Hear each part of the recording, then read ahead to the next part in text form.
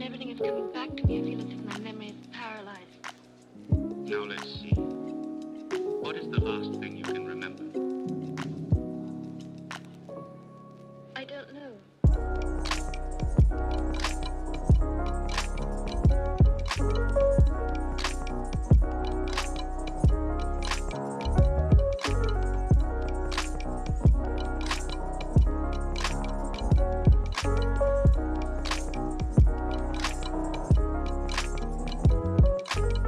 Go on.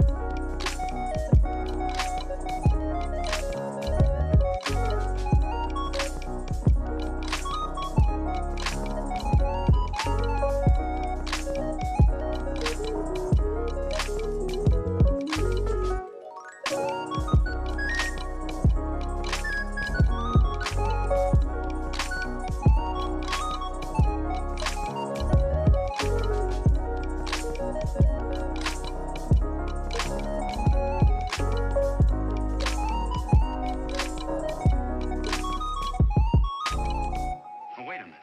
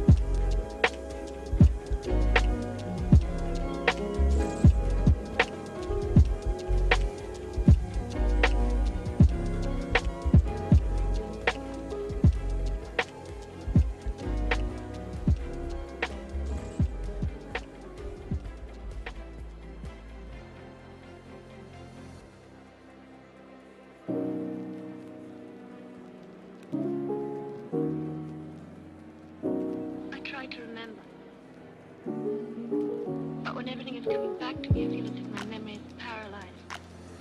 Now let's see. What is the last thing you can remember? I don't know.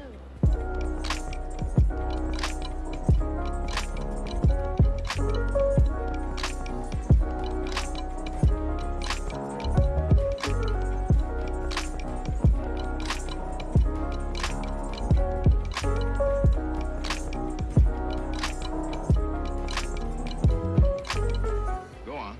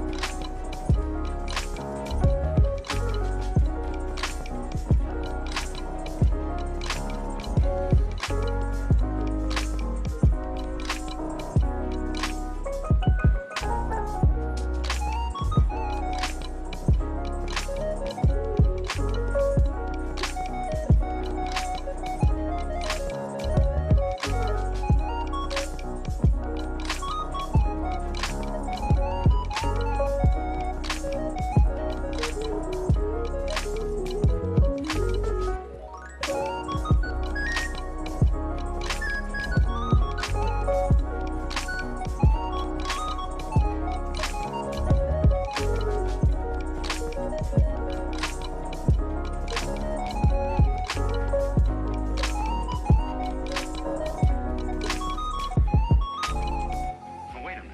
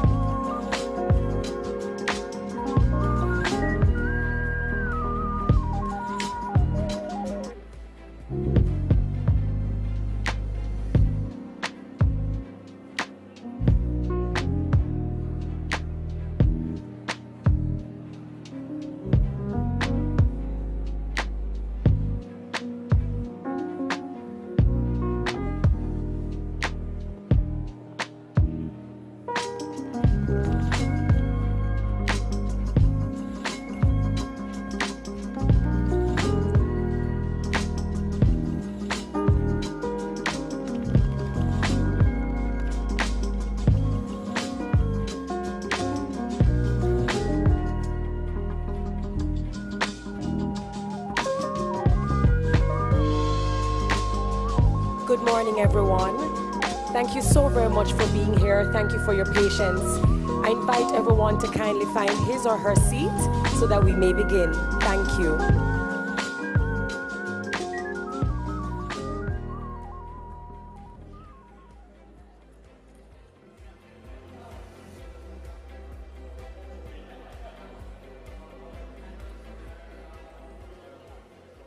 At this time, I'd like to invite everyone to kindly find his or her seat so that we may begin.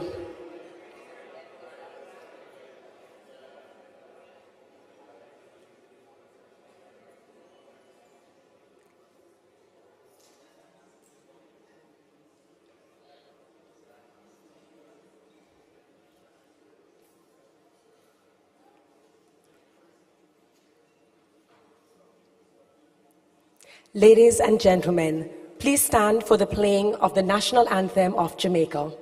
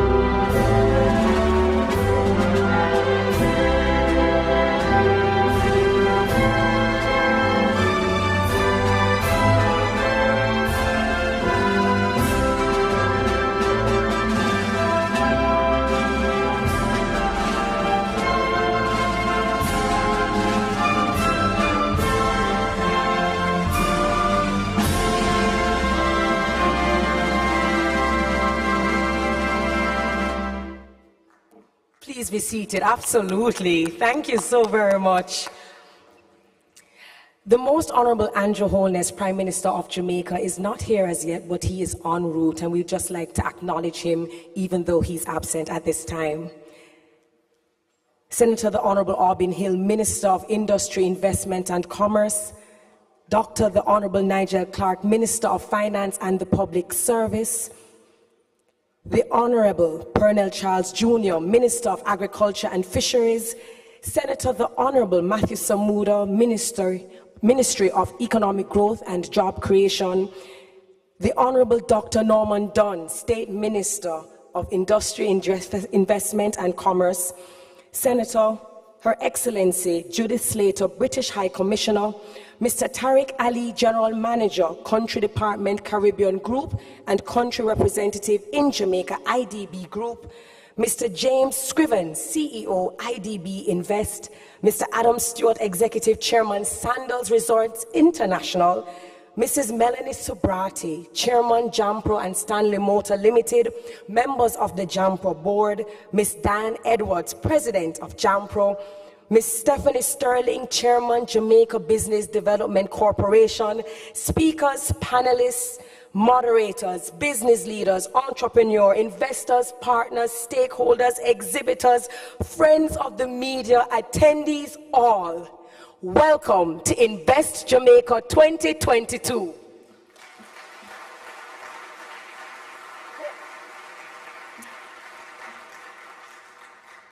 That was kind of okay.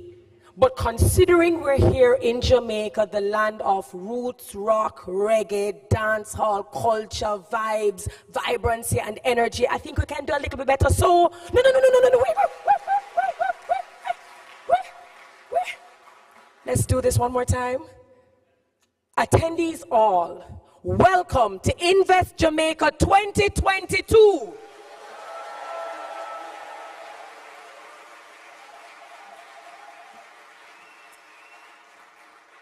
I knew you always had it in you. I just want to remind you that even though this is a conference, we're all dressed in our suits. I want to remind you that we are here in Jamaica and we want to make everything nice and relatable, and we want there to be this lovely exchange. So thank you for that amazing, amazing applause. Now, Invest Jamaica 2022 is staged by JAMPRO, an agency of the Ministry of Industry, Investment and Commerce in partnership with the Inter-American Development Bank through the Global Services Sector Program. We have a fantastic theme, we have a fantastic program, and this has been specially curated with some of the best speakers and experts and panelists. Now, before we dive into this morning's proceedings, I understand that we have persons who are tuning in online across JAMPRO's LinkedIn page, YouTube page, PBC Jamaica's YouTube page, as well as JIS Facebook page, and we thank you so very much for tuning in. I also found out that this is a global community, therefore there are persons here from all over the world. So let me just take the opportunity to say bonjour, bon matin, bon dia, buongiorno, so shanghao, goedemorgen, buenos dias. Have I missed out anyone? I was hoping I didn't, because I'd have to go to Google Translate. And of course, and as Jamaicans would say, morning wagwan. Ahora un pajarito me dijo que hay hispanohablantes aquí, ¿es verdad? ¿Hay hispanohablantes aquí? ¿Dónde están? Ay, qué rico, bienvenido, es un placer tenerles con nosotros. No estoy seguro si ustedes saben, pero si quieren o necesitan traducción, hay audífonos atrás, desinfectadas y todo. Canal 1, inglés, canal 2, español, ¿está bien? Ay, qué rico. Yo soy jamaicana 100%, pero yo hablo español cubano, ¿está bien? Está bien. So welcome to Montego Bay, the tourist capital of Jamaica. It is a pleasure to have you, ladies and gentlemen, and we certainly hope that this will be something that's extremely informative and instructive for you. This is going to be a great program. We just want to remind you that Jamaica is absolutely stunning, we know. We are known for the tourist attraction, being a tourist attraction, for having beautiful sands and beaches, but we're so much more. We have so many more layers. Geographically, we are placed in a perfect position. We have political stability, rich culture. We have so much to offer, and we're the perfect place to do business. And speaking of the perfect place to do business, it is a pleasure to welcome my Minister of Business, a man who works extremely hard because he wants to ensure that Jamaica levels up each and every time. Ladies and gentlemen, put your hands together for Senator, the Honorable Auburn Hill, Minister of Industry, Investment and Commerce, our host for this morning.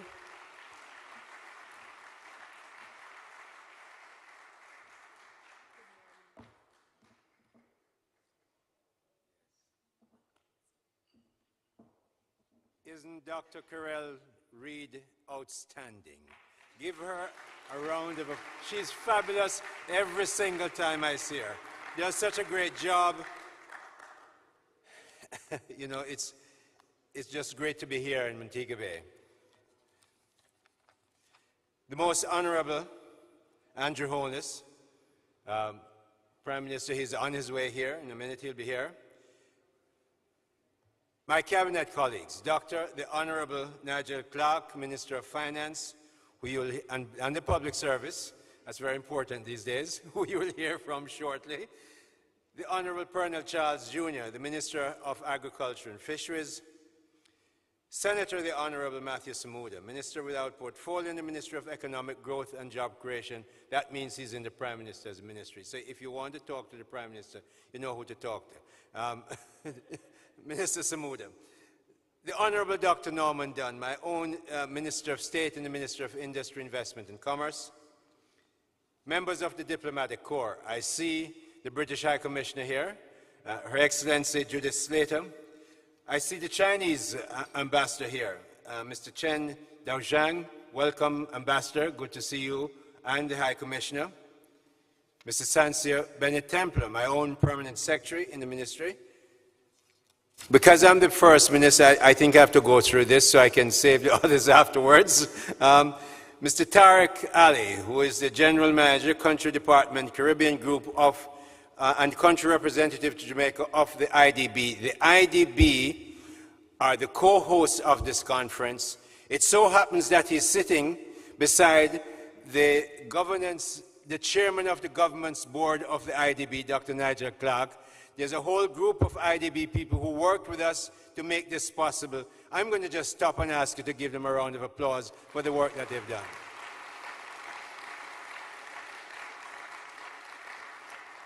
Mr. Adam Stewart is somewhere around here. He's the executive chairman of the Sandals Group, and he is, I suppose, this morning represent Montego Bay and all tourism interests, apart from Delan and the rest of them. Mrs. Melanie Sobrati, who is the chairman of the JAMPRO board, and her other directors. I see a few of them here. Melanie has been working very closely with the PS, Bennett Templar, and the team to put this all together. They have put this together actually on the ground. For them, you give them a round of applause as well. Mrs. Stephanie Sterling, chairman of the Jamaica Business Development Corporation, another of the 20 agencies in the ministry. Other distinguished panelists, speakers and participants, media practitioners, we can't work without them. Very distinguished ladies and gentlemen, welcome to Jamaica on this wonderful, beautiful morning.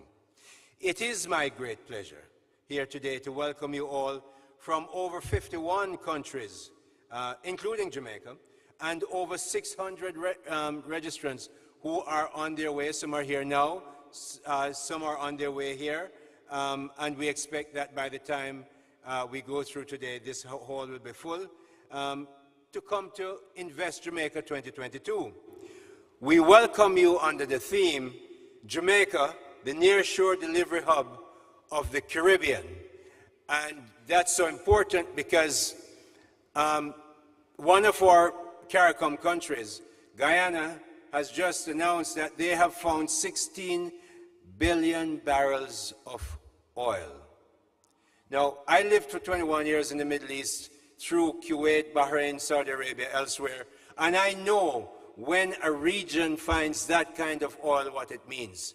The United States is our biggest trading partner, but Guyana is going to become a very important economic hinterland for this country, and we're happy to have you all welcome here. And we are looking for Jamaica to be that hub until Guyana builds out its ports, as they will, build out their airports, build out whatever else they're going to build in that 83,000 square kilometers of land. Jamaica is the natural logistics hub for all of CARICOM and Latin America. Don't forget that. No, PS says you have to give me a round of applause for that. She just mentioned it to me. The Minister of Industry, Investment and Commerce and one of our 20 agencies, the Jamaica Promotions Corporation, JAMPRO, are pleased to host you in this wonderful Montego Bay Convention Center at this time of the year with our excellent and inviting weather and gracious people. I must extend a very special welcome to Mr. Tariq Ali from the IDB and his group that have been here with us. In the next couple of days, you will hear a great deal in substantial detail about Jamaica's quite outstanding and even amazing recovery through the COVID-19 pandemic. We know many people have, many countries haven't done that so well. Speakers will elaborate on Jamaica's J-curve recovery, the growth of employment even during the pandemic, our ideal location as a logistic hub for the region, and the blessing we have of speaking English and possessing over 1.5 million English-speaking Jamaicans in one contiguous area around Kingston and Portmore, so that you can get all the people you need to work in this logistic hub and all the investments we're looking to have, for you to have. All that and more is good stuff to hear. You're going to hear it a lot these days. About 10 days ago, my cabinet colleague, the Minister of Finance, Dr. Clark, laid his supplementary budget for the current fiscal year in the lower house of Parliament. There was a proposed increase of $60 billion in expenditure, which was large and important given the additional spend that will have to be covered. What was really remarkable is the fact that the additional expenditure is expected to be covered by a significant increase in tax revenue inflows of $65.5 billion to add up to a total of $815.3 billion. The additional tax revenue is considered remarkable because we're still in COVID, in case you forget that. And the Andrew Holness administration has raised this additional amount of revenue without raising taxes.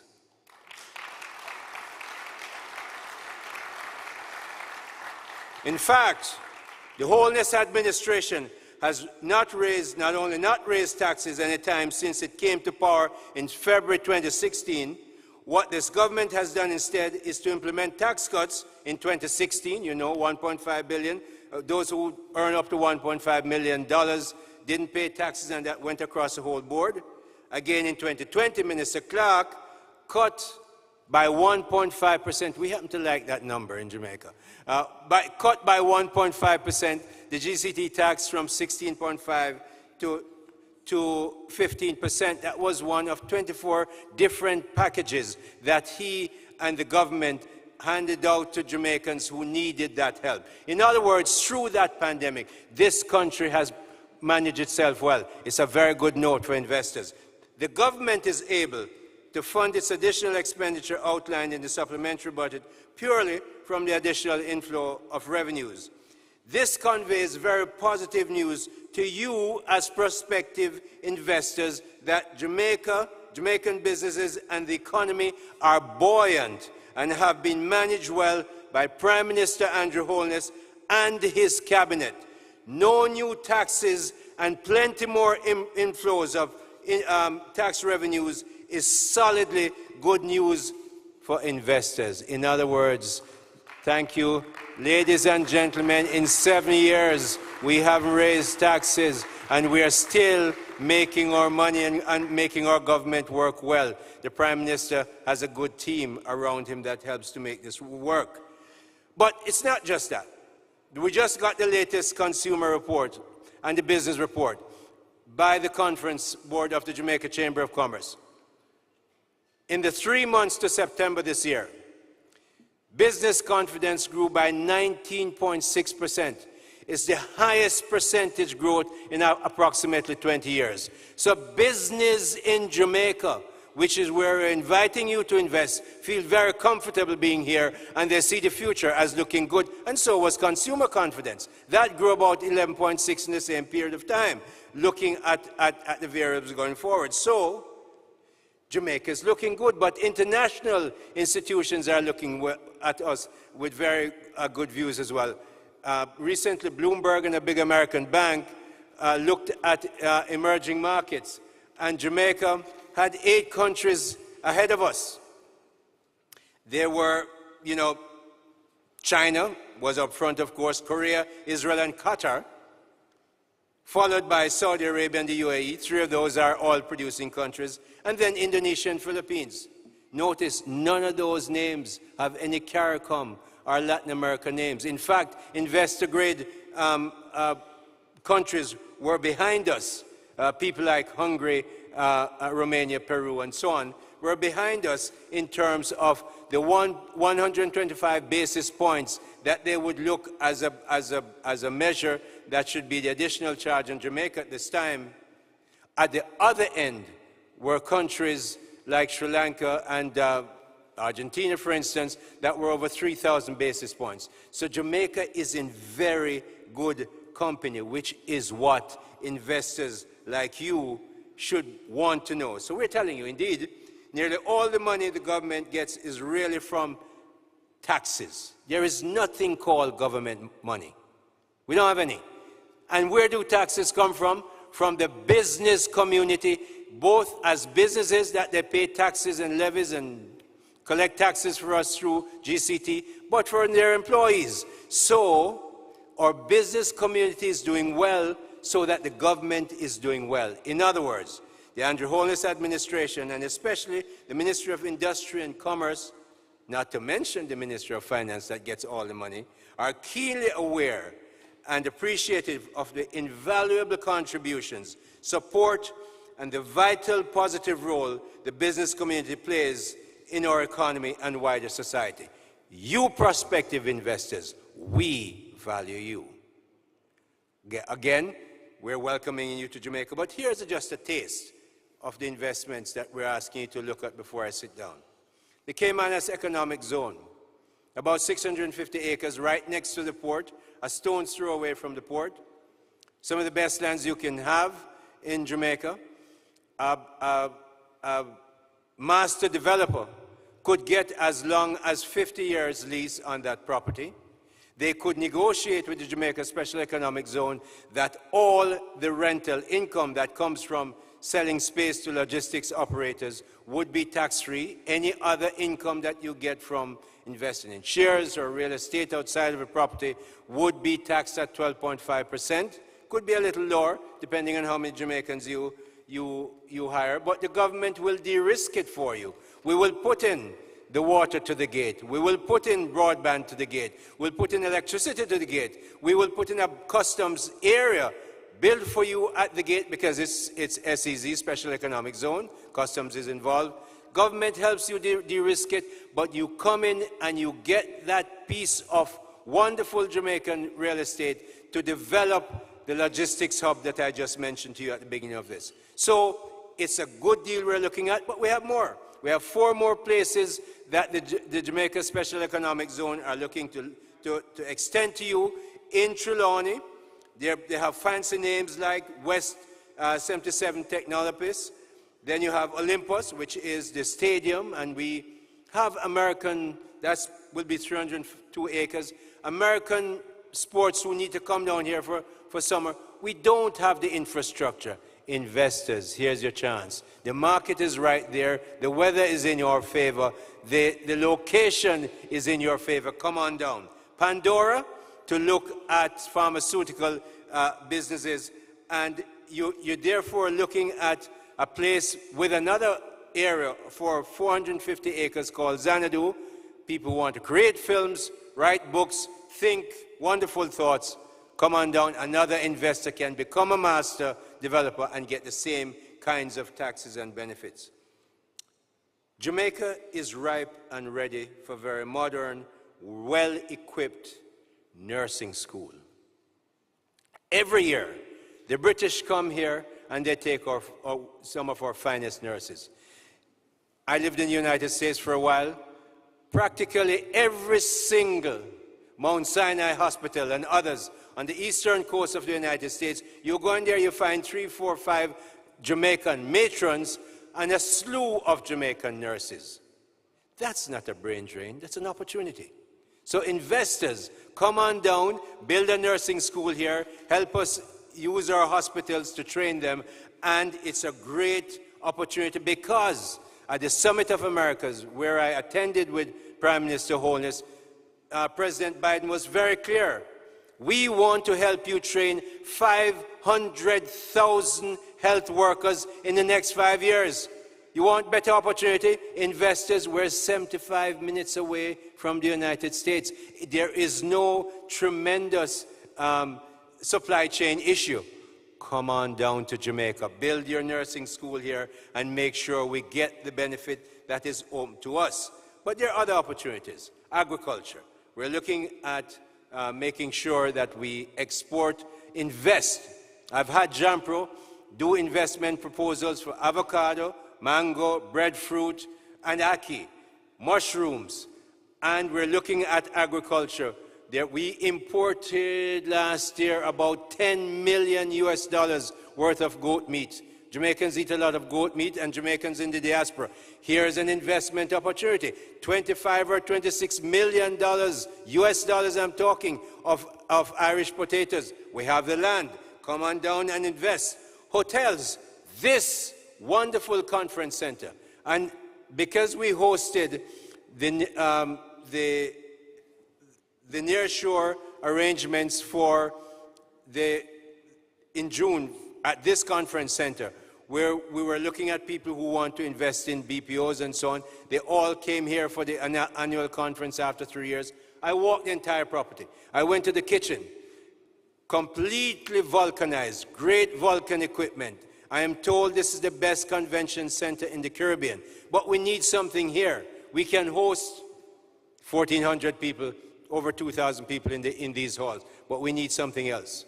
We need a 350 hotel room right on spot. The land is over there. You want an investment. This is the hotel capital of Jamaica. Ed Bartlett and the Prime Minister putting another 6,000 rooms in the next year or two. We need one on campus.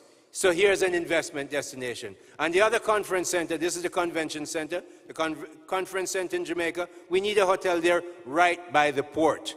Kingston is being developed. Minister Clark is talking to the IFC to look at a major plan for Kingston. And Kingston is ready to go, so we need a hotel there as well. So, we trust you will have an excellent time here in Jamaica, and you will decide to invest in Jamaica. So, ladies and gentlemen, welcome to Invest Jamaica 2022. We're happy to have you.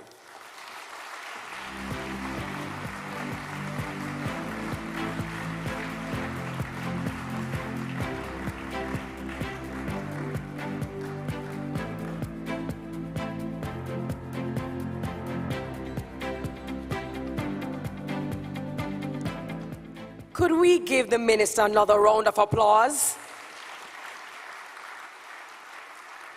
He is in fact our host over the next 2 days, and every single time I hear Minister Hill speak, I literally feel like, yeah, I want to put on my tracksuit and I'm getting ready to follow him wherever he will lead us. Thank you so very much. You're always passionate when you speak about Jamaica, when you speak about the opportunities. You certainly reminded us of the power, the strength that is Brand Jamaica, the location, the ease of doing business, the resources, the land, the sexy topography. No, he didn't say the topography was sexy, that's just me. That we have specialized workforce, the weather is great, and naturally we are already preparing and planning in the areas of renewable energy as well as agri-tech. Thank you for reminding us that to attract great and sustainable investment, it requires vision and strategy. It also requires stewardship from the government and partners that have the shared goal. I thank you so very much for that. Now, it's interesting you were speaking about export and import. 3 weeks ago, there was the Caribbean Investment Forum. I think I see a couple of attendees who were there in Trinidad and Tobago. And it's interesting, while I was there, a Trinidadian asked me to bring cherry juice from Jamaica. She loves the cherry juice from Jamaica. And the moment we brought it, she posted it on Instagram and said it was the best cherry juice ever. And so we understand that there are opportunities and we have products here in Jamaica that people, not just Jamaicans in the diaspora, but people in general want to have and they want to use. Incidentally, also in Trinidad and Tobago, which is, the country of soca, everywhere we went, guess what was playing? Reggae and dancehall. And then, after we were there for 6 days, we jumped over to Miami for the Miami Book Fair. Guess what was playing? Reggae and dancehall. And then I took a mini vacation, jumped on a cruise in the middle of the ocean. Guess what was playing? Reggae and dancehall. And we had foreigners from all over the world learning to stir fry and fling them shoulder. We docked in Bahamas for the day. Guess what was playing? Reggae and dancehall. We went into Margaritaville in Bahamas, and on TV, because we had to catch the Spain versus Germany match, for those of us who watch football, local Jamaica content was on the TV, and I stood up there just with pride to say, look at this small rock, this small dot on the globe, punching way above her weight class. Jamaica is a big deal. Just thought I would share that with you.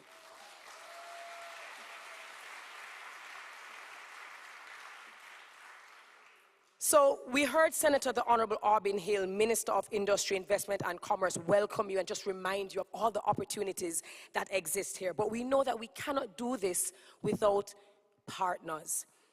And this particular partner is a main source of financing for sustainable social, economic, and institutional development.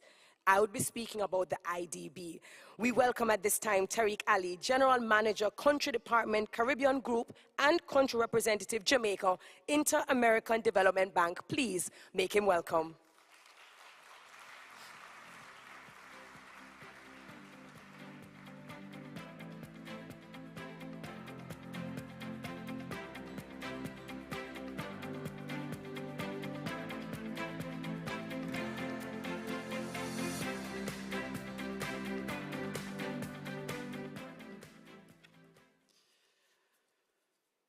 colleagues, I have the unenviable task of speaking after the very prolific Dr. Carell and the extremely energetic minister. So please bear with me. But a quick look at my watch, it's 10 o'clock and the World Cup games are about to start. But as I understand it, it's not Brazil playing, so I should be okay.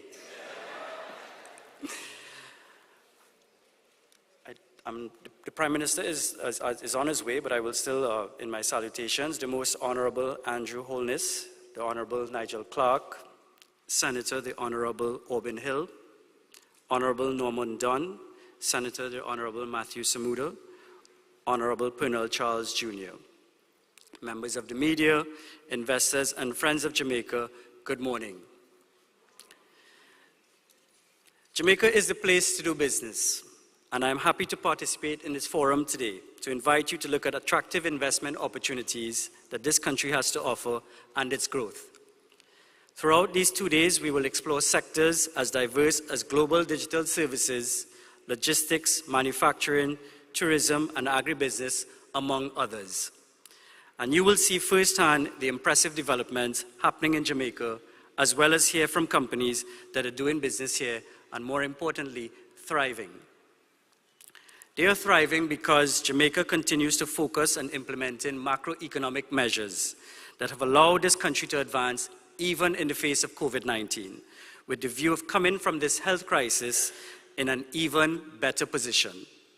Jamaica, like all countries in Latin America and the Caribbean, suffered greatly in the last 2 years, with sectors like tourism being heavily impacted by travel and other restrictions. Economic activity has been stronger since, with 4.6 GDP growth in 2021, according to the IMF. This economic rebound can also be seen in other areas, such as the unemployment rate, which declined to as low as 6% in April 2021. These and other positive economic indicators have led Jamaica to receiving near universal praise for its response to global economic shocks and progress in implementing macroeconomic, fiscal, and institutional reforms. To put it plainly, Jamaica has proven to be responsive and resilient, and the government and the private sector must both be congratulated for what has been achieved. A round of applause.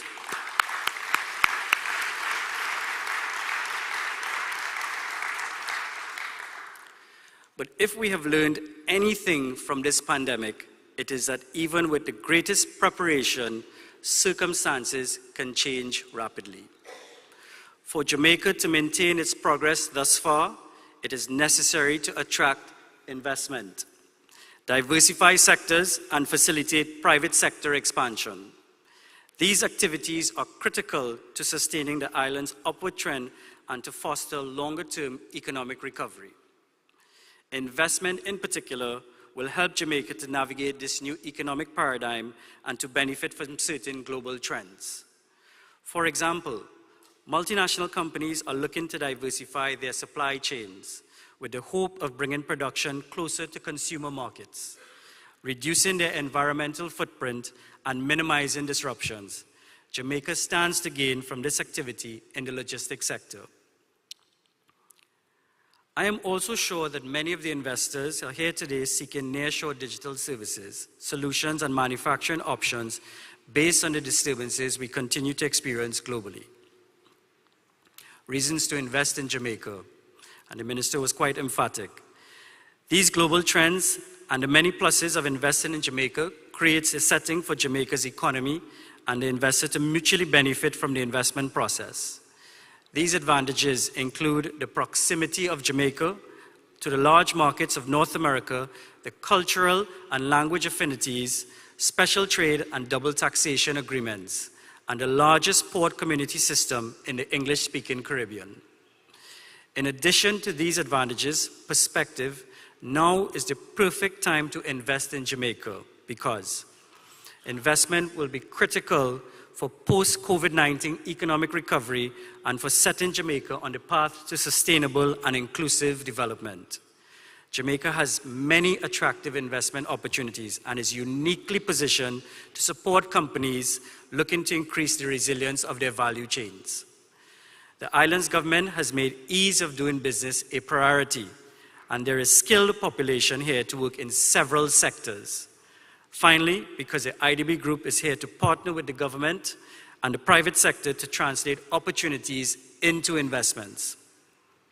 Jamaica has already shown that it's an attractive place to invest.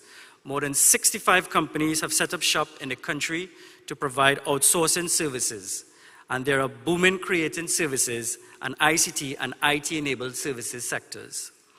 The administration has acted swiftly to provide strategic support for this progress by developing the ICT Sector Plan 2009 to 2030 and the National Global Digital Services Strategy 2021 to 2025, which targets US $1.15 billion in sector revenues by 2025 and aims to increase the ratio of niche and high value added services to 50%.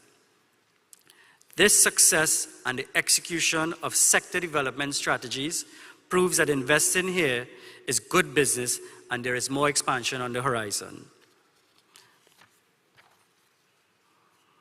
It is precisely because of this and the country's determination to build its economy that the IDB Group is committed to working with the government and the private sector to materialize more investment. Between the years 2016 to 2021, total investment and policy-based disbursements from the bank for the period amounted to US $912 million.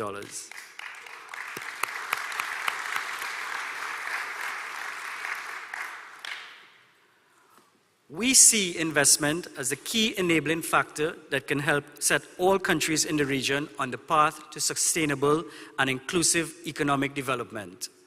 Investment will help reactivate production and create high-quality and good-paying jobs, perhaps the most transformational action that ourselves and our government can help bring about for our citizens.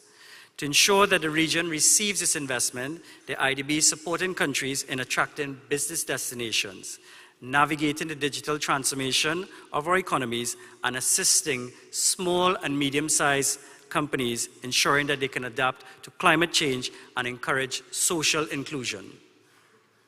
As part of these efforts, we have launched a toolkit to support to help attract investment. This financial and technical assistance will help tackle key challenges, including restrictive trade policies, deficiencies in transportation and logistics infrastructure, and very importantly, the availability of financing. For example, over the past 5 years, IDB Invest, and our colleagues are here at the conference, including the CEO, James Scriven, has provided loans, guarantees, and equity transactions totaling US $304 million to support the local private sector, and is focused particularly on expanding financing for SMEs to foster international trade. We are working to deploy these and other efforts in Jamaica to support the government's objective of faster inclusive growth and durable debt reduction. The valuable work will help to realize our joint vision of a post-pandemic recovery that is sustainable and driven by the private sector. In closing, I'd say to all that we are ready. We are ready to work with investors. We are ready to work with the government, the private sector, and other stakeholders to take Jamaica's economy to the next level. The conditions for investing in Jamaica have never been as attractive as they've been now, and the IDB is here to help both the country and investors to materialize these business opportunities, but also to maximize value. I wish that over these next 2 days, that plans and projects begin to take shape and that this investment summit becomes a facilitator for great business and a more prosperous Jamaica. Thank you.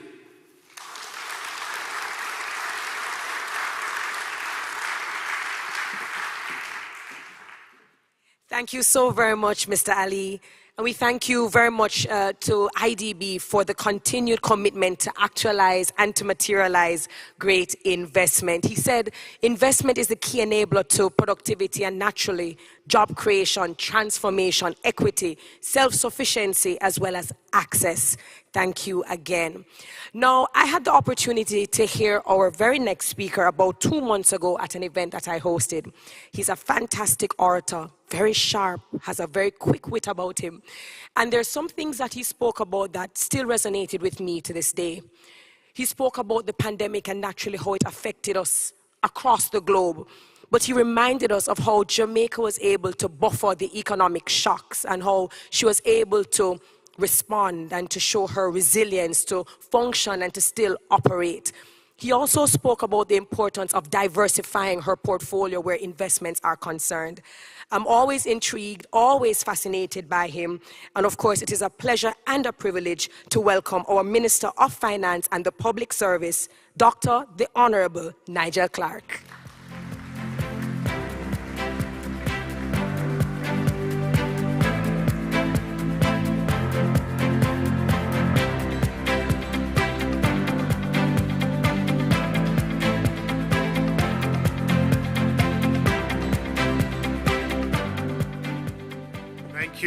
Thank you, Madam Master of Ceremonies. I was wondering if that's what they call a setup. The Most Honorable Prime Minister Andrew Holness, members of the Cabinet, Minister Aubin Hill, Minister Samuda, Minister Dunn, members of the Diplomatic Corps, the Ambassador from the United Kingdom, the Ambassador from China, Chairman of JAMPRO, Melon Subrati, Tariq Ali, head of the IDB. Ladies and gentlemen, good morning. No, man, you need some more. You know, here, Minister Hill energy, man. Good morning. Good morning. Wonderful. It's great to be here. About 2 years ago, when the new administration of the IDB came in, had a conversation about Jamaica and where we were and where we were headed.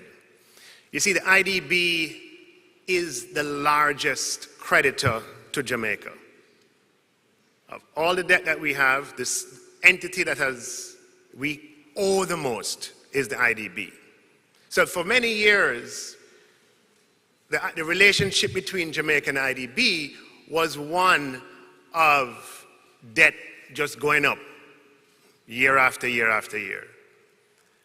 Over the past few years, we have made a change, and there came a point where it was difficult for the IDB to understand the new disposition, i.e., while we will need to borrow to roll over debt and to repay debt, we don't envision the stock of debt, certainly relative to the size of our economy, growing at the rate that it used to grow. And that caused just a little difference between the outlook of Jamaica and the outlook of the IDB. So the administrator said, what can we do for you? And I said to him, help us to tell the Jamaican story. Put us in front of investors and help us to be able to translate what we have been doing and our vision for this country. And that is how this conference was born. And I want to pay tribute to the IDB, to the former president for sure, to IDB management for following through on that commitment to hosting this conference and using the convening power of the Inter-American Development Bank to bring investors to Jamaica. Please give a round of applause to the IDB.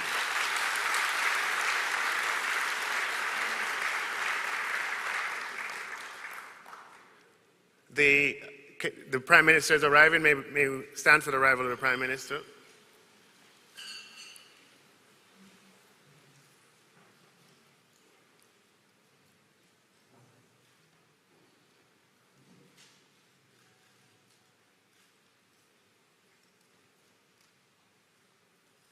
Please be seated. Yeah.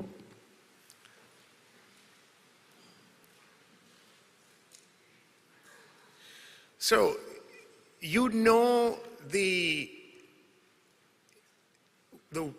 investment value of a country or of an opportunity by observing how it performs in times that are difficult.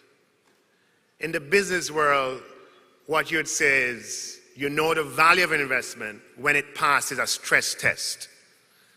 It's one thing to have your financial institution, your hotel, your farm, your BPO facility, your logistics operation, and it does well in good times. But you know it's a really good enterprise when it can survive times of stress and it can recover. Well, that is the Jamaican story. Jamaica has differentiated itself by how we have handled the crisis of COVID-19, which affected all countries in the world, and how we have recovered. The Caribbean region is the worst hit of all regions in the world, declining by, in some cases, 10, 12, 14%, and even higher. In the case of Jamaica, our contraction was 10% in 2020. And since that time, Jamaica has experienced a rapid recovery, 8.1% in fiscal year 21-22, and forecasted for 22-23 of over 4.5%, 5.2% from January to September of 2022.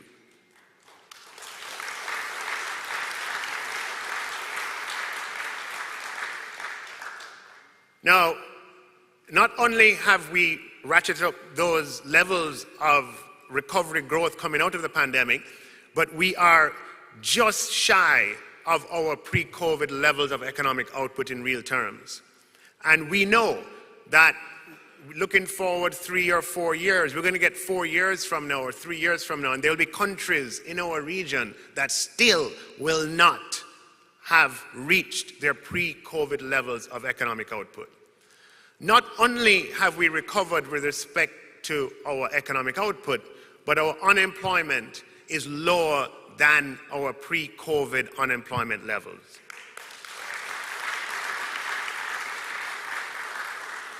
And you might say, okay, all right, there may be a country that may have done that as well. But when you add the third variable, not only have we recovered and are recovering, not only is our unemployment lower than pre-COVID, but our debt ratio is lower than it was prior to the COVID-19 pandemic.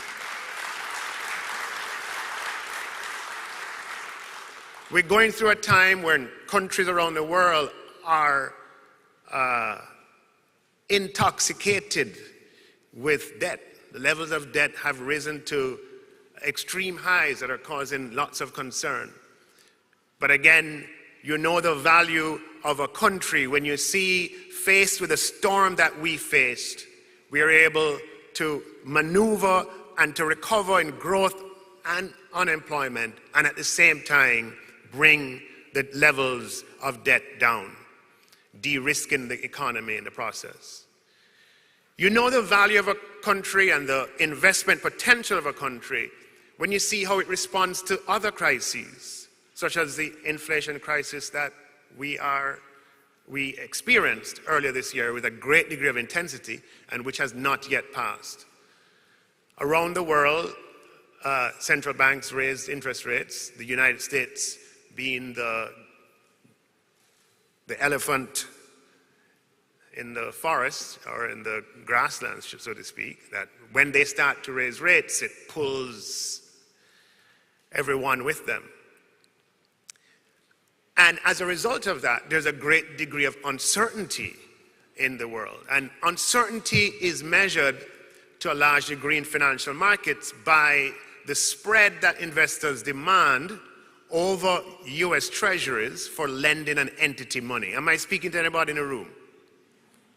Am I speaking to anybody? Yes, all right. So the spread over US treasuries gives you the market's view of the riskiness of a particular asset class or a particular country or a particular company. When you look, and don't take it from me, go back and look at your Bloomberg screens. When you look on the spread over US treasuries for Jamaican bonds, for Jamaican credit, our spread over US treasuries at this time of great turmoil and uncertainty is the lowest in the Caribbean region by far. And not only is it the lowest in the Caribbean region, it is lower than countries that have, in some cases, investment grade rating. I see Eva Lewis in the audience from Citibank, and she puts her hand in her head. But we just came from an investor roadshow in London and in New York. And we met with about 50 investors over the course of that time. And to a person, they all wanted to understand how is it that Jamaica has been able to achieve this. So in speaking to you who are potentially looking at investment opportunities in Jamaica, or those who already have, including domestic investors, investment opportunities in Jamaica, you don't need to look any further.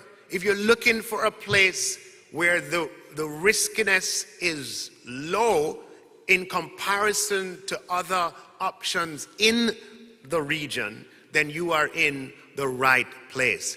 I didn't say that. The markets are telling you that.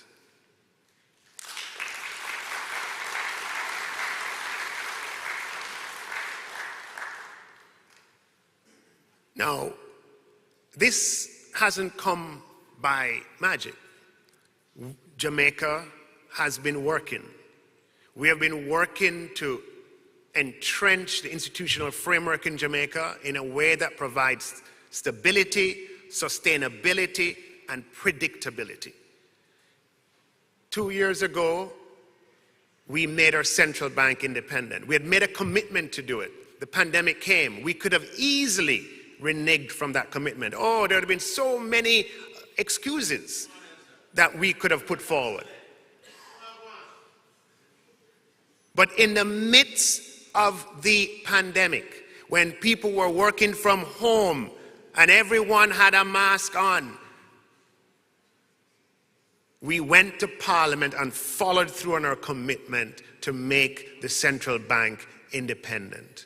You know what that means? Or some of what that means? What that means is not only do we make it independent, we clarified its mandate and we capitalized to make sure it's strong and credible. But we also amended our laws to prevent a government from borrowing from the central bank outside of declared natural disaster and through a transparent and parliamentary process. By ensuring that the government does not have the ability to dip its hands into the central bank,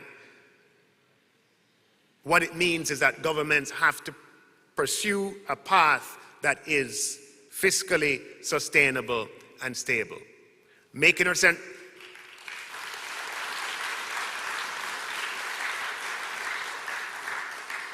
We strengthened our fiscal rules, mandating governments now and in the future to pursue a path that's consistent with a sustainable debt objective.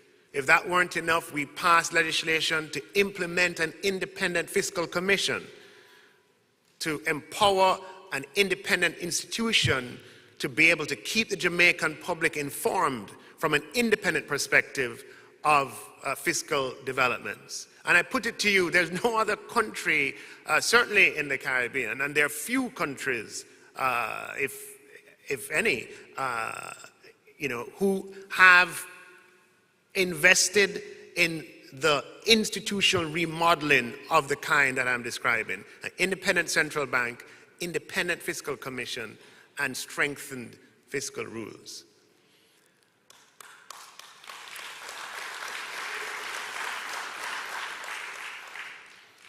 And if that is the substructure for what we are putting together. And what we're putting together is an economy where the role of the private sector is deepened. We're creating an economy that allows for a vibrant, entrepreneurial, and innovative private sector. In pursuit of that, we abolished distortionary taxes. Minister Hill just mentioned one. But we abolished stamp duty on the transfer of real estate in financial transactions, which promotes economic activity and gives an incentive to just move. We slashed duties on the rate of transfer tax. We abolished the minimum business tax. We abolished the asset tax for non-financial businesses. We abolished the customs administration fee for exports valued at $500 or less. And in addition, we have created an environment that incentivizes the risk rating of assets to provide more information in the marketplace so that decisions can be made. We've pursued a policy and are pursuing a policy that prioritizes privatizations, because we believe that assets can be underutilized if held, assets that are not performing a core function are better placed in the private sector. And our record on privatizations is a strong one. We've also pursued public-private partnerships, the airport and the port, and we are, as far as infrastructure is concerned, we signed an arrangement, Minister Hill mentioned it a while ago, with the IFC to develop a 4-lane highway from Montego Bay to Ocherius, covering 60 kilometers. That is being worked on now and should come to market within the next few years. An open, transparent process, approximately $800 million US. And that is a modality that the government plans to use and for you as investors, that creates opportunity that you can look forward to. In terms of deepening the role of the private sector, we recognize that Jamaica is an open economy where trade in visible and invisible goods accounts for 80% of GDP. So when you add up exports, you add up imports, and then you look at the size of tourism and other not traded non-visible goods, it represents 80% of the size of our economic output in any one year. By comparison, the United States, it's about 20%. So it basically means that every economic activity, every component of every economic activity has a nexus to the border, has a nexus to our ports of entry. And that's the experience of the Jamaican business person. And that's the nature of Jamaica as we know it today. And because of that, the interaction is important. It's the touch point.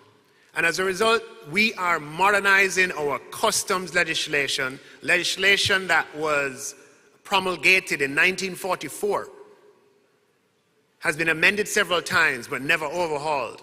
We are repealing the existing Customs Act and replacing it with a modern, new Customs Act that's fit for the 21st century. It is already in Parliament. It just has to be debated and passed.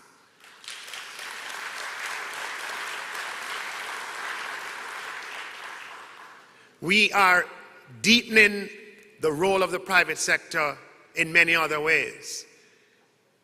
Much of what I described in terms of the macroeconomic framework that has allowed us to absorb the largest contraction in our history and to recover in record time as compared with our historical experience, that framework is not an end in itself.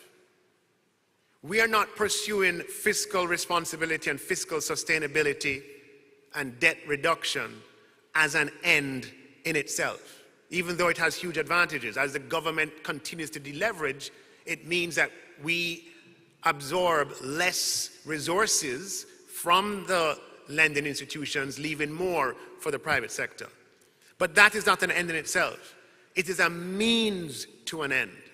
It is a means by which we create the environment that makes private sector investment more profitable. It is a means by which we create an environment that allows for employment to continue to grow. And in that regard, we aim to make other steps that complement the macroeconomic agenda.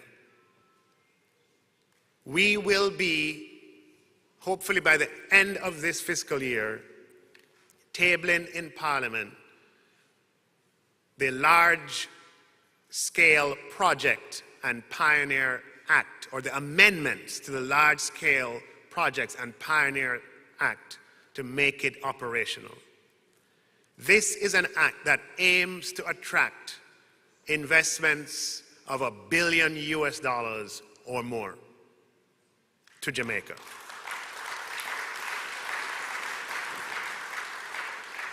So we have omnibus incentive legislation that is the framework for everyday investments. And those have been going well. But with the track record that Jamaica has established, and with the macroeconomic fundamentals that we have, which are strong, our goal now is to attract investments that are $1 billion in size and more.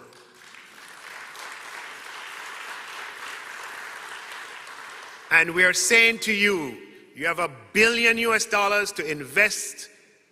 Jamaica is the place, and we're going to make you feel welcomed.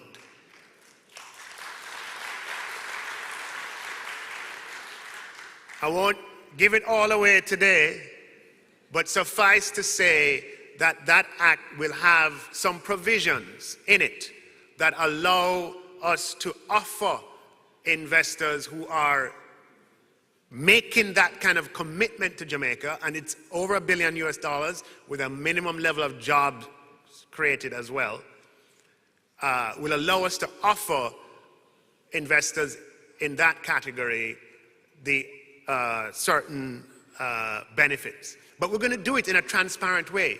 The days when you would go to a minister and work out a deal and come out of the office with some big incentive, those days are over.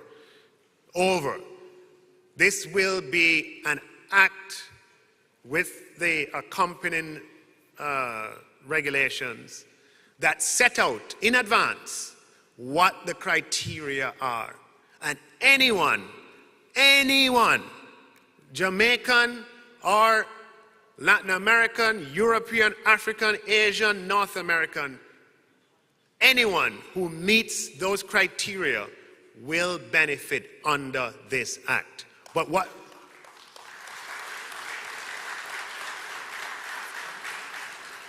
is more, the act requires that we lay out, because what we are going to be giving up will be so significant, we lay it out in Parliament so everybody is aware, and we count the cost.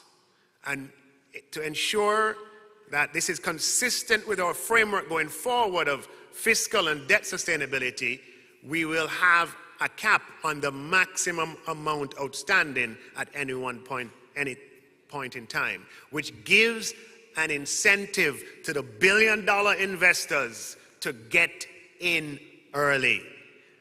The early bird in this cage will catch the worm. Do I need to say it again? The early billion-dollar investors are the ones who will catch the worm. Because after we receive the first $1 billion investment, and then the second, and then the third, and then the fourth, it's going to become a norm. And that will just, when it becomes a norm, we don't need to, right? We'll move into the $5 billion club after that. So if you have $1 billion to invest, get ready. This act will be tabled very soon, as I said, hopefully by the end of this fiscal year, and we already have in the pipeline investors who are committing to that level. So ladies and gentlemen, Jamaica will be the breakout story of this decade in the 21st century.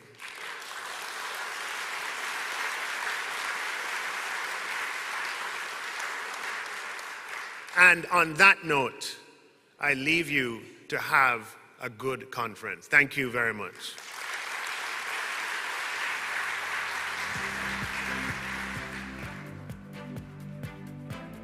I think we can give the Minister of Finance and the Public Service another round of applause.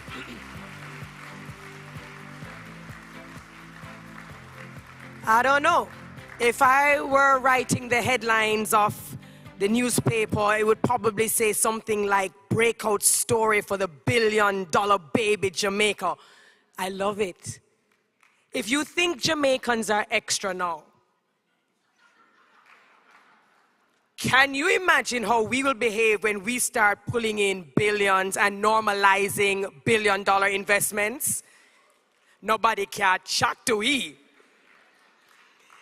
I want to thank the Minister for, there's so many things that happen around the world and even within our country that can be negative at times and that can really be, depressing. But it's certainly happy and hopeful, and it leaves us optimistic when we hear the stats and the facts that remind us that even in the worst times that the globe was experiencing, we were fiscally responsible, that we were quick to recover, that we were so adaptable that we were able to respond, and that we had unshakable resilience. And I want to thank him so very much for reminding us of these competitive advantages that sometimes we often forget.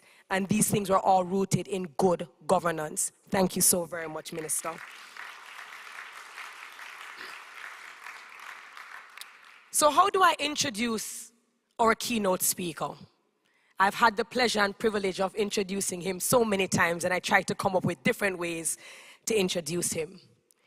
The indigenous people of Jamaica, the Arawaks, called us Samaka, X-A-Y-M-A-C-A, which meant the land of wood and water. Years later, Christopher Columbus would meet upon Cubans who described Jamaica as the land of blessed gold. Christopher Columbus would then reach our shores. He would stumble upon the shores of Jamaica, and although he did not find gold, he said that Jamaica was the fairest isle that eyes had beheld.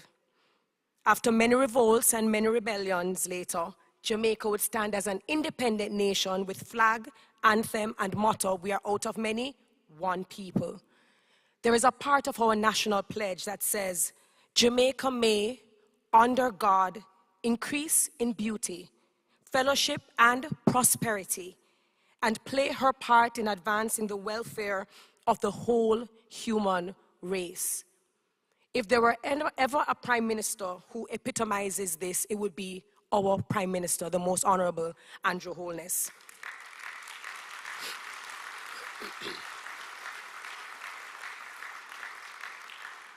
He is called the builder for many reasons, and very quickly I will share it with you.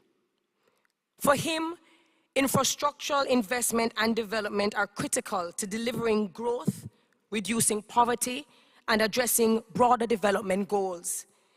He believes in the ease of doing business to attract good investment without jeopardizing policy. He believes in expanding sectors and creating jobs, not just as a number, but to ensure that the kind of jobs is quality and that the livelihood of Jamaicans is great. He believes in the efficiency of trade and the efficiencies of our ports. He is committed to the people of Jamaica, whether they live here in Jamaica or whether they live in the diaspora. And it is in building Jamaica that he hopes, in fact, he plans and prepares that in building Jamaica, it will make the world a better place. Ladies and gentlemen, it is my pleasure to always introduce a man who believes in prosperity for all and equity for all, the Prime Minister of Jamaica, the Most Honorable Andrew Holness.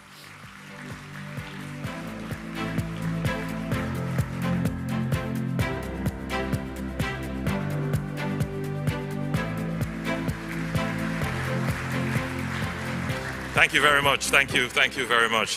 Terry, thank you so much for that introduction. It reminds me of my mission. Let me acknowledge Senator Aubin Hill, our Minister of Investment and Commerce, Dr. Nigel Clark, our Minister of Finance, the Honorable Pernell Charles Jr., the Honorable Norman Dunn, His Excellency Chen Daozhang, the Ambassador from the People's Republic of China, Her Excellency Mrs. Judith Slater, British High Commissioner to Jamaica, Mrs. Sansia Bennett Templer, Permanent Secretary, the Ministry of Industry, Investment and Commerce, Mr. Tariq Ali, General Manager, Country Department of the Caribbean Group and Jamaica Country Representative of the Inter-American Development Bank, Mrs. Melanie Subrati, Chairman of JAMPRO and other board members who may be here, Ms. Diane Edwards, the President of JAMPRO, Ms. Stephanie Sterling, Chairman of the Jamaica Business Development Corporation, distinguished private sector leaders, panelists, speakers, and participants, members of the media, ladies and gentlemen, good morning. It is my great pleasure to speak here today at Invest Jamaica 2022. I extend warm Jamaican welcome to all attendees from overseas. I gather that there are 50 countries with over 600 registrants here today, and I extend to you my personal welcome.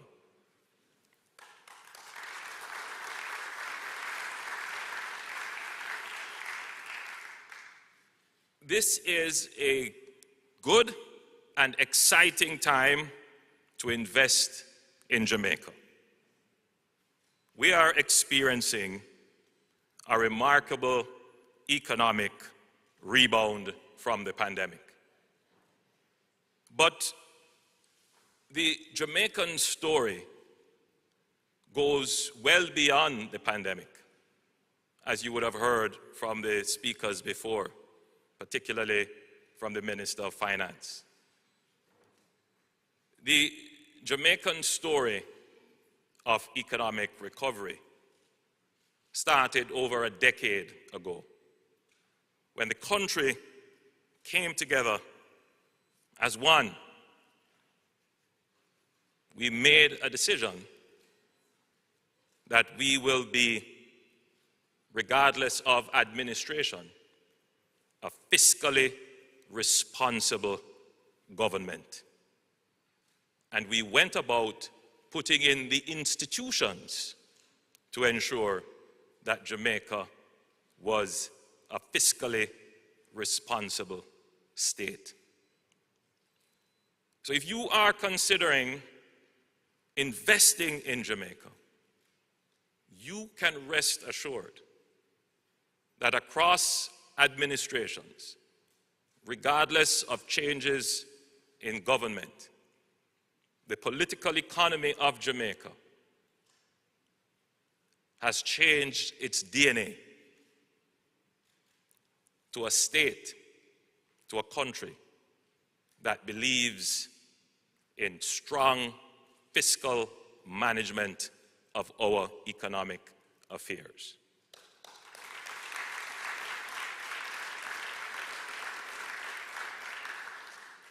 And we are reaping the benefits of that since this administration has taken the reins of government. We can say that we have not implemented any program that would require any net new taxes on the people of Jamaica or on the businesses here in Jamaica.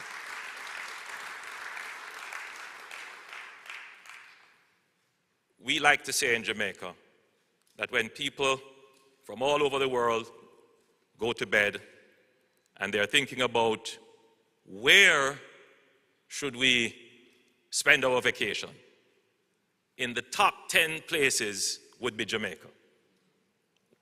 And then they wake up in the morning and they call their booking agents, and we would be in the top 10 of places that are booked for vacation. Yes. Our objective is to be in the top 10 of places to invest.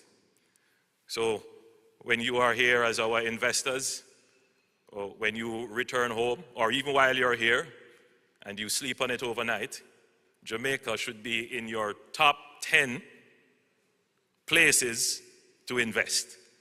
And one of the reasons would be the stability of our political system, the stability and certainty of our economic and fiscal policies.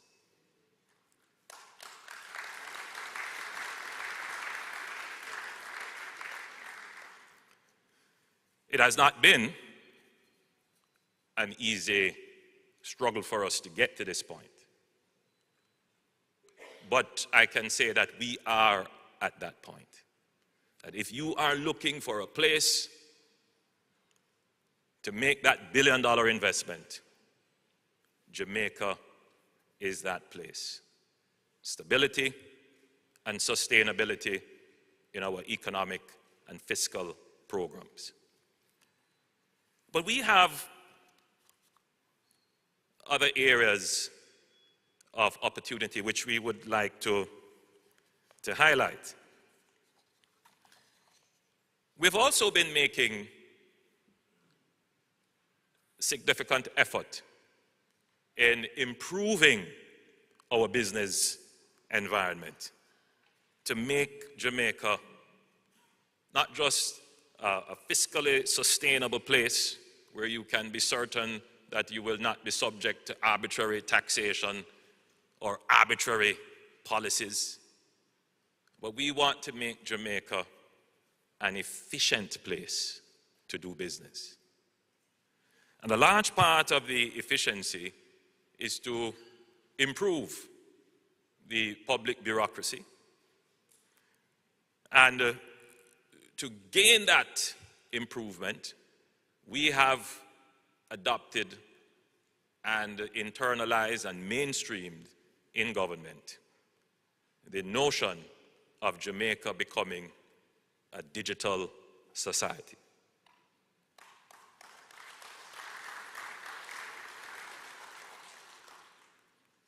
And we're taking that very seriously because seamlessness is just as important as stability and sustainability in business. So we are trying to become the most advanced country in the region in terms of our digital platforms, the interconnectivity, and information technology. So we have put together a plan to build out our broadband infrastructure in Jamaica. We call this the National Broadband Initiative. And the objective is to ensure that everyone in Jamaica has access to reliable, fast, and consistent broadband, but more importantly, that all our businesses have access to broadband connectivity. And I can tell you that we are far advanced in this, and by the next financial year, we should be making some major announcements as to the progress we are making in this regard. Jamaica has also launched a national system of digital identification. We call it the NIDS, the National Identification System. And that is well underway. This year, we will be doing our first pilot registration under the NIDS, where every Jamaican will have a national digital ID, which means that every Jamaican will be able to participate in the digital economy, will be able to function online, but it will also mean that our government will be able to bring more services online in creating that digital society and that digital culture. I'm also happy to report that the Bank of Jamaica, in July of this year, launched the digital currency, which will open up payment service industries and other strategies for ease of digital transactions. So Jamaica has made some very important steps towards becoming a seamless place to do business. In addition to that, the government of Jamaica has also adopted a strategy of full utilization of our assets. Now, we recognize that the government can't do it alone. The government has many assets, some that it knows of and some that it has forgotten about. But these assets have untapped value. And what we have been doing, particularly this administration, is to invite the private sector to come in and help us to realize the value in those assets. So we have a strategic program of public-private partnership, a strategic program of divesting assets. So if you are looking for a country which will be a true partner with you when you make your investment, if you are looking for a country that understands the need for an environment where your investment is secure by virtue of sustainability and stability, seamlessness, but also by receptivity of government policy, then Jamaica is that place for you to invest. We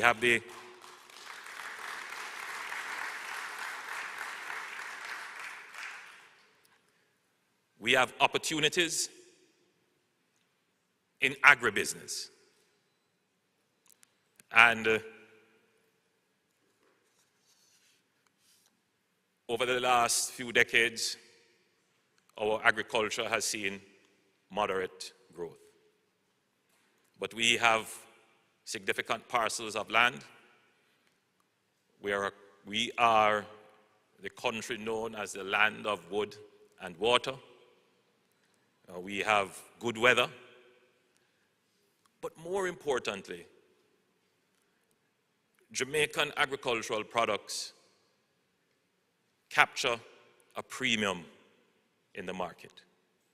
I need only to mention Jamaican Blue Mountain coffee. And I'm not making any apologies to any other of our friends who are visiting with us. Jamaican Blue Mountain coffee is the best in the world.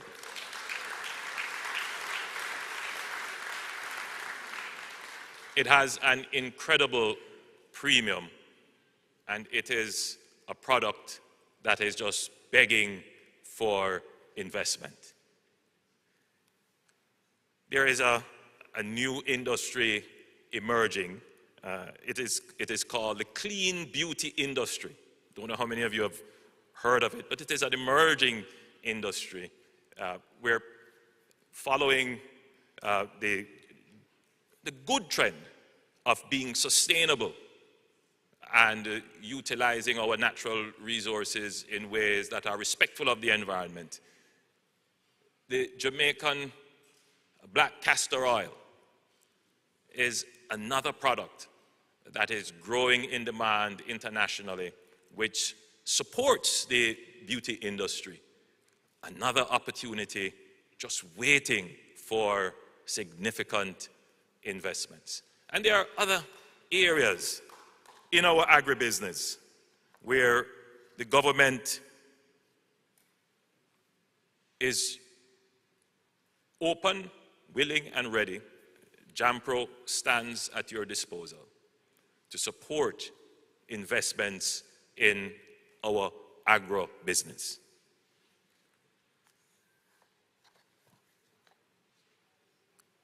Logistics.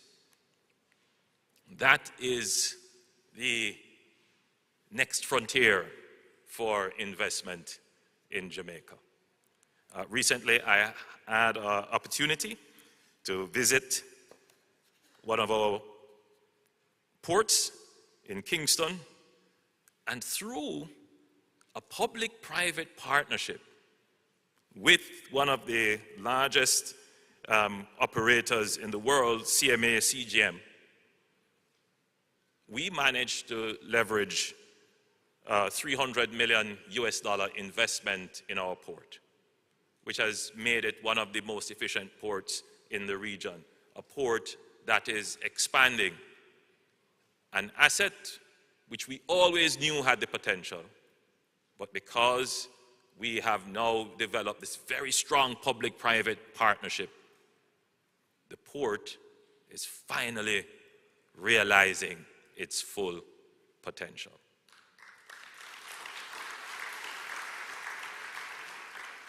And we are certain that it will become the #1 port in the region.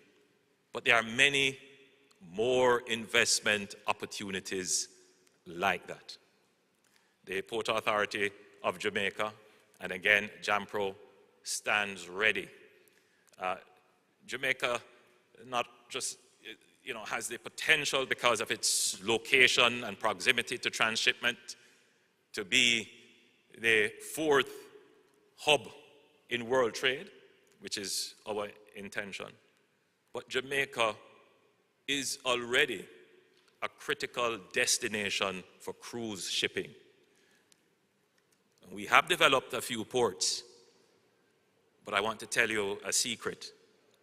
We have many more ports that can be developed for cruise shipping, which are an attraction in and of themselves.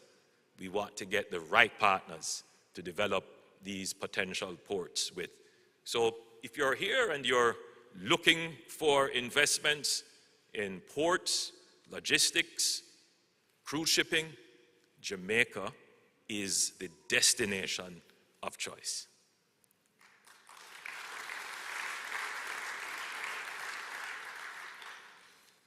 And since I'm talking about cruise shipping and ports, and I already said that Jamaica is in the top 10 destination in the world for people to visit, tourism.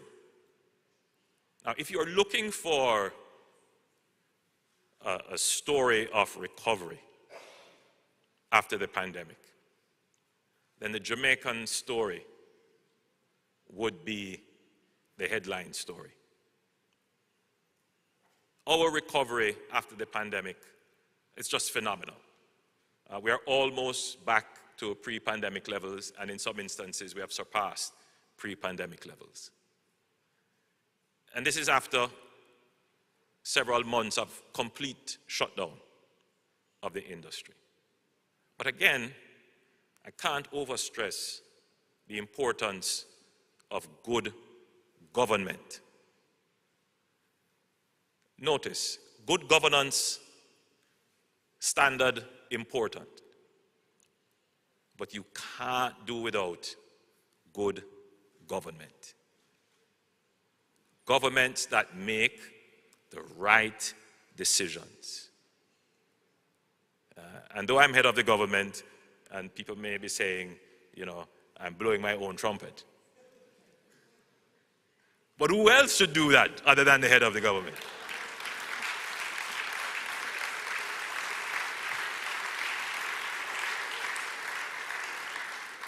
The truth is that we balanced. I oftentimes use the analogy that I felt like I was a tightrope walker, balancing lives and livelihood. The proof of the effectiveness of the strategy lies in the speed of the recovery of the Jamaican economy. The Minister of Finance gave you all the details. But we managed the pandemic in such a way that we didn't kill off business. We ensured that businesses could recover quickly. And now we are happy to say that our tourism product has recovered. Just a few days ago, I was breaking ground for an investment in a new hotel. We have several new hotels being built and several more in, I hate using the term pipeline, but there are several more to come immediately. So our tourism industry is booming. And I would say to you that if you are in the tourism sector and you are investing in tourism, then when you go to your bed tonight, wake up in the morning with Jamaica in the top 5 destinations for places to invest in tourism.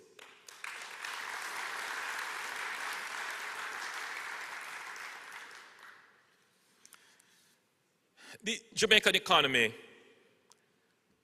for many years went through a very difficult period where we were reliant on a few industries for foreign exchange. Put it here this way, if the pandemic had struck in 1980 or in 1970 or in the early 2000s, or if it had struck 10 years earlier, the Jamaican economy would not be able to withstand it. We wouldn't be able to respond with the care package that we gave to the people of Jamaica, supporting incomes, supporting the most vulnerable, and meeting the cost of all the measures that we had to put in place. It would have driven us further in debt. Our debt would have probably reclaimed those high levels of 150% of GDP. But we have managed to diversify our economy. And we have put in place policies. When I talk about our strong fiscal management, we have put in place policies where we have created buffers. The Minister of Finance may have neglected to mention that very important part of our strategy. We have fiscal buffers to be able to withstand not necessarily the most extreme shocks, but we can withstand shocks. That's part of the stability and resilience of our economy. And so when the pandemic struck, we were able to respond immediately using the buffers that we had created. Another story of resilience and recovery, which supports not just the good governance, but the good government, is the business process outsourcing industry, or as we are reterming it, the global services industry. we managed to keep that industry open and functional during the pandemic so that there was no loss of service during the pandemic. And that industry actually grew. And we were able to survive even with a fallout in tourism revenues because the global services kept on performing during the pandemic because of the government policies and support that we put in place to ensure that that industry could continue to function and grow. A couple of years ago, that industry employed maybe 25 to 30,000 people. Today, after the pandemic, we're seeing that industry employing just about 50,000 Jamaicans. It is an incredible story.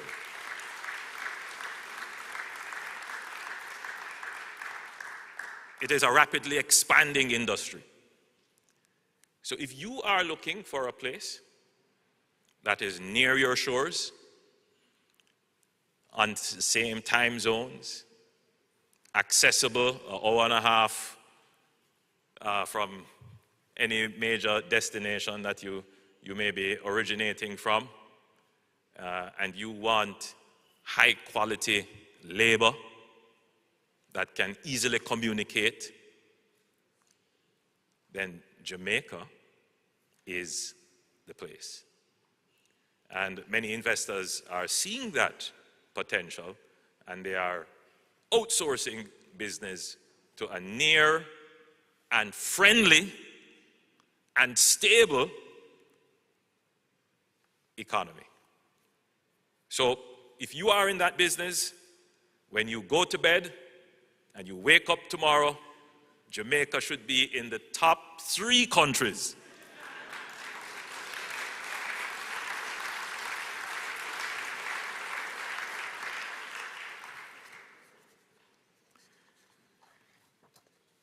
So I think I've made the case. But I close on this point. One of our scholars, he is a professor at Harvard, has been one of the longest serving professor at Harvard, and he reflected on Jamaica. I'm paraphrasing his reflection. You know, Jamaica is a confounding place. It's a country of such great potential. But the truth is, we are only now just starting to realize that potential. We want you to be a part of that realization. The easiest way to communicate it is that Jamaica can become the Singapore of the Western Hemisphere.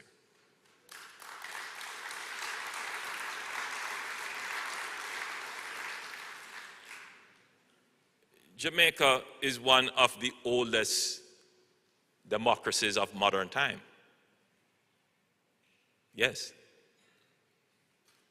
And Jamaica can become the country that has converted its democracy, its political stability, and its economic sustainability into prosperity for the people.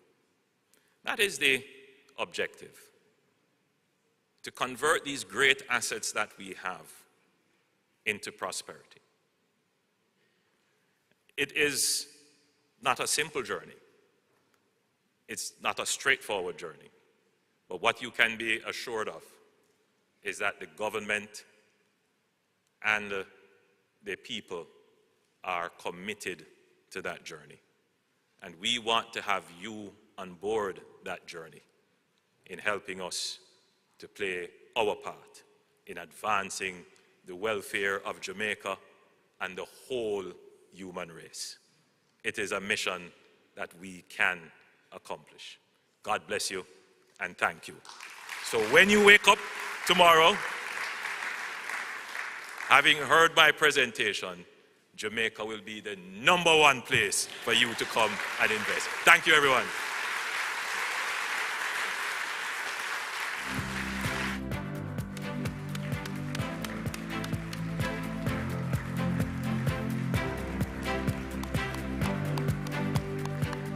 Well said, Prime Minister. I see what he did there. He ended with the part of the national pledge. He started off with Jamaica being in the top 10, then he moved to the top 5, then he moved to the top, and then he just said, listen, what I'm really trying to tell you is it's one or nothing. Two things. He spoke about the Blue Mountain coffee and that there is investment in it. I absolutely think there's also investment for Jamaican patties. Every time I travel, I have to travel in stealth. Let's talk about Jamaican patties. Every time I travel, I have to travel in stealth mode, i.e., do not tell anyone you're traveling, because they always have me pack myself with boxes of Jamaican patties. We need to figure out a way to export Jamaican patties all over the world. That's all I'm saying. Number 2, I will also be looking at the Prime Minister's skin and hair, based on the fact that he spoke about Jamaican castor oil. I'm going to be looking forward to the results of that. Thank you so very much, PM, for always reminding us that Vision 2030 is attainable, where Jamaica is the place of choice to live, work, raise families, and do business. On that note, I kindly ask you to turn your attention to the screens.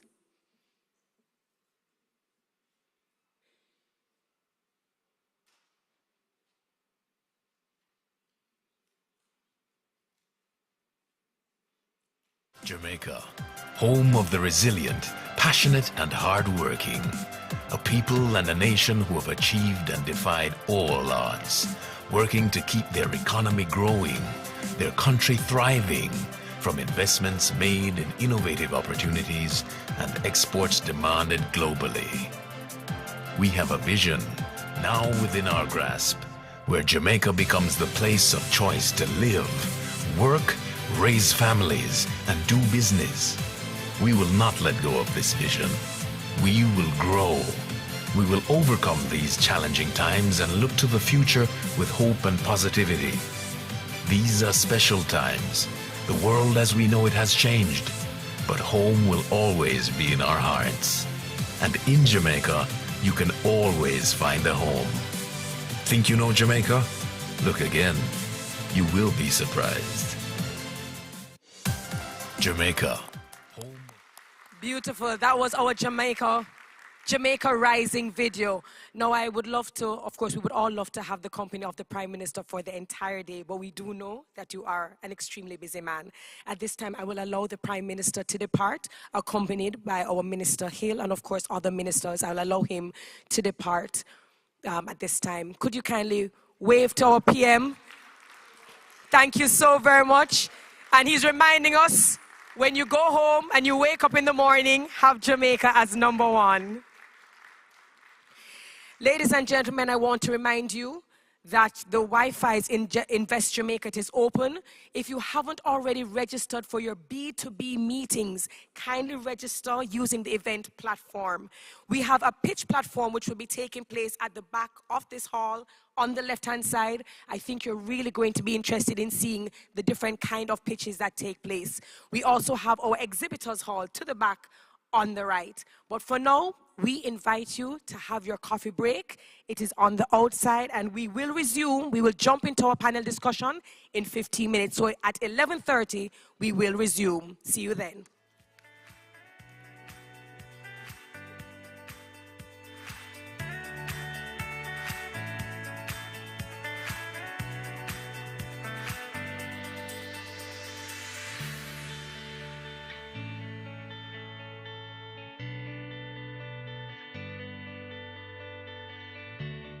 Foster an accelerated connection between job offer and demand and bring economic opportunity and growth to Jamaica.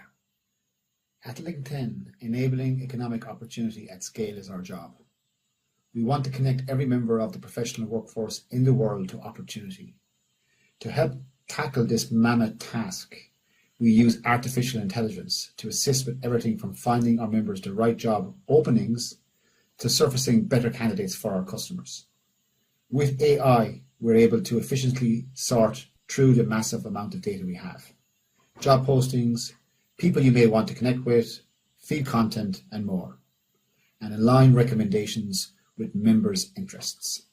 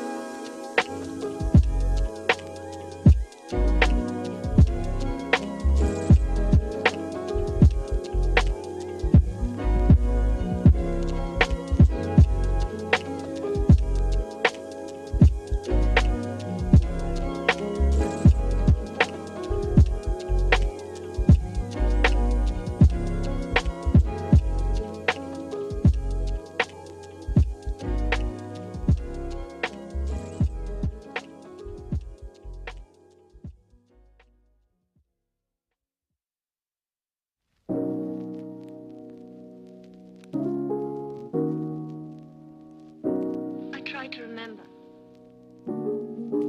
But when everything is coming back to me, I feel as if my memory is paralyzed. Now let's see. What is the last thing you can remember? I don't know.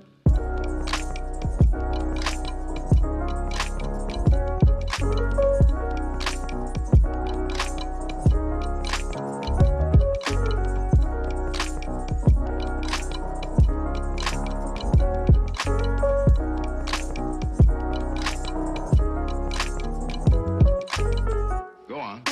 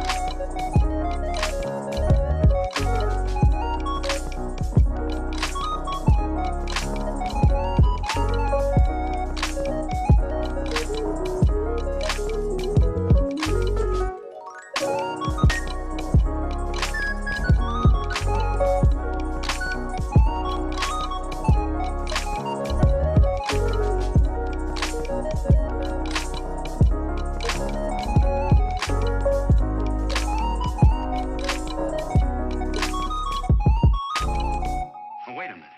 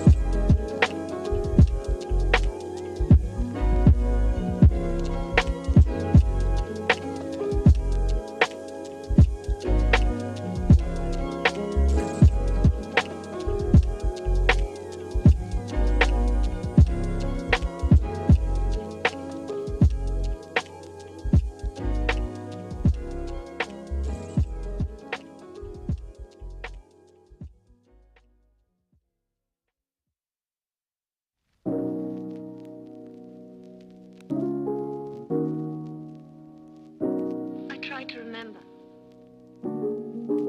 But when everything is coming back to me, I feel as if my memory is paralyzed. Now let's see. What is the last thing you can remember? I don't know.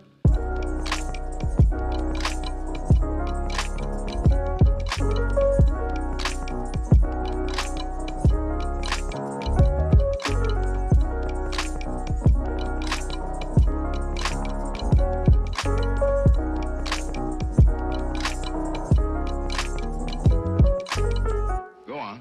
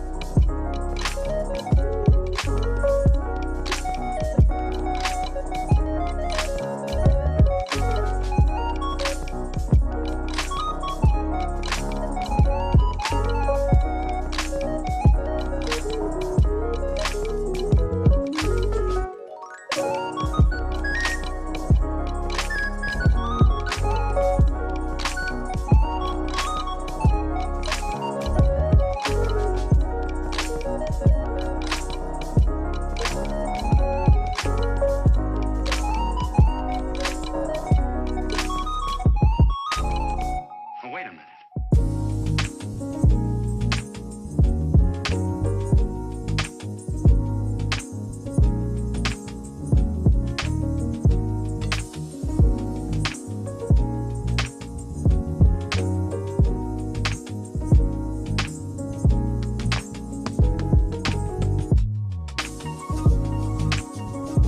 Have passed, and now we are going to dive into our presentations and our panel discussions.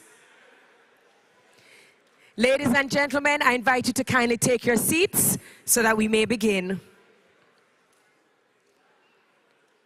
We had our coffee break. We gave you a little bit of extra time. Thank you for passing by the exhibitors hall. I hope you registered for the B2B meetings on the event platform. Hope you are able to network a little. Don't forget that we have our pitch platform later on this afternoon.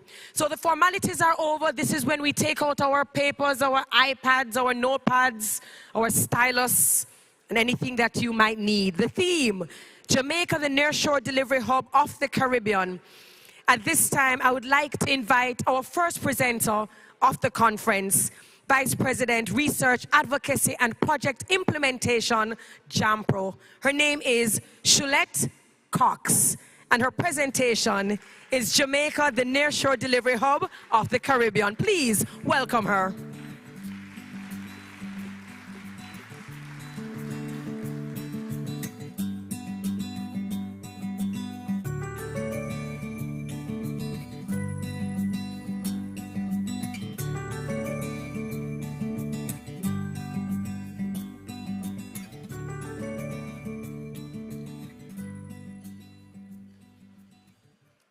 Thank you, Terry, and good morning and welcome everybody here to the Invest Jamaica Conference 2022.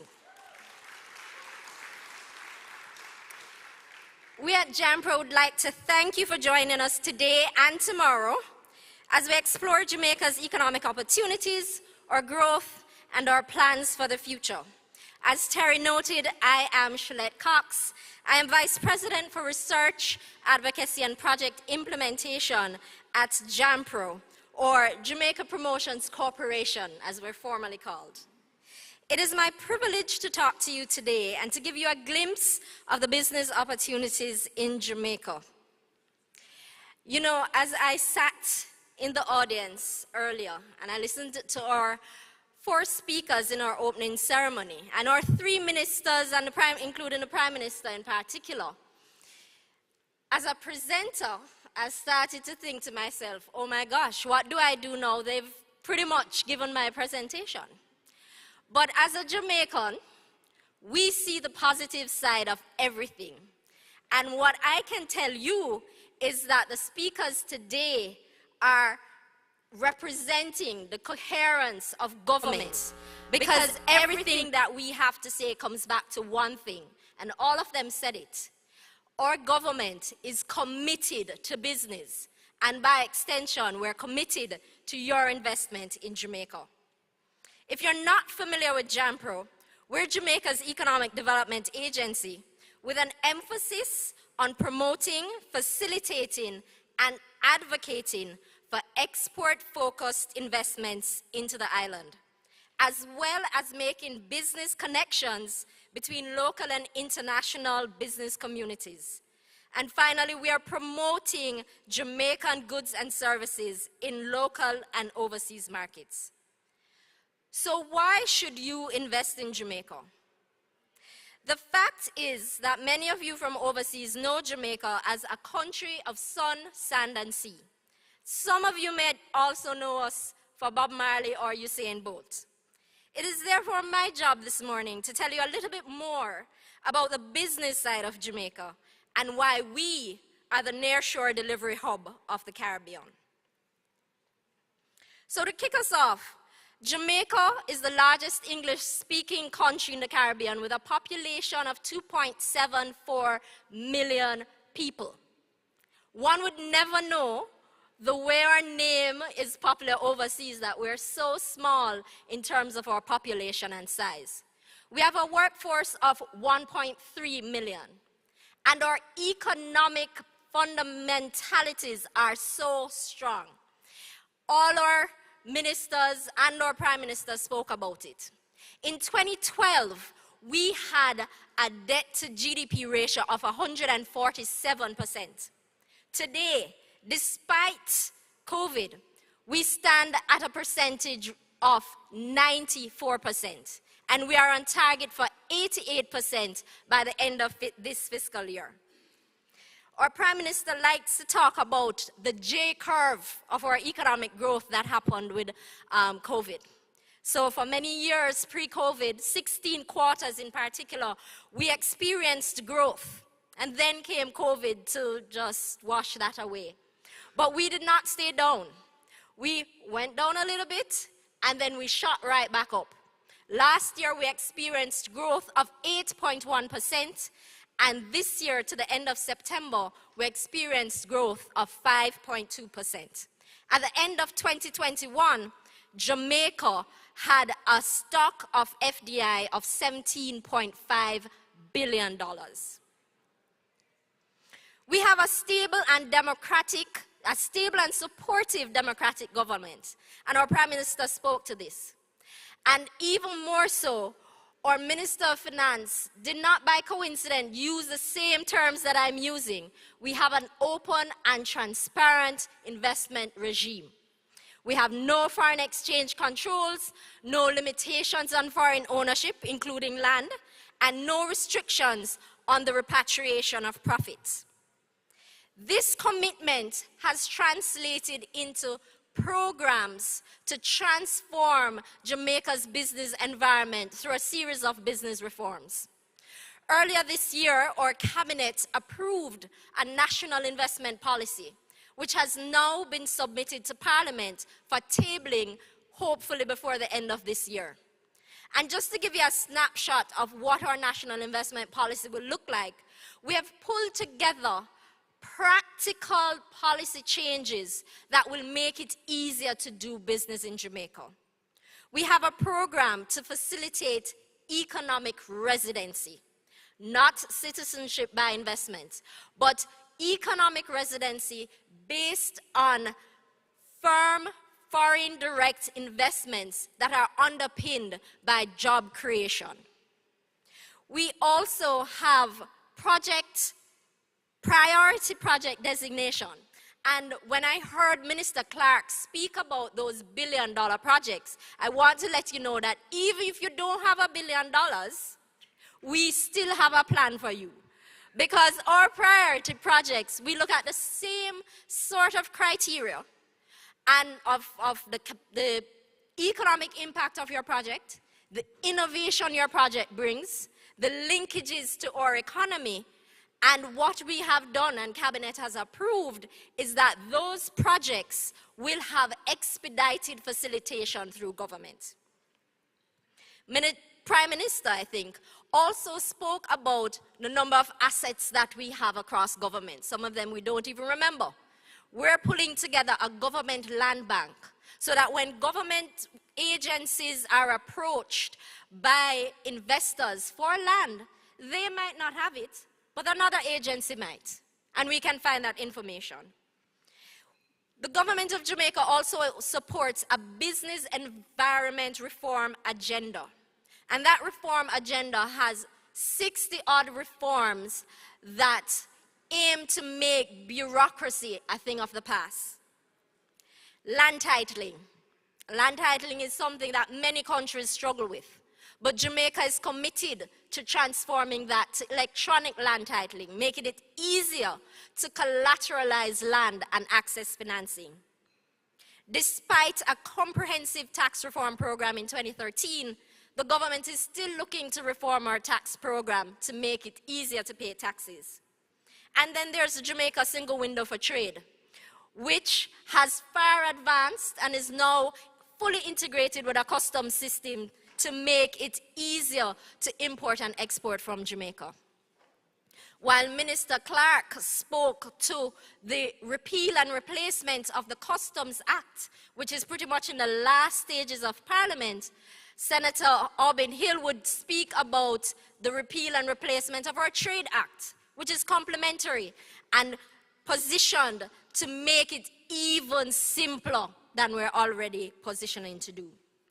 All of this, as our Prime Minister said, is underpinned by government's digital transformation. One of the things he didn't mention is that he has installed in the office of the Prime Minister a minister with responsibility for digital transformation, and that reflects the commitment, again, of our government. Our efforts in Jamaica have not gone unrecognized. In 2015 and 2018, Bloomberg recognized Jamaica's stock exchange as the best in the world. And in the middle of COVID, in 2020 and 2021, S&P Global and Fitch ratings stabilized our ratings at B+ and put our outlook at stable. So, ladies and gentlemen, what about the fact that we are saying that we are the Nearshore Delivery Hub? Nearshore, due to our strategic location, which gives us an advantage for both air and sea connectivity to key markets with hundreds of flights weekly and significant port container capacity, underpinned by trade agreements with many of our key markets. Our ability to deliver is cemented by our large trainable workforce, which is further supported by our robust state-run training programs and a developed transportation and telecommunications infrastructure. You heard the Prime Minister talk about the broadband plan that we have for this country. And finally, our diverse ecosystem and value chains that integrate our key sectors such as agriculture, manufacturing, and mining with other sectors such as energy, global services, and logistics has created in Jamaica a hub for business activity and a place that you will undoubtedly want to do business. But let's take a closer look at those value propositions. or strong sea connectivity. Jamaica boasts the largest port community system in the Caribbean, with 6 seaports and 3 airports.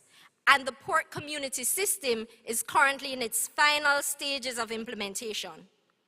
We have 12 major shipping lines serving Jamaica, and the Port Authority will tell you that this year we are on track of surpassing pre-COVID levels of vessels arriving in the country.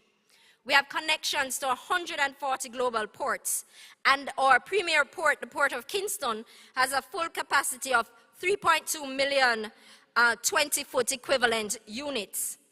And when the Prime Minister spoke about our success in divestments, our divested port, the Kingston Freeport Terminal Limited, has a berthing capacity for the 14,000 TEU ships that are post-Panamax. We also boast strong air connectivity. And this, of course, is strongly related to our tourism product, but it supports our business as well. Jamaica has 3 international airports with direct flights to North America and Europe. Most recently, our Ministry of Tourism announced that we now have direct flights to Italy. And we are in a 4-hour flight radius to any key city in Western Hemisphere. There is significant market reach that can be accessed in Jamaica. In addition to having physical proximity to key markets in the Americas, locally we have an access to the domestic market of 2.7 million plus a 4 million visitors that arrive annually. Add to that our Jamaican diaspora of 3 million people living outside of the country, and then you start to see the size of our export market. The Caribbean community, or CARICOM, further expands the consumers that you will have access to by 18 million. And then layer onto that all the trade agreements that Jamaica is signatory to with Canada, the US, other countries in the Americas, as well as Europe, and you start to see the immense impact and reach that doing business in Jamaica can have. Minister Clark spoke about our fiscal incentives, and he spoke about the reform work that has been done to remove distortionary incentives. The fiscal incentive regime that was introduced in 2013 introduced for everyone. Every investor in Jamaica has access to what we call employee tax credits. And what that does is that using the statutory deductions that an investor has, they can reduce their tax rate of 25% down to an effective tax rate of 17.5%. There's no capital allowance. There's a capital allowance on industrial properties. Minister spoke to the reduced and no stamp duty in some instances for inputs of productive activities. And most importantly, the zero import duty on inputs and capital goods for key sectors, including tourism, agriculture, manufacturing, health, and the creative industries. In 2016, Jamaica passed legislation to enact our special economic zone regime, and you'll hear more about this tomorrow. But the SEZ regime has a reduced tax rate of 12.5%. And with the employee and promotional tax credits that are available, that can be reduced to an effective tax rate of 7.5%. For developers that are interested in SEZs, there is zero tax on income tax for rental. Other legislation that exists are for group headquarters and incentives that come when a company decides to house its headquarters in Jamaica. The minister and we at JAMPRO are very happy to hear that the Large Projects and Pioneering Industries Act will be promulgated, Minister promised, by the end of this year. And then there's the Junior Stock Exchange, which has been extremely successful for a number of local companies that are able to list on the stock exchange and get income tax benefits. Finally, but most significantly, Jamaica's strongest value proposition are our people. The minister spoke about 6.6% unemployment rate. And in some quarters, that might get you jittery because you might feel that there's no capacity to employ people in Jamaica. But we do have a job-seeking rate of 4.3%.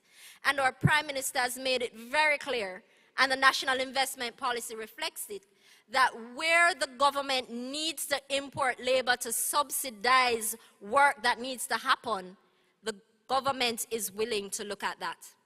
We have competitive labor costs and an adult literacy rate of 91.7%. Through our Heart Trust, we have 26 training institutions that are run across the island, with 80 community partners through which training programs can be facilitated.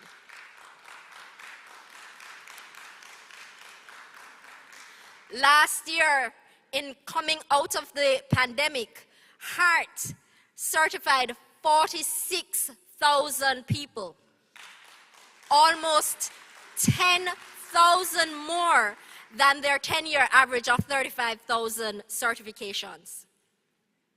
Finally, we have 50 tertiary institutions across the island that has a range of programs that can support any business that chooses to invest in Jamaica. I want to take a look at some of our key sectors. And these sectors, the details will come out more in the sessions that are scheduled for this afternoon and tomorrow. In respect of agribusiness, we have a temperate climate for in-demand fruit, starches, and vegetables. We have over 120,000 hectares of arable land, ideal for the orchard crops that Minister Hill spoke about. We have in Jamaica, the only place in the Caribbean, an FDA certified accreditation program through the Jamaica National Accreditation Body. They can, on behalf of the US, conduct food safety audits and certify food facilities, including farms and packing houses, on behalf of the government of the US. And that is an achievement, because that means that our farmers and our packing houses and our agri-parks can immediately get the support that they need to go into export markets. The Prime Minister spoke about our unique, distinct food flavors. Our coffee is world-renowned, but our cocoa is even more so. And while it's not food, I want to squeeze in our rum, which a lot of people will tell you is also a very unique, distinct taste. Jamaica also has a global brand for ethnic and specialty foods. Our national dish, ackee and saltfish, is #2 on Nat Geo's breakfast food list. Some opportunities that exist were mentioned by the Prime Minister, or coffee, or castor oil, or castor beans, or mango, or avocado, and or Scotch bonnet pepper. In respect of manufacturing, there are a number of things that make Jamaica the place to solve your global supply challenges. First of all, we have access to critical industry resources from agriculture, which can feed into agro-processing, and mining outputs. Now, I want to remind you, as the Prime Minister said, mining must be sustainable in order to work in Jamaica. There is an opportunity around limestone. Jamaica has limestone of a grade that is perfect for pharmaceuticals. We also have cultured marble. I heard Terry talk about the patty. And one of the things that we're sure about is that you will have the ability to leverage existing excess capacity for contract manufacturing. Just imagine hiring a Jamaican company to make those patties so that you can sell overseas. I heard you. I heard you. And of course, there's a support structure in place through public and private sector initiatives. In 2020, the Cabinet of the government of Jamaica approved a manufacturing strategy which is currently being implemented. Our National Industry Association, the Jamaica Manufacturers and Exporters Association, has a biennial event called Expo Jamaica, which JAMPRO is proud to partner with, and which will be hosted next year, April, which supports finding markets for manufacturers' products overseas. Some of the opportunities there, pharmaceuticals I've mentioned, furniture, and we talked about the cosmetics. But I could not leave without also talking about the opportunities for cannabis. Our logistics space, we spoke about this when we talk about the air connectivity as well as the sea connectivity. The ways to invest include infrastructure, but also to tie into manufacturing and SEZs and warehousing and distribution. All of those will be discussed further in our logistics panel. Our global digital services industry has been one of the shining stars in our list of sectors. As the Prime Minister spoke, while the world was seeing significant downturn during COVID, Jamaica's global digital services sector and our outsourcing companies actually grew. In December 2019, we recorded 43,000 jobs. That fell, unfortunately, to 38,000 at the start of the pandemic in March 2020. Notwithstanding today, just about 2.5 years later, we stand at 55,000 employed people in our global digital services sector. I must pause here to say thank you again to our partners at the IDB, who has provided funds through loan funds and the Global Services Sector Project to create an entire ecosystem to support this industry.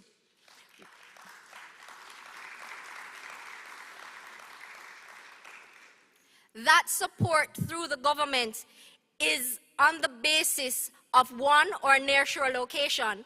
Not only are we close to the Americas, but we offer that alternative to companies that are based in the Eastern Hemisphere and who want a nearshore location for their companies.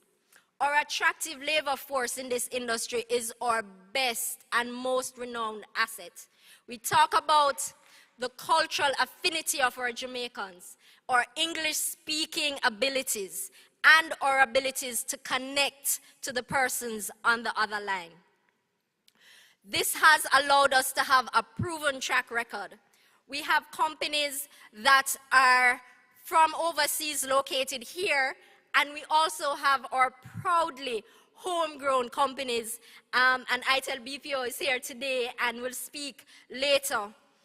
Some of the companies that we do service for also speak about Jamaica, and I wanted to make sure that everybody recognized that our industry is not just based on retail customer service. We're doing significant work with Humana, Cigna, Scotiabank, and our shared services industry, that segment of GDS, is perhaps one that we have the greatest potential for. And that is where we are looking to move up the value chain for Jamaica by accessing knowledge process outsourcing, legal process outsourcing, app and software development, and other shared services.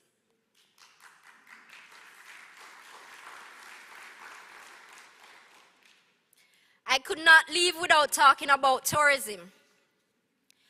The Prime Minister spoke about the resilient tourism brand. Jamaica this year experienced its highest numbers in the summer as visitors returned to our shores.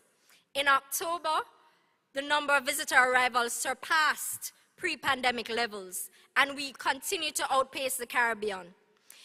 In the June to September quarter, we had 30% growth in arrivals and 50% growth in expenditure. So not only are they coming back, but they're coming back and spending more. We continue to have an award-winning tourism brand, both on the cruise shipping side and our hotels. And this, again, is underpinned by comprehensive government support. The Tourism Enhancement Fund, and I know the head of the TEF is here, stands ready to support the industry. We also have our marketing agency, the Jamaica Tourist Board. This past year, the Minister of Tourism launched the Tourism Pension Fund for tourism workers, as well as the Tourism Innovation Center. We're committed to diversifying this industry to make sure that the resilience that we experienced coming out of COVID continues. We're looking at business and leisure accommodations, and we're looking at attractions. And those attractions are not just for people that stay in hotel rooms, but you heard the Prime Minister talk about the fact that we want more ports all over the island that can carry cruise ships. And of course, medical tourism. Maybe if we can establish our medical tourism product, the nursing school that Minister Hill spoke about can supply and support. And lastly, ladies and gentlemen, I want to just give you a peek of the investment projects that we'll be talking about more at the conference. Terry Carell had mentioned that we will be having pitch platform sessions to the back, and some of the opportunities that we'll be looking at are the Caymanas Special Economic Zone that the Minister spoke about, the Kingston Logistics Park, the Spring Plain Mango Agro Park and Avocado Orchards, as well as other infrastructure projects, the Urban Center in Boundbrook, the Cultured Marbled Value Chain that I mentioned, and the opportunity for an integrated solid waste management facility. The pitch platforms will happen both today and tomorrow, starting at 3:45 today and 2:30 tomorrow. Ladies and gentlemen, if you never heard my minister, if you never heard Minister Clark, I doubt you'd never heard the Prime Minister, but I'm hoping you're hearing me loud and clear. Now is the time to do business in Jamaica. We look forward to having those conversations with you over the next 2 days, and we want to thank you very much for being here in Jamaica to do business. Thank you.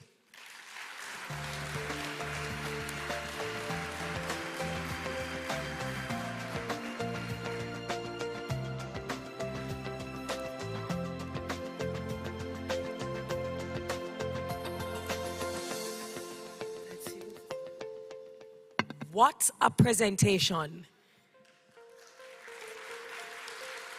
It was so comprehensive. She moved through so many different categories, and she did it without hitching, glitching, or hiccuping. Fantastic job. Well done. And to put all of that together and make it so digestible, we appreciate it. Well done, Jampro. I just would like to invite you to turn your attention to the screens for a moment. Jamaica, home of the resilient, passionate and hard-working. A people and a nation who have achieved and defied all odds, working to keep their economy growing, their country thriving, from investments made in innovative opportunities and exports demanded globally. We have a vision, now within our grasp, where Jamaica becomes the place of choice to live, work, raise families, and do business. We will not let go of this vision. We will grow. We will overcome these challenging times and look to the future with hope and positivity. These are special times. The world as we know it has changed, but home will always be in our hearts. And in Jamaica, you can always find a home. Think you know Jamaica? Look again. You will be surprised. Jamaica, home of the resilient. Beautiful. As I heard Shalette Cox speak about logistics, I couldn't help but again acknowledge Dan Edwards, president of JAMPRO, who 2 weeks ago or 3 weeks ago in Trinidad and Tobago, moderated a very peppery, saucy panel discussion on logistics and transportation. And in fact, it was the CEO of the Antigua Port Authority who basically said if we're speaking about logistics and hub, you cannot exclude Jamaica from that conversation because of the size of her hub. So that was a fantastic conversation, and I can't wait to hear the other panel discussions that take place later on. Again, I'd also like to just acknowledge also the presence of filmmakers and fashion designers, because a lot of the times, because I don't want us to only think of just logistics and hubs and ICT and digital business and agri-tech and leave out the creative industries, which is another area that requires funding and is yet another area that really shows what brand Jamaica is capable of and attracts investment as well. So to the filmmakers and the fashion designers who are in this audience and who might be watching online, we welcome you and we hope that this networking opportunity is beneficial to you. Lastly, I did not know that the ranking for Aki was that high on Nat Geo. I'm going to go tell everyone. I think it should be in all hotels so that when you go to the buffet area, you don't hear your tourists asking what kind of Aki is this, not what kind of eggs is this. A lot of the tourists, when they see the Aki, they go, well, what kind of egg? And I have to tell them, no, it's Aki. But now that I know that stat, I will certainly share it. So let's jump into our panel discussion, our very first one. And this panel discussion is about global digital services. The National Global Digital Services Strategy 2021 to 2025 is positioned to leverage talent and technology as well as increase productivity and efficiency for companies that come to Jamaica, taking advantage of the critical path of MNCs that focus on digital transformation and increased utilization of nearshore and shared services. This session will delve into the success of current players, their expansion plans, and why Jamaica's nearshore advantage provides tremendous opportunity. Our esteemed moderator for this session is Kirk Laughlin. He is founder and chief analyst of Nearshore Americas, the premier platform for authoritative data, insight, and guidance on knowledge services export business of the Caribbean and Latin America. Please let us welcome him.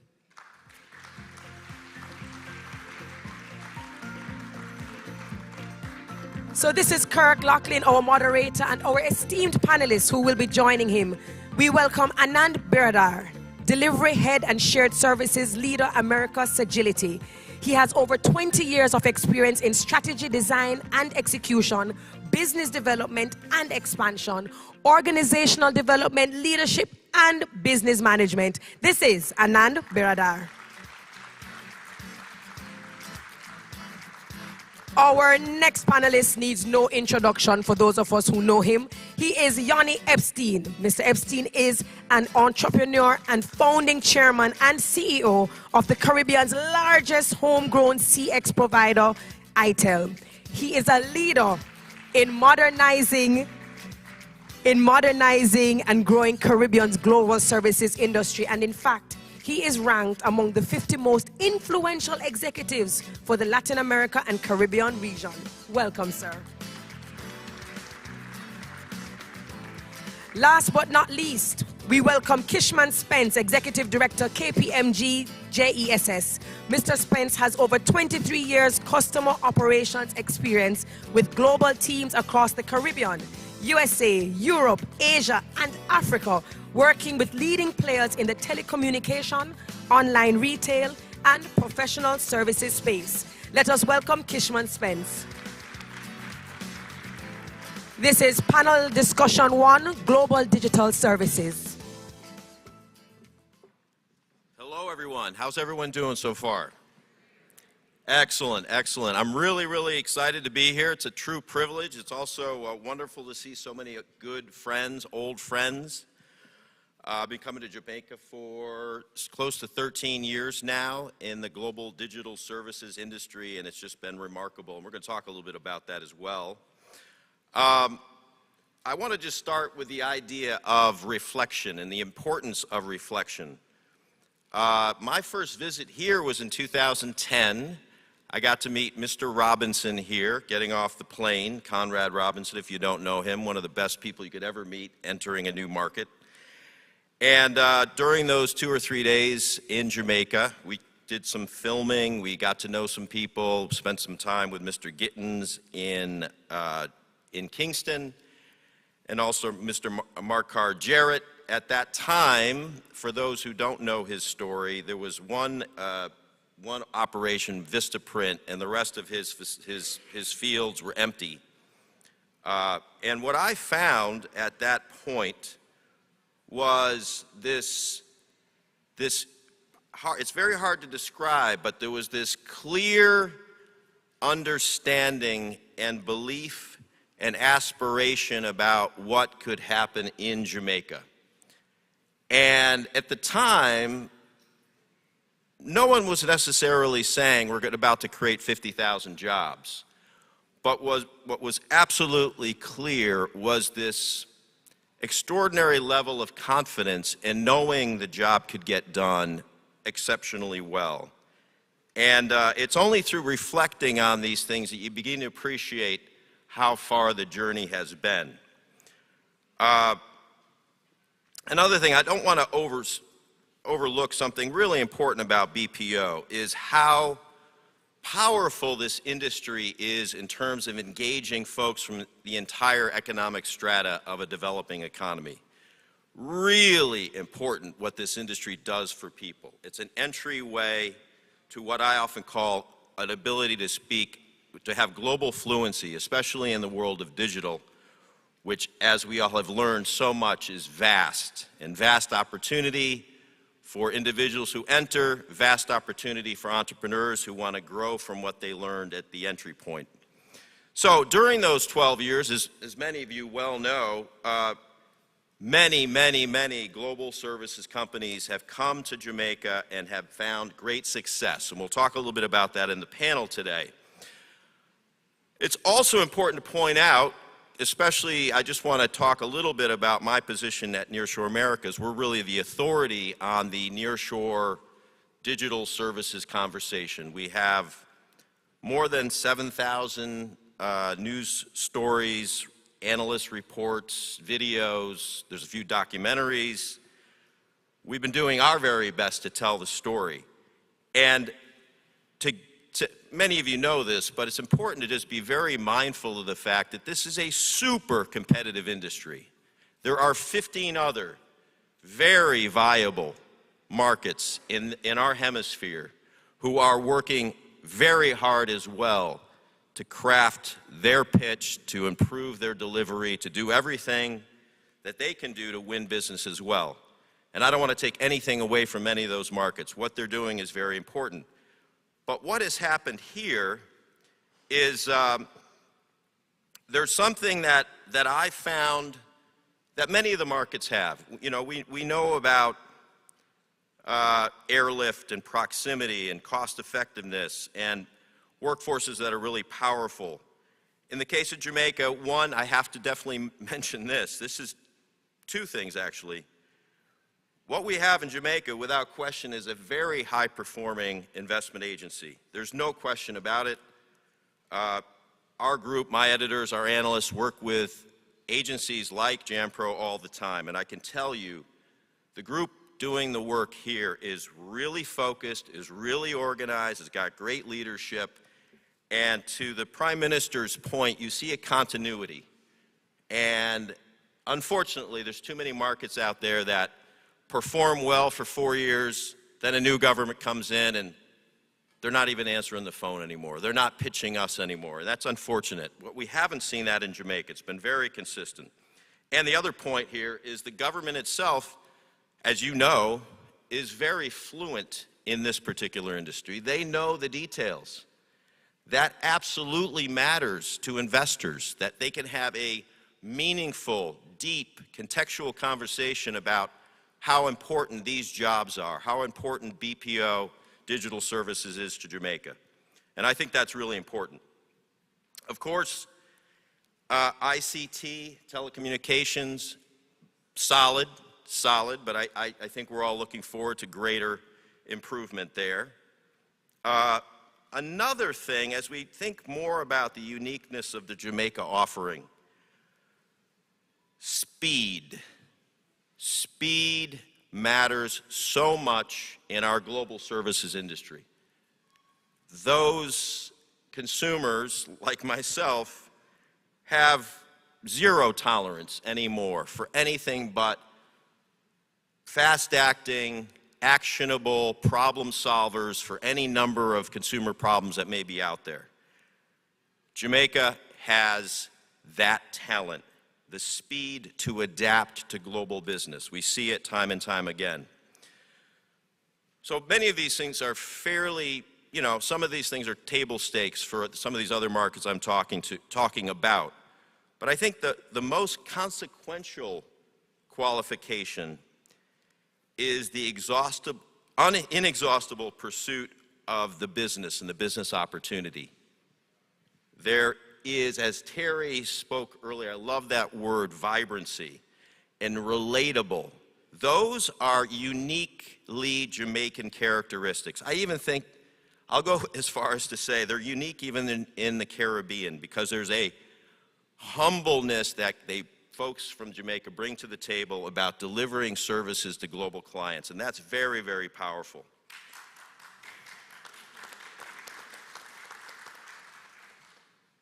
So, as I mentioned, we sit at Nearshore Americas as the arbiter of these conversations.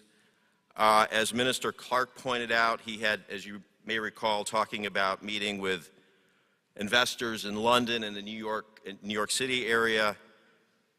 Those people want to understand what's really going on in these markets of Latin America and Caribbean, because you've got to remember how much has come before in terms of the perceptions of these markets. And there's a real need to reorient people around economic opportunity and the special advantages of working in these markets. So our commitment to this market is to provide that context to really get to the truth, which is not always easy, and do it with as much transparency as possible. So I do just want to take 1 second to invite you to take a look at Nearshore Americas, become engaged in our market. We really believe in having these conversations. Just to give you a heads up, in March in London, we'll be holding our first ever Cross Connect Forum, which explores the transatlantic conversation, transatlantic global services considerations of UK and Western European businesses doing partnerships in the Americas and Caribbean as well. So look out for that. And I do want to shift to our panel now. I'm really, really proud to be with these three gentlemen. Kishman's a good new friend of mine. We've done some business recently. Tremendous story at KPMG. We're going to get into that a little bit. Anand and I met, I think, more than 10 years ago now in Colombia, and he's had a tremendous experience and done great work here in Jamaica. Also, a man we all know and love and have great respect for, and I don't like to throw the word visionary around, but right here, this man is a visionary because of that growth and the opportunity people saw, Yanni and others saw over the last 10 years. So, with that, I want to move to our panel, and I'll move over here.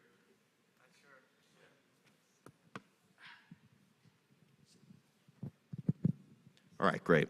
So, gentlemen, I think there's always this desire in tech to always constantly be looking forward. We always, what's going on next? But this is probably a good moment to reflect on where we've come.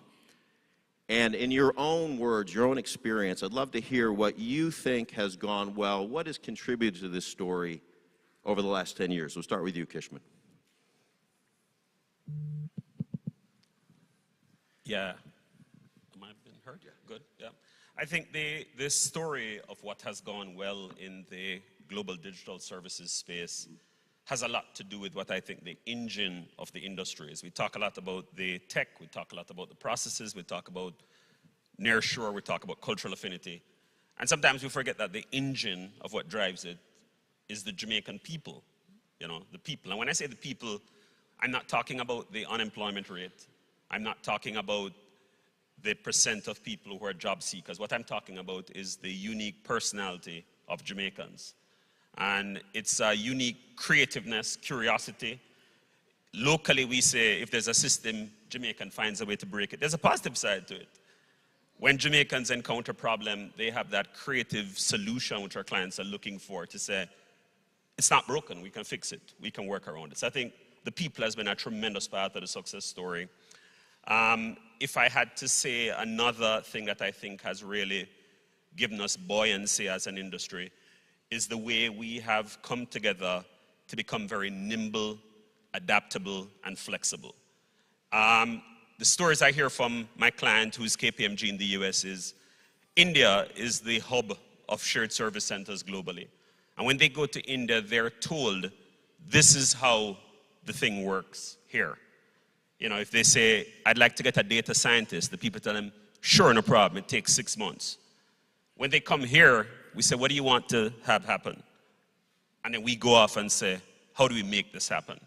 So what you find is that we kind of make the rules up as we go along. We build the plane while we're flying it. If it can be done, we'll find a way to do it. And I think those two factors, the people and our incredible agility, flexibility, adaptability, has really, really, you know, given us tailwinds in the global sector. Well said. Yanni? Sure. Thanks, Kirk. What I would add to on that, you know, is the Jamaican people's story is one that is world renowned, and we know we can go to all corners of the earth and see Jamaicans excelling. But, you know, you can't be successful unless you market a product well. And I really have to give kudos to Jampro and the team at Jampro, as well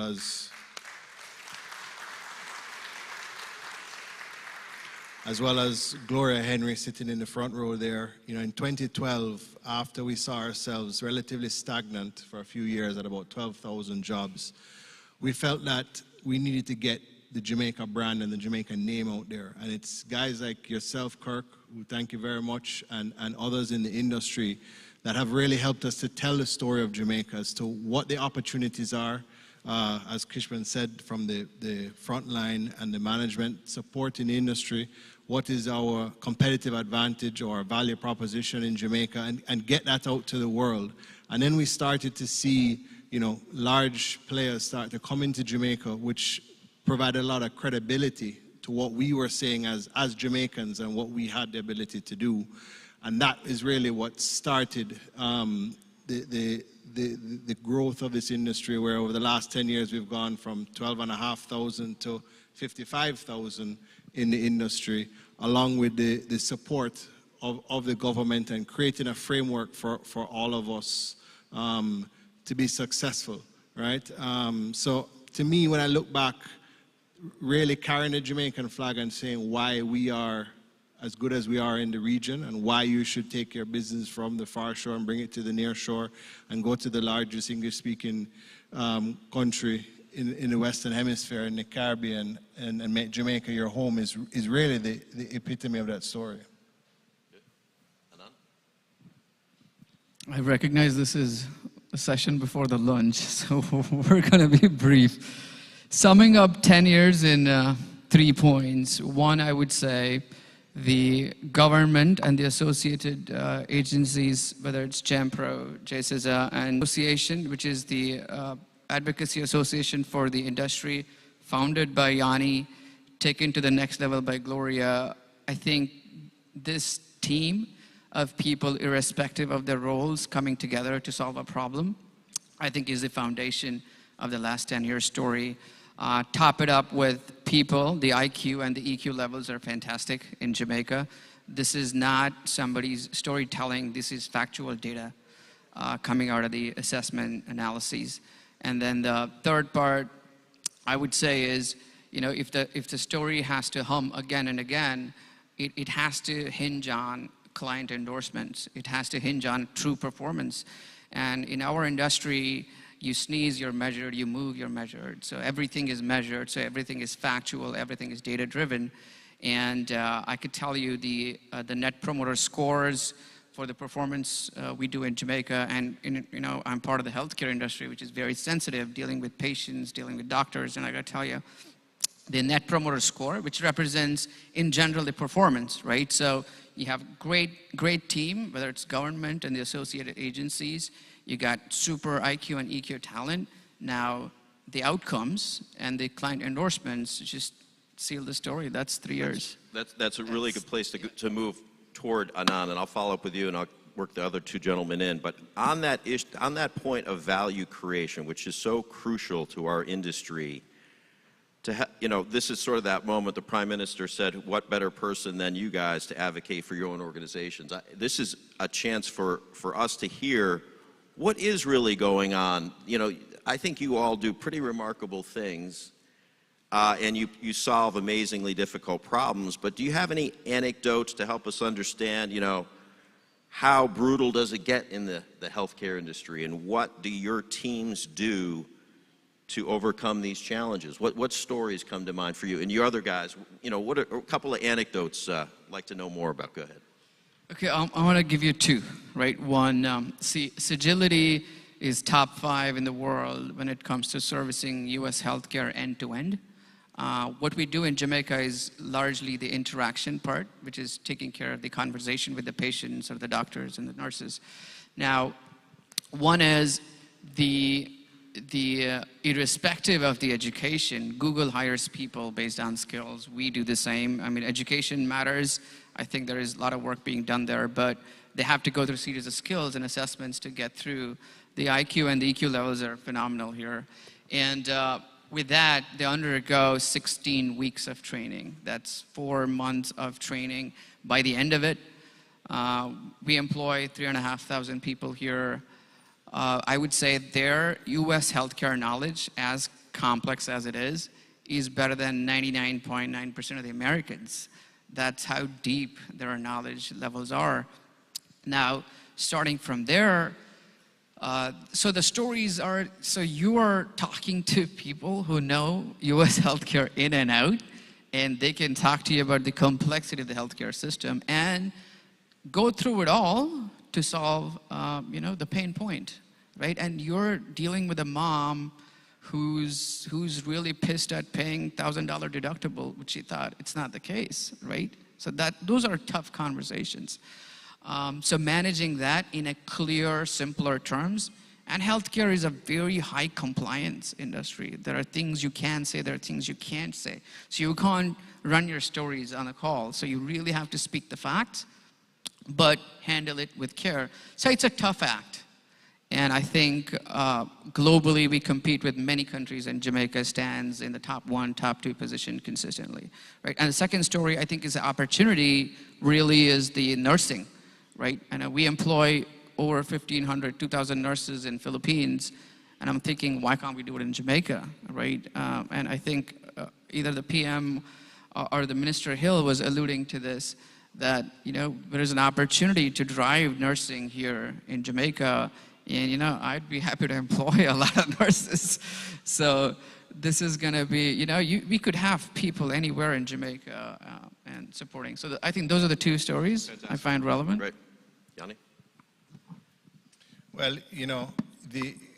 the whole infrastructure of getting us to where we've gotten to is, I guess, as many have said in the past, of our public-private partnership, right? So when you think about how the industry got here, first you have to get the companies that are bringing the clients, that are providing the services. Then you got to get the agents. You've got to build the support, to build a middle management and upper management to manage the business, which, IDB has given us tremendous support through the Global Services Skills Project, which, Fernando is here from IDB, and that's been managed by Marjorie in JAMPRO, which has been a tremendous support for us over the years.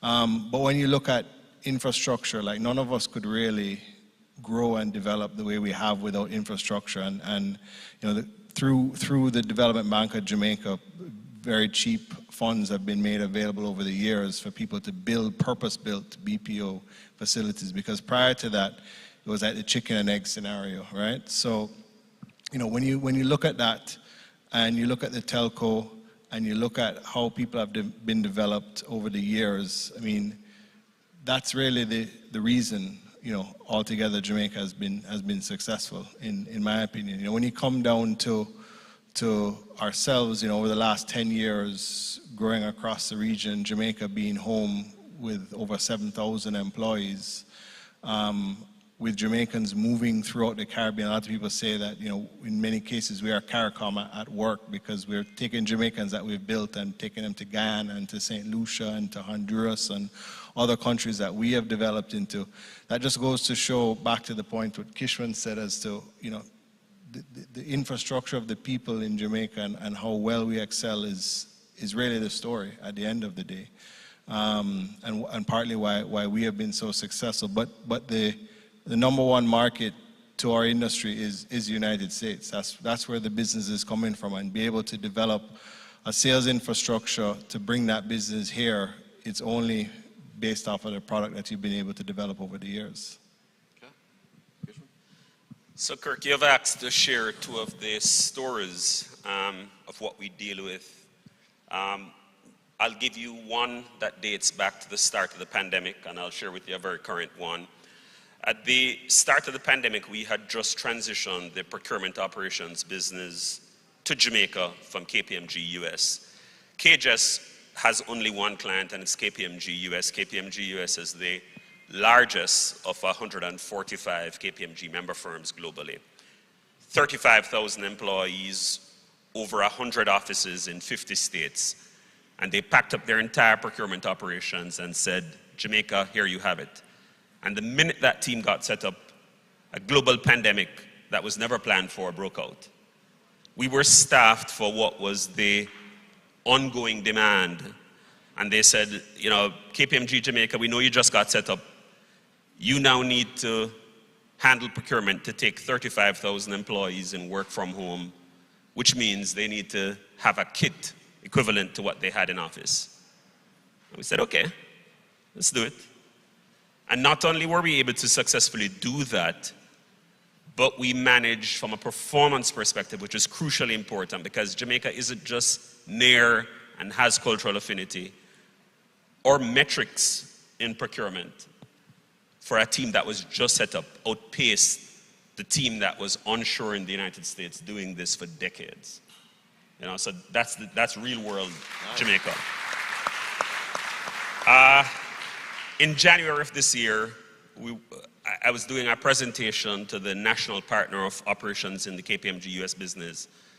And he said, good stuff. How do you guys think you could manage our most pressing problem? And we said, what's that? And he says, data. We cannot find enough data roles in the United States. Now, I had no knowledge of what the market for this was in Jamaica, but being the entrepreneurial Jamaican I said, absolutely, I'm sure I could find you people. And you fast forward that story now, I've been given 50 roles in data, 25 have been seated, and these are people who are doing enterprise-wide projects for KPMG US, ESG projects, major platform replacement projects. And the only thing that success is doing is opening the floodgates to say, how much more can you find? So these are some of the real world, achievements that I'd like to share. Great point. How about for the two of you gentlemen? That's a very, very important thing to think about, is where the market's going and then supply the talent that's necessary, data scientists, and bleeding into blockchain. I know, Yanni, you software development areas you're exploring, but how do you see that lining up between here's what the market demands, here's what we have to cultivate, here are the conditions we're dealing with, we've got the Heart Trust, we've got other IDB support. How does that coalesce to get the positions filled that you need, your clients need? We'll start with Yanni. Sure. Well, I think it first starts with a discussion as to what is the skill set, right? What are you looking for? You're looking for data scientists, or you're looking for people that have just very large levels of experience in Excel?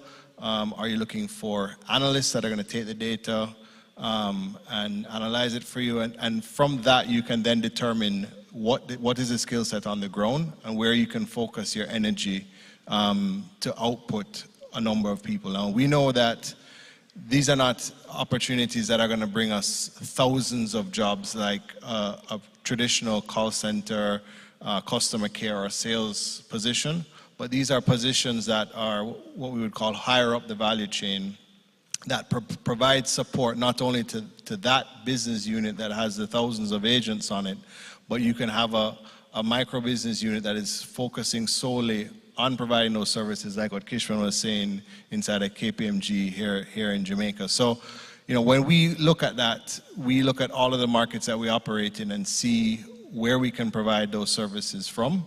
But it starts with understanding what ability you have on the ground from day one. So if I got your question right, it's essentially how do you deal with the demand and the plan? Yeah, plan and how do for you the meet? future, Yeah, when right? when Cigna or whoever it is says, can you fill these positions?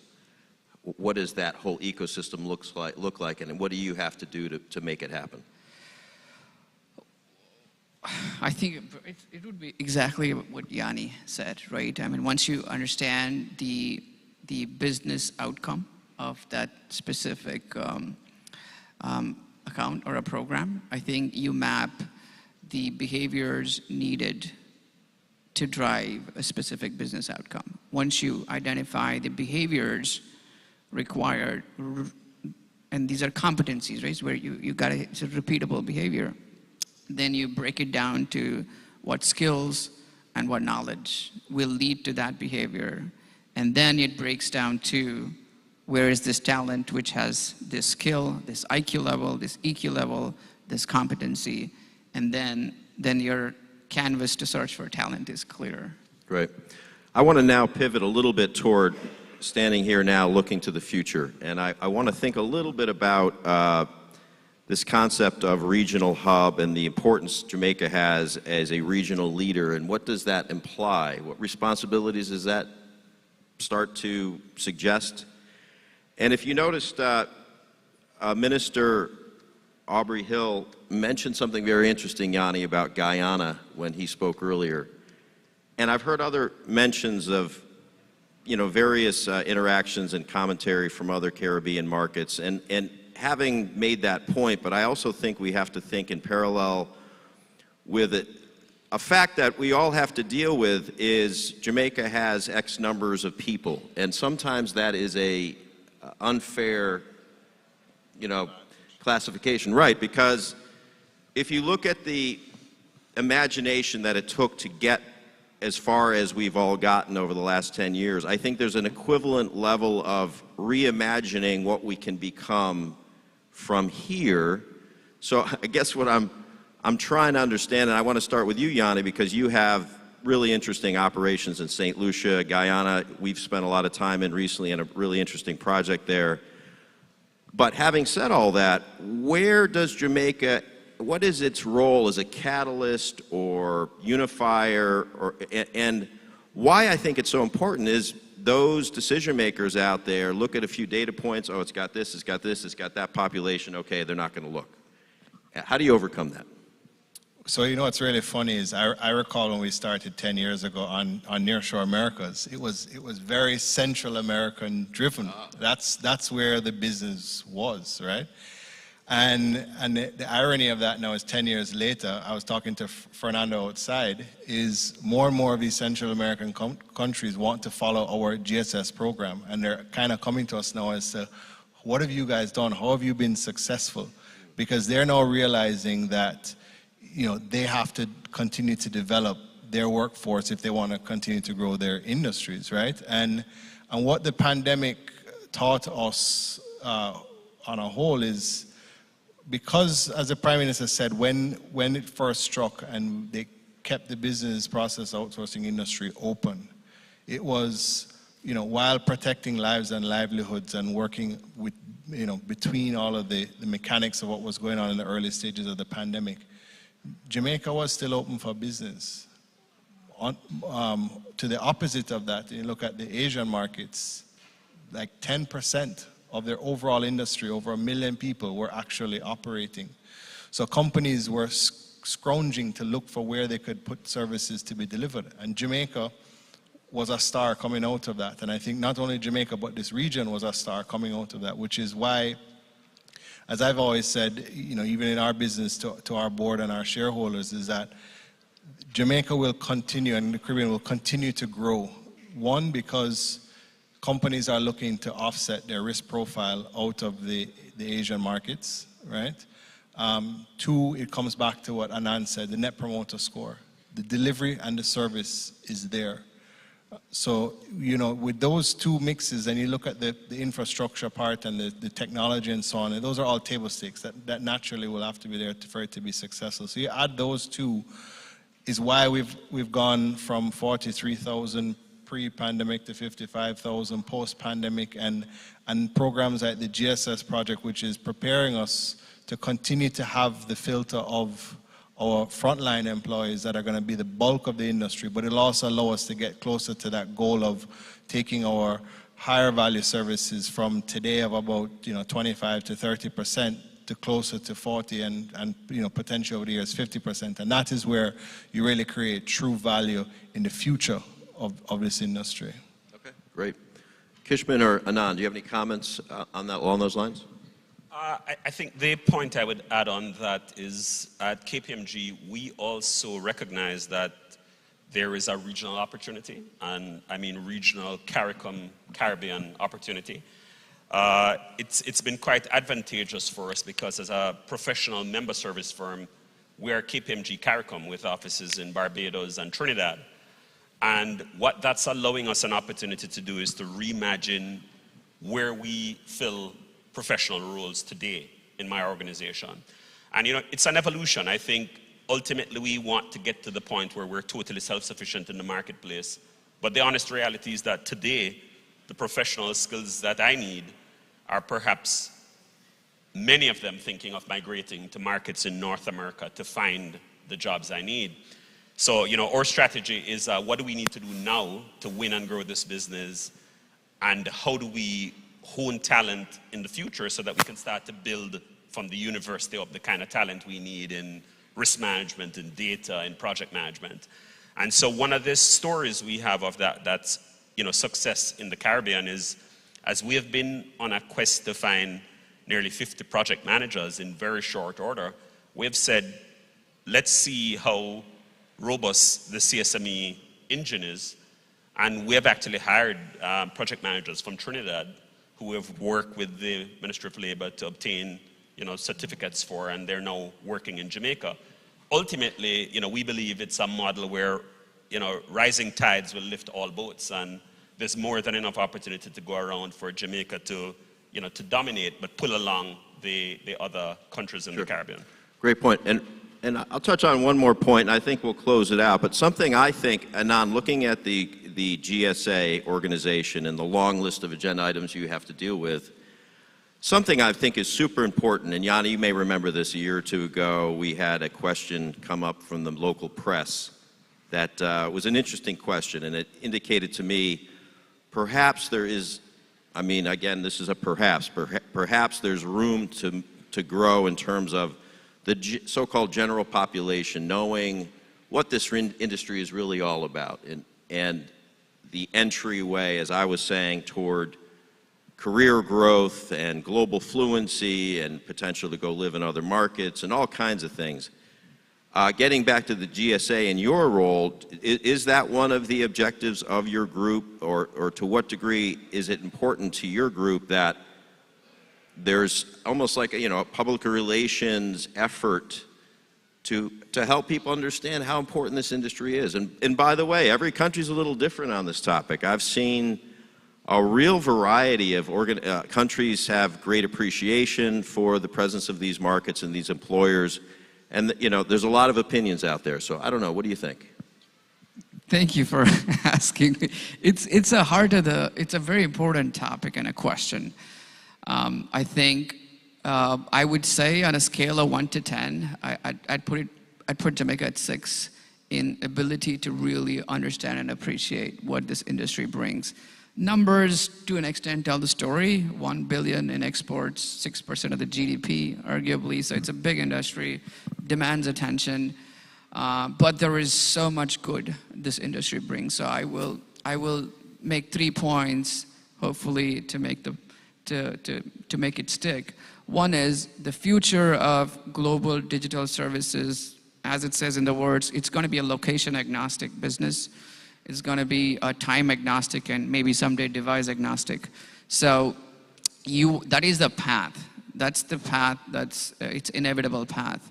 Now, you want to play well in that path, which means you could be in St. Mary Parish, you could be working for ITEL, working for Sagility, or working for a Scandinavian company. It shouldn't matter, right? Ultimately, we got to build in a way where people need to be educated, employed wherever they are, in whatever form and fashion. I think that fastest path to economic progress. And that begins with the GSS industry the way it has been in the last 10 years. Kishman and KPMG, tremendous success in the last 5 years, right? Would it happen in the mid-2000s? Probably not. It wouldn't take off, right? It happened because there was a base built. Like KPMG, there will be 10 more successes, right? Which will come on this. ITEL may start IT outsourcing, right? So whether it's ITO, higher level services, we may start nursing, right? They all build on this base. People need to understand that this base it actually enables investments, demands attention, and attracts investments in the right area so that 5-10 years from now, you're bringing the best out of Jamaica and the Jamaicans, and everything clearly aligns to economic progress. Well said. Yanni? I don't know what to add on the back of that, but what I would say is that, again, looking to the future, when you think of the foundation that has been set, and I'm going to call out one in particular, Diane, who I know is leaving in her capacity at the end of this year. But your stewardship of JAMPRO that has supported this industry is the reason, or one of the main reasons why we're at 55,000 jobs today. So I want to thank you.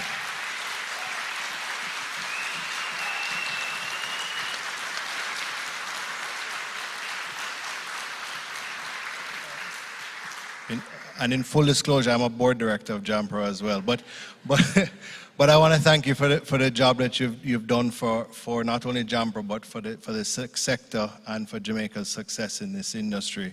And that is a big part of why we'll see continued success over the next 10 years in this industry. Okay. Kishman. Right. So I would take an inward pivot to that. I think a big part of how we've gotten where we've gotten has been the getting to market, the go-to-market. We've been able to start to convince clients, certainly in this hemisphere, that Jamaica is a viable shared service PPO location. I think there's another challenge for us for the next 5 years, and it's convincing the Jamaican workforce on the diversity, challenge, rigor, robustness of the multitude of careers that exist in it. I think today one of the challenges is that folks hear shared service and they have one image that comes to mind. And I think what I've learned in my 20-odd years in this business is you name the career and somewhere in one of our business it sits. It's a gateway to a career lattice. And I think that's the message that we've got to figure out how to instill in the marketplace. Well said. I love these power-packed, concise conversations. I want to thank you, gentlemen, for this conversation today. Thank you. I wanted to say one more thing, if I can. Can he say one more thing, Terry? Yeah. Is this on? Yeah, it's on. You're on. Okay, great. I have to say, when we came 10 years ago, The first person I also met to even contemplate if Jamaica is going to go through the pestle analysis, all of that, was Diane and her team at Jampro. So they did a phenomenal job. So 2 times to Diane and her team at Jampro. Thank you. Thank you. Well done. Thank you. Thank you so very much, Kirk Lachlan, who was our moderator, and of course our esteemed panelists, Anand Biradar, Yanni Epstein, Kishman Spence. I'm going to allow us to actually give Diane Edwards her flowers. I'm going to actually allow us to kindly acknowledge her in the room, President of Jampro.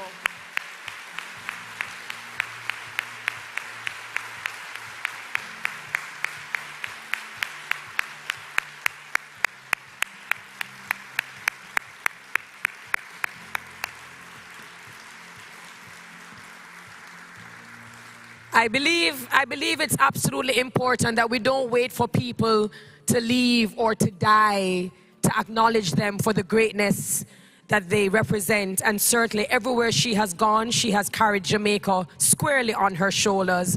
Habla español, she also speaks French, and so she's a multifaceted woman. And again, under her leadership and stewardship, Jamaica has gone into every crease and crevice of this world. And we thank you so very much for your service, Dan.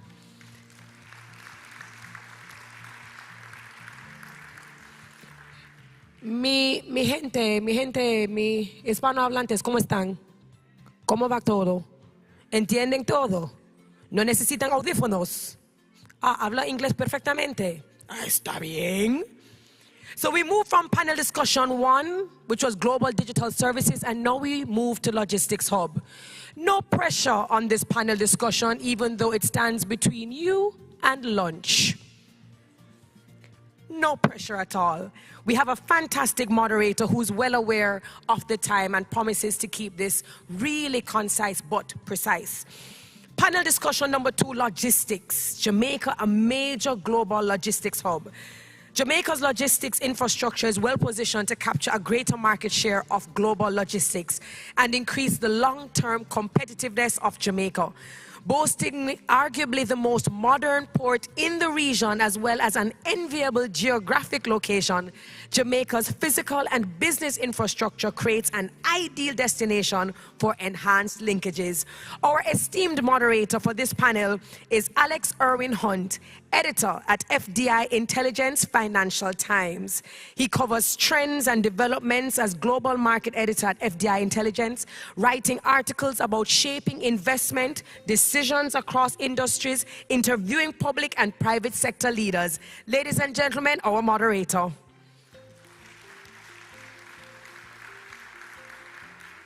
And for our fine moderator, we got some fine panelists. Please help me welcome Gloria Henry, Vice President, BPO and Logistics Ports Authority of Jamaica.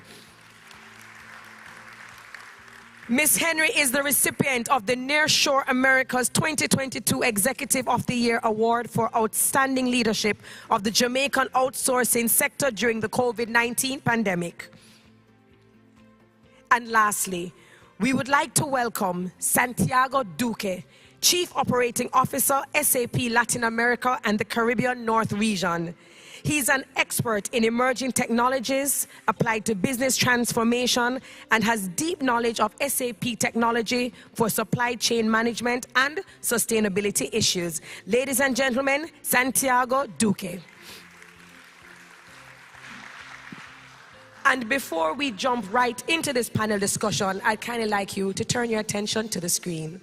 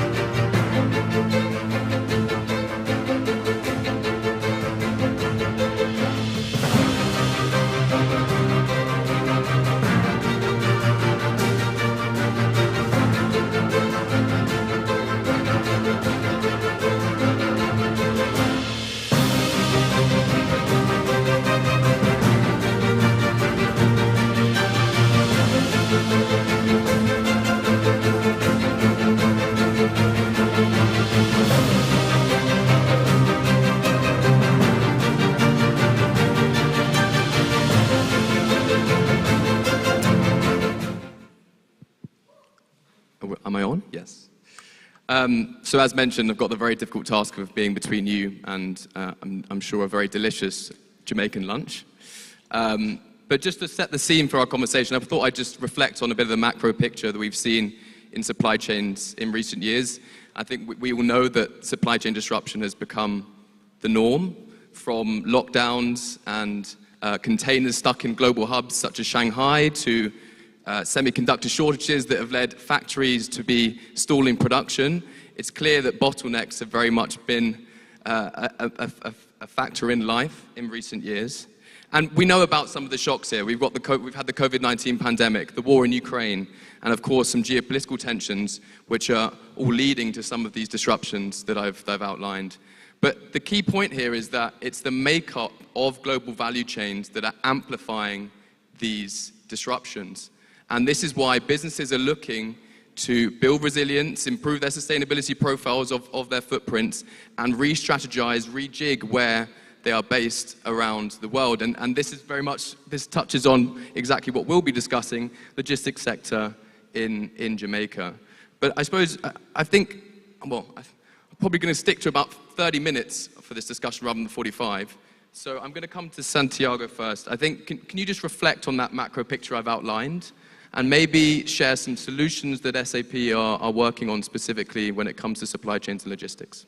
Okay, thank you, Alex. And I'm really honored to be here. It's an amazing event. I was really impressed about all the keynotes that I heard this morning about the investment here in Jamaica. And we as SAP and in general the technology companies, I think that we are going to wake up tomorrow seeing Jamaica as the top one destination for investors, because the Prime Minister mentioned that. It is like technology is the key enabler for all of the changes, all of the investment that are being done.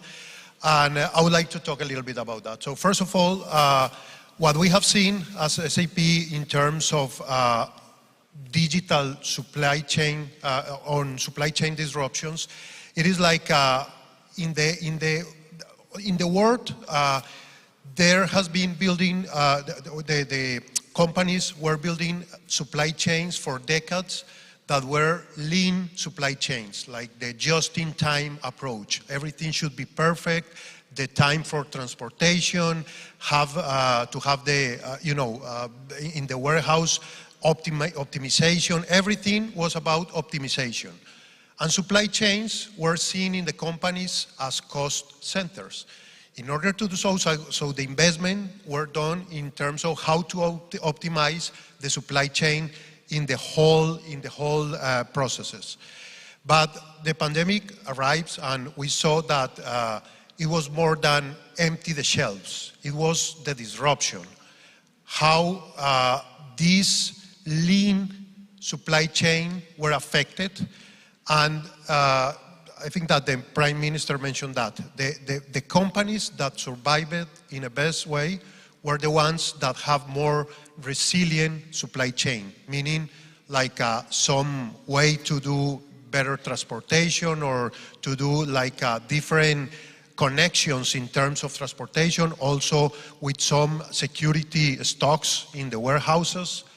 So with that, the approach is different right now. It is not about cost, it's about how to really change the business processes to make supply chains even better or to optimize supply chain.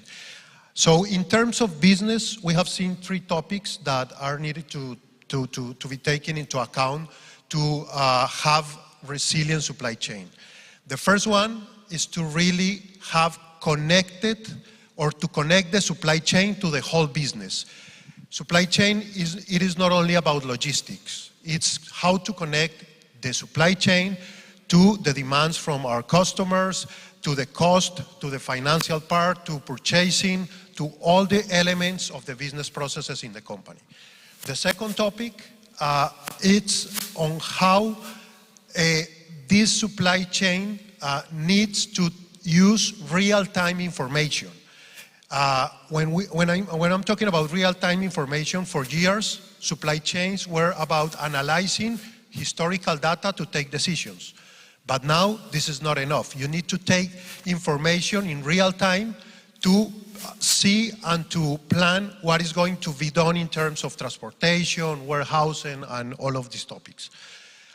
The other topic, it's about connection. We as SAP, we see a concept that is called business networks. Like supply chains are not only in the four walls of a company, we need to create and connect companies to connect from the transportation providers to warehouse providers, yard logistics, ports, cruises, shipping companies. Everything should be connected, and we need to have the technology connecting our company with all this ecosystem. And last but not the least, it's about sustainability. Sustainable supply chains will be the ones that are going to be better prepared for the next disruption. I don't know when it's going to come, but sustainability is really important because now it's not only about cost, but it's about how to do traceability on carbon footprint, things like that. For example, company, and when we're talking here about Jamaica, companies will think twice to select the port or the way to ship the products and goods for the most efficient in terms of sustainable point of view business. So these are, in general terms, the four topics that will be, in terms of business, the most important elements that will be relevant for supply chains in the current reality and in the future. Well, thank you so much, Santiago. I think it's a great scene setter for our conversation, but now we need to bring Jamaica within this context. We've heard about some of the macro issues, how businesses are changing their way of doing things, but also to echo what the Prime Minister was saying this morning, that logistics is the next frontier of investment in Jamaica. So, Gloria, can you just tell us where Jamaica sits within all of this? How can Jamaica act as a way to alleviate some of the supply chain disruption and the way companies are changing their strategies moving forward?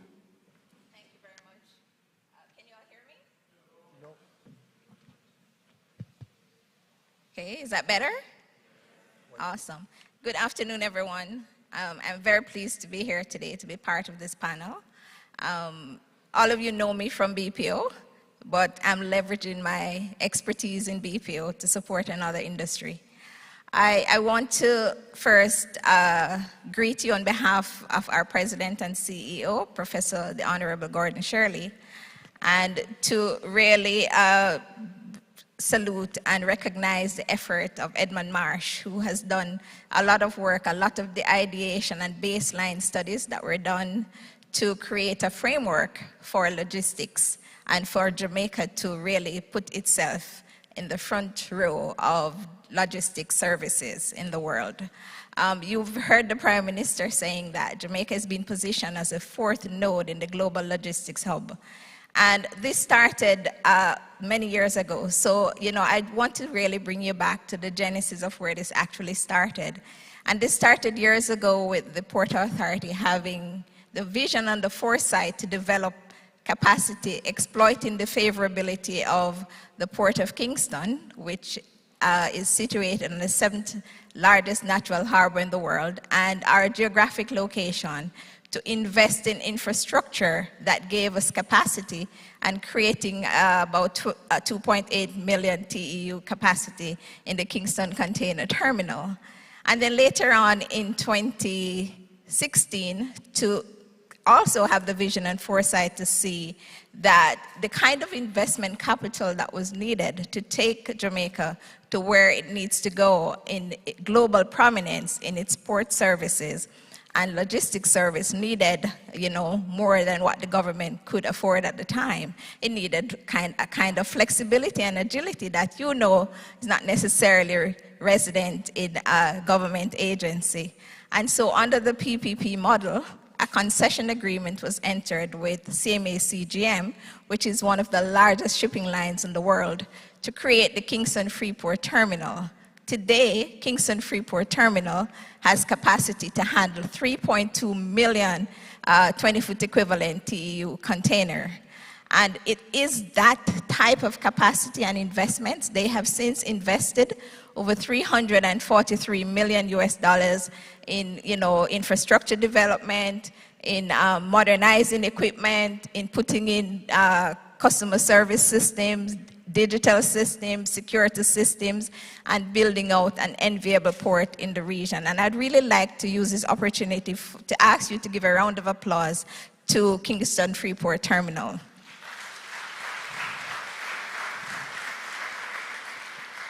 So it is that kind of investments and leveraging the reach of KFTL and CMA-CGM that allowed us to navigate successfully in the port through the pandemic, to the extent that we did not have any significant impairment in volumes during the pandemic. And we have since recovered since the pandemic, and we're seeing a 6% growth year on year in volumes and throughput at the port. The Port Authority has also invested in the port community system that you would have heard mentioned over and over by JAMPRO, by the ministers, by various parties, to enable the digitization. And he speaks about the importance of digitization and communication across all players in the system and all platforms in the shipping business. It's a very, very volatile, very versatile, very dynamic industry. And it is why Jamaica is well positioned to develop and grow a logistics hub. And the last thing I will say on this particular topic is, so the Port Authority pioneered the BPO sector, having started it in 1985 in Montego Bay, and having worked successfully through various transitions from when it was a labor-intensive type of industry where you went to the airport and picked up the materials that you would work on them and take them back to the airport, to where it is now a fully fledged digital industry. We worked collaboratively with JAMPRO. I see Mrs. Sansia Templer-Bennett there, but before Diane, we had great relationship working with PS Sansia Templer-Bennett in a different portfolio. And we've had many years of experience working with JAMPRO to support investment growth in BPO.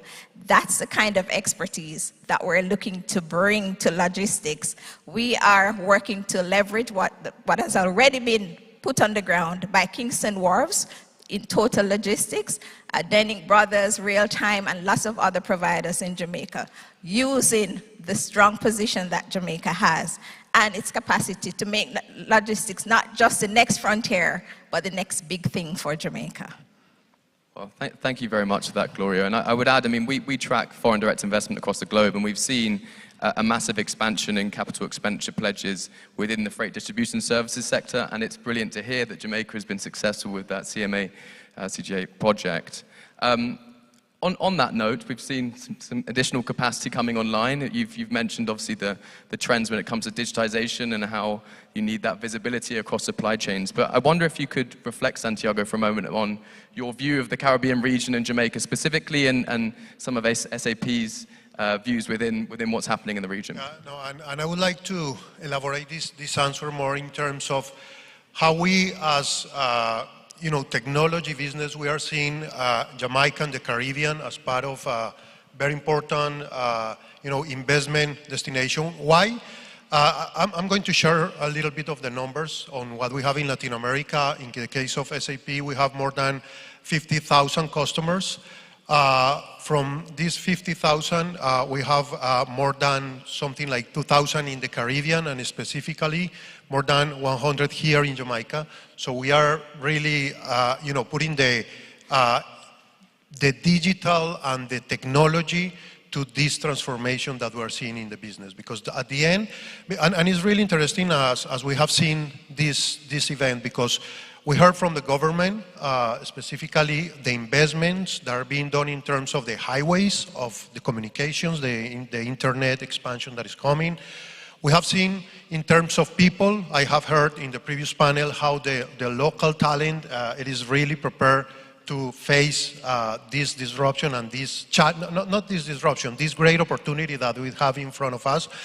But everything needs technology, and technology is really important to start engine and run all of this business in the right way. So in terms of specifically in Jamaica, what we see, it is a good investment in terms of cloud. Cloud is a game changer for all the business right away, because with cloud, there's an opportunity for all companies, regardless the size of the company. We talk about small and medium business, regardless the size of the company, to have access to cutting-edge technologies that are already available. For example, when I mention to have visibility in real time, there's something that is behind that, and is machine learning and artificial intelligence. In order to put machine learning, artificial intelligence running for the supply chain, you will need to have a lot of historical data that in the traditional on-premises infrastructure that we used to have 10 years ago was not possible for most of the small and medium business. But now that cloud is available, we have a good infrastructure in terms of internet access. It is a great opportunity for all the companies here to really access, again, to these cutting-edge technologies, machine learning, artificial intelligence, IoT, everything related to blockchain, that will be differentiators in supply chain. Blockchain, it is, maybe Gloria can elaborate on this topic, because it is a disruptor in supply chains in order to have full traceability on what's happening in terms of the supply chain processes. And I also mentioned from the business side, connectivity. And connectivity, when we would like to connect our company with the ecosystem, it is important to have technology as the backbone of this transformation. So, yeah, I am really looking forward to connecting and to be present here in the island, not only myself, but with our ecosystem of partners and our local representatives to really connect and to put technology in the hands of all of the investors and local companies that are here. In fact, we have more than 90 companies already running SAP solution at this moment, so yeah. Well, thanks for that, Santiago. As you say, 100 customers already in Jamaica, so clearly you're bullish on things happening here and moving forward. Gloria, I want to bring you back in here. We discussed about the expanded capacity that Jamaica's had with this recent investment. But what else are you doing to really drive forward Jamaica's role in the logistics sphere and maybe try and gain some of that more transshipment traffic, etc.? So we know that logistics drives business, and business growth is important to drive volumes. So at the Port Authority, we are looking at working with various stakeholders in industries to grow different segments of various businesses that we believe will need space to operate, as well as support volumes at the port. And we have invested over $19 million to build out a state-of-the-art Kingston Logistics Park building, a 200,000 square feet building with 4 separate units to serve as a catalyst for persons looking to operate in the 3PL, third-party logistics, and 4PL, fourth-party logistics space. You would have seen that since the pandemic, a number of persons have moved to online shopping. And so there is significant volumes coming in the small parcels industry, and that is set to grow. We believe that there is tremendous opportunities for deconsolidated businesses and to support the growth in other industries. Tourism, for example, is growing. So there is that demand there. There is demand in agriculture. CARICOM leaders have signed an agreement for 25 in 25, where they're seeking to reduce dependence on food imports by 25% by year 2025. And so there is that opportunity to grow agriculture. Jamaica has significant acreage, as you would have seen from Shulette Cox's presentation earlier, in land, arable land available for agriculture. We have over 5,000 acres of land in our agro parks, growing crops that can be exported not just to the region, but to other countries outside of Jamaica. So there is opportunities for various forms of logistics that we believe that we can support. we also can support, and we're positioning ourselves as a regional hub. The Port of Kingston, Kingston Freeport Terminal, is the largest port in the region, actually. And we move significant volumes when you combine Jamaica. When you look at Jamaica in the context of the Caribbean, we move significant volumes. Perhaps what we move in a month is what the rest of the ports in the Caribbean move in a year. So we have the ability to set up the distribution hub. Imagine how important that would have been during COVID if we had a healthcare distribution hub here. So, you know, that is what we're looking towards, working towards, setting up a distribution hub, as well as positioning ourselves for near-port logistics, leveraging the various forms of legislation and policies that are in place. We already have the framework in place, having built out, as I said, other industries, and we have the capacity in the port. Thank you very much, Gloria. I'm conscious of time. We're coming towards the end of our half an hour, but I think on the point you made about the CARICOM policy and the 25 and 25 and reducing this import bill, I think this is somewhat of a call to action to logistics developers, people within the industry, that there are policies in place at the regional level, Jamaica being a big country within the region, and clearly this is somewhat of a call to action. Santiago, I know SAP, you recently did a survey of logistics executives in the US.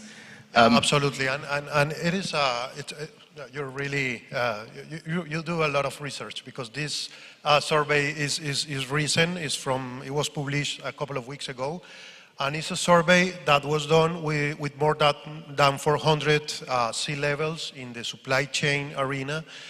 And what is interesting is that the question was about the next disruption. I was talking about the next disruption, and what are they seeing as the next disruption? And as part of the answers, they mentioned global political unrest with 58%, lack of raw materials with 44%, and rising fuel and energy cost 40%. So we have a new disruption in front of us. So it is like we have seen pandemic, we survived to pandemic, now we are seeing this new disruption.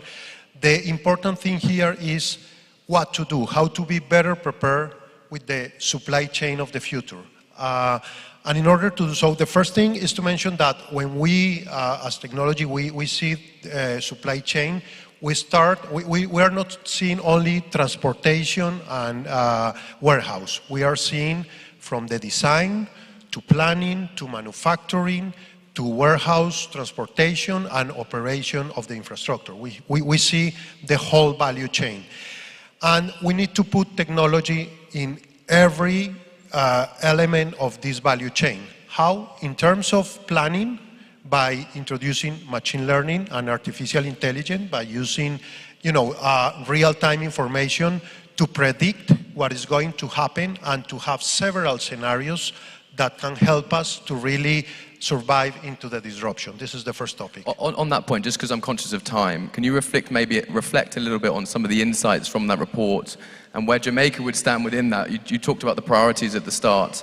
I wonder just any thoughts on Jamaica within this disruption and maybe alleviating some of these issues.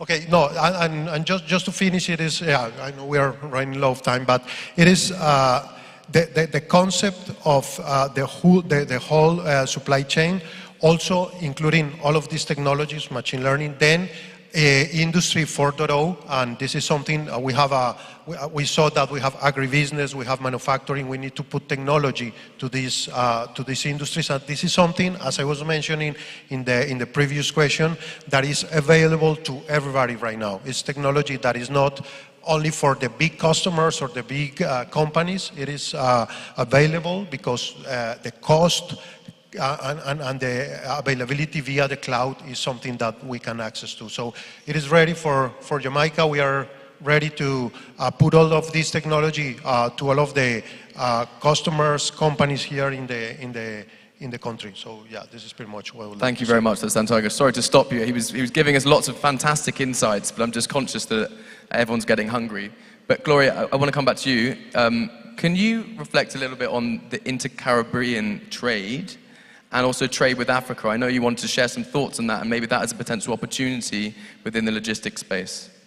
Yes, so inter-CARICOM trade is really very low right now. I think Jamaica really export to lots of the islands, and we import perhaps chips and spices and some inputs from some of the other islands. But there is that great opportunity. The 25 in 25 is a big opportunity to drive exports and to be self-sufficient. We saw the possibility of significant implications and impairments in long supply chain and being dependent on basic things outside of your jurisdiction. So we believe that there is great opportunity in food. Irish potato, Jamaica produces about 85% of the Irish potato that we consume now, and we can look towards producing surpluses in that. We can look towards producing surpluses in onions. You heard about the Jamaican patties, and there is that great opportunity for contract manufacturing and for setting up operations in other parts of the Caribbean that can make Jamaican patties. We have competitive advantages in growing certain crops in Jamaica as they do in Trinidad, and we can share best practices in those areas. So there is that opportunity. Another opportunity that I believe that has not been exploited enough for inter-Caribbean trade is really the original equipment manufacturing, contract manufacturing, which will support logistics outsourcing. They do very well in Costa Rica, Singapore, Ireland, Mexico in original equipment manufacturing. We have a little bit of that here in Jamaica, in Montego Bay Free Zone, where we have a UL-certified laboratory production facility there that produces Lexmark printers for distribution in the US and other markets. So we have the expertise, and this really does not require much heart. I'm reaching out to Heart Trust, and I have to declare I also sit on the Heart Board, to develop the kind of skill sets that are required to work in that field. All it requires is high school education and dexterity. And so that's another field area that I believe that we can support inter-CARICOM trade. Currently, most of our trading is with the US and Canada and Europe to some extent. But there is a great opportunity to exploit and to build out inter-CARICOM trade. We must first start with the distribution hubs, though, to enhance the supply chain and to harmonize a system that will facilitate that kind of trade. Well, thank you very much, Gloria. I found this fascinating, and we were preparing and speaking about what we were going to discuss beforehand, and it's been brilliant to hear some additional thoughts you guys had.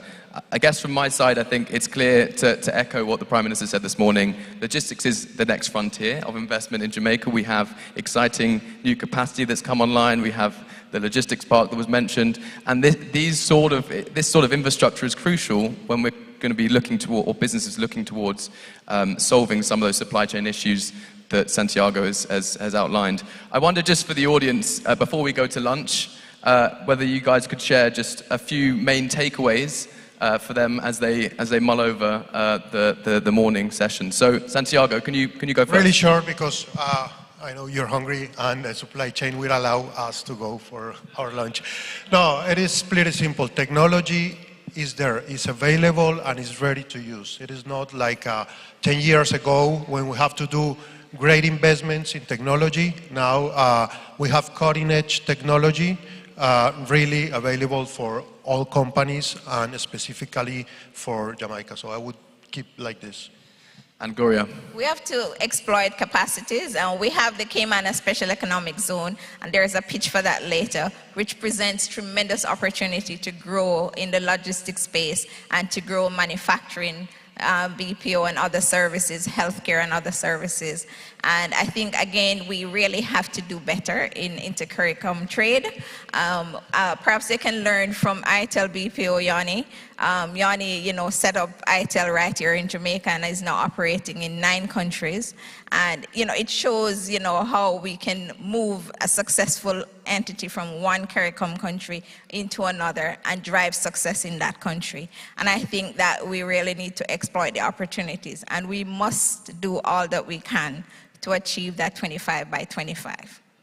Thank you. Well, thank you all. Wishing you a wonderful lunch, and thanks for listening.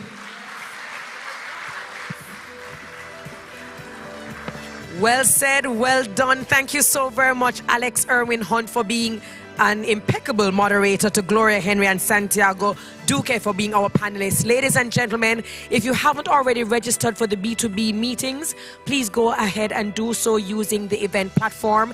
And as Gloria mentioned, we have our pitch platform, our pitches that will be taken later on. I can't wait to see what those pitches are. Lunch is now being served. When you exit the building right here, make your way outside. I'm sure we will have escorts and runners on the outside to get you to the hall where you will dine. We will see you back at about 2:30, 2:35. Thank you so very much. We at LinkedIn are delighted to announce our partnership with GSS in the rollout of their GSS Talent Hub. The GSS Talent Hub is going to foster an accelerated connection between job offer and demand and bring economic opportunity and growth.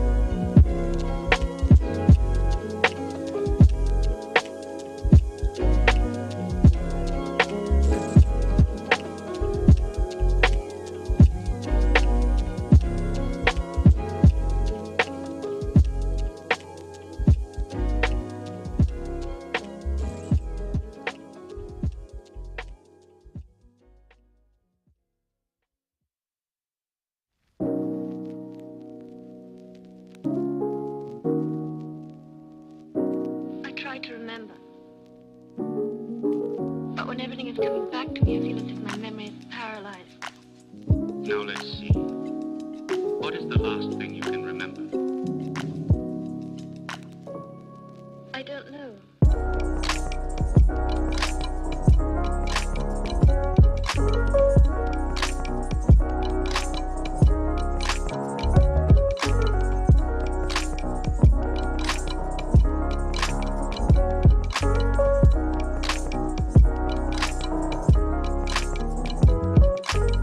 Go on.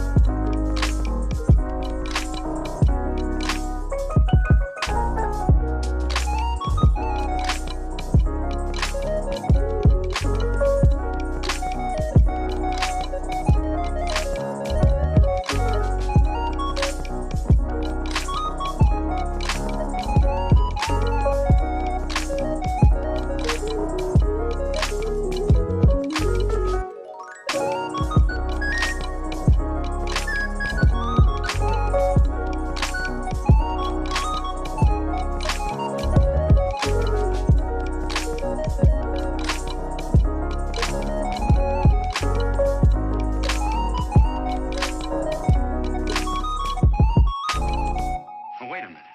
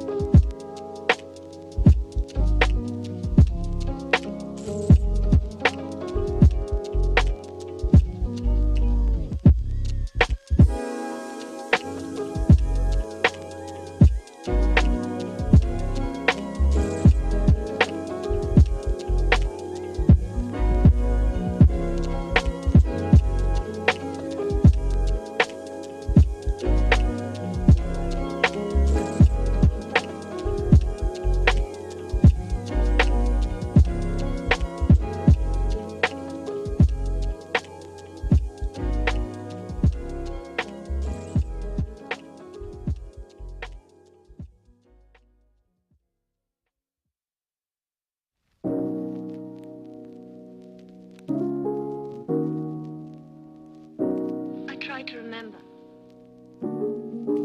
But when everything is coming back to me, I feel as if my memory is paralyzed. Now let's see. What is the last thing you can remember?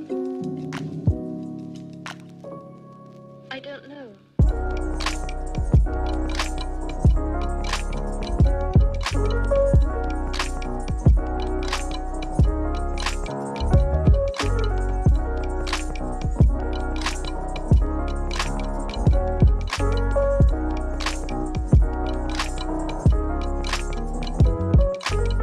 Go on.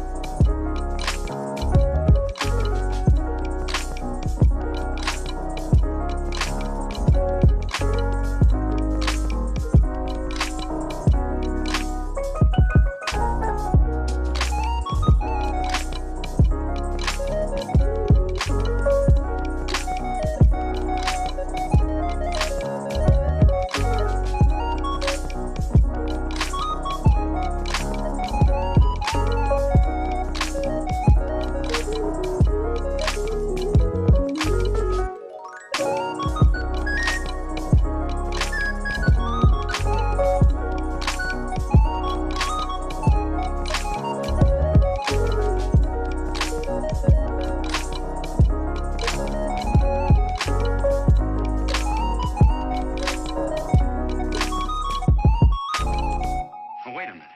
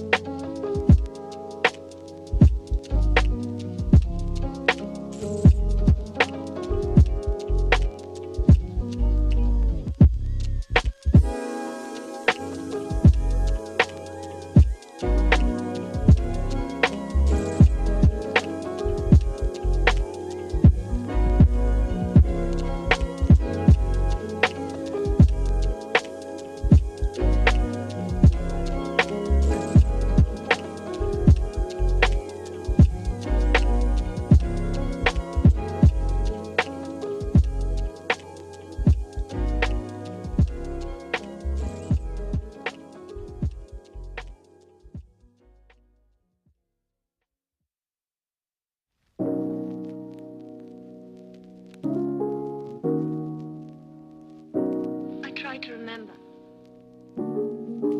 But when everything is coming back to me, I feel as if my memory is paralyzed. Now let's see. What is the last thing you can remember? I don't know.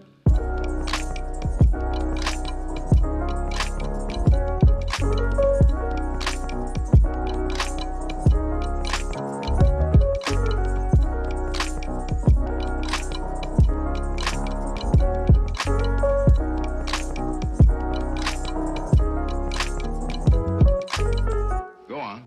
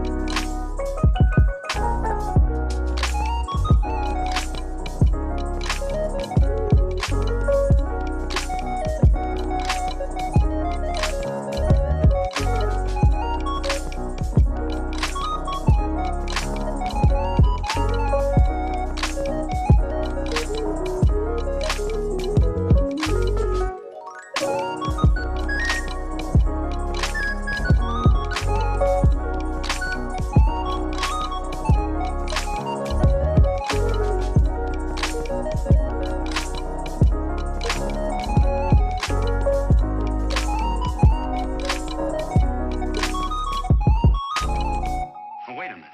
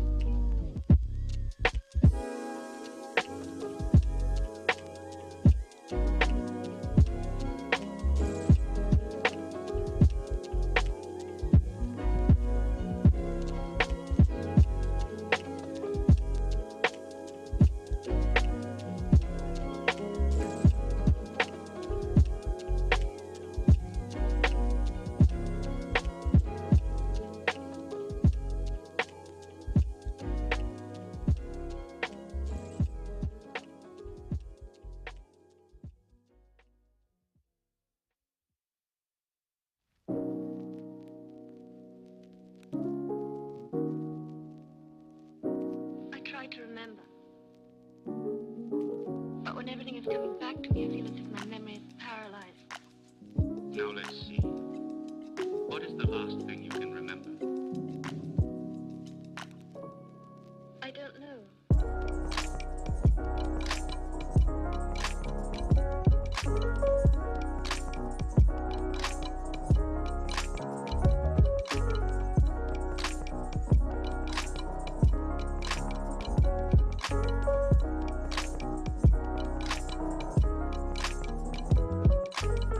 Go on.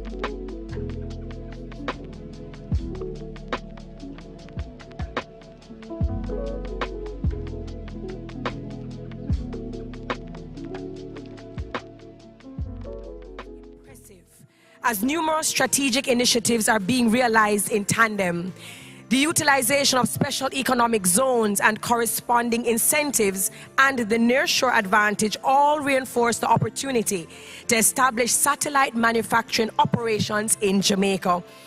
Our moderator for this evening, or this afternoon rather, always funky, always fresh, is the one and only Imega Breeze McNabb, Executive Director, the Private Sector Organization of Jamaica.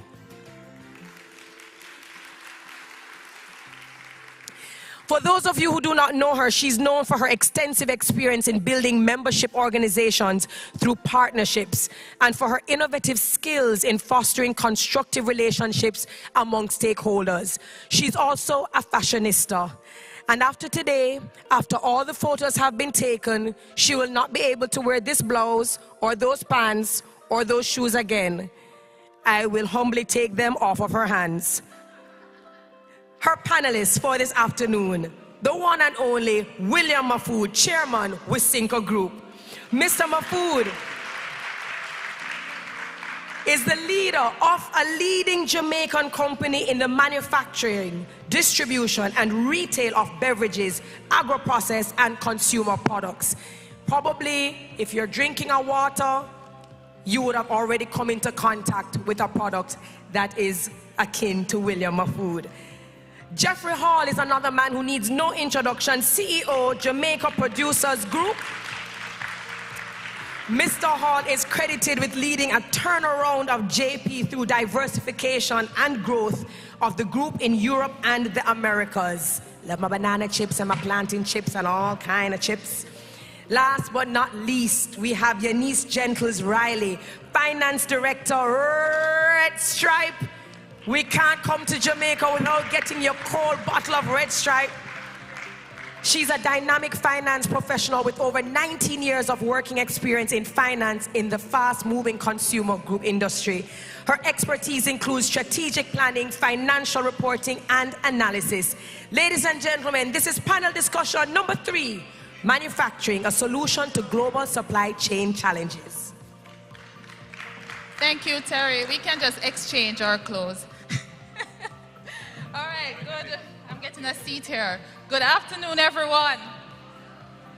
I hope you had a good lunch, and I'm just gonna continue on the food part of things and the drink thing. So who's planning to have a Red Stripe beer in the next 2 days? Raise your hand. That's it, come on again. Who's drinking some Red Stripe beer in the next 2 days? Fantastic. Who'll be having some Tortuga rum cake? The best rum cake ever, right? Picking up some back on the way home, right, at the airport. And then after all of that, because you want to drink responsibly and you want to wash down the rum cake, you're going to have some water, right? Not water, you know. We're going to have some water. All right, so some regional and globally recognized brands. So I want to ask, as true Jamaican companies, how have you been able to build these brands? Starting with you, William. Yes, thank you, Imega, and thank you very much to JAMPRO for having me here on this panel with such distinguished speakers. So, as a Jamaican, wholly owned Jamaican company, Wisynco, over the years, started actually in manufacturing. And since 1965, we have been primarily manufacturers of, initially, plastics and disposables. And we moved into beverages and investments in agriculture and agro-processing in the last, since 1996, so about 25 years.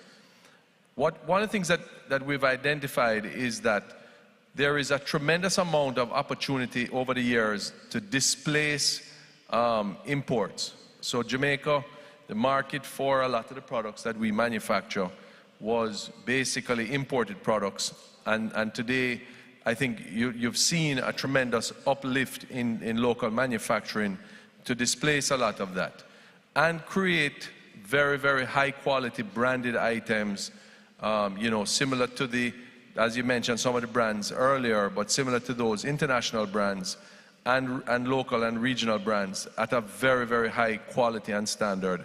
And that's what I think all of us on this panel have basically been able to do. And as I said, you know, as Jamaican companies, very committed to the development of the nation as well. Thank you, William. Eunice, building the Red Stripe brand.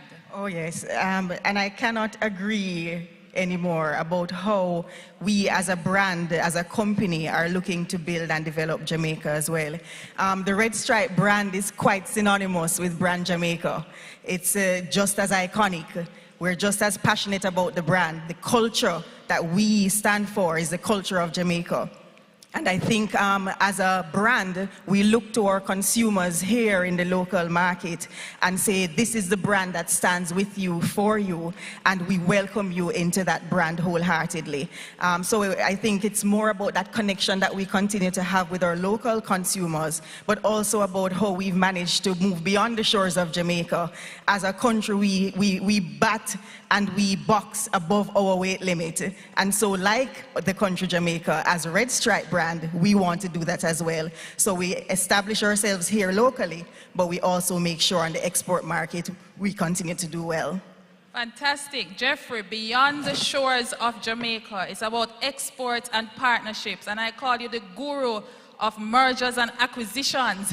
So tell us, how have you been able to build this Jamaican iconic company?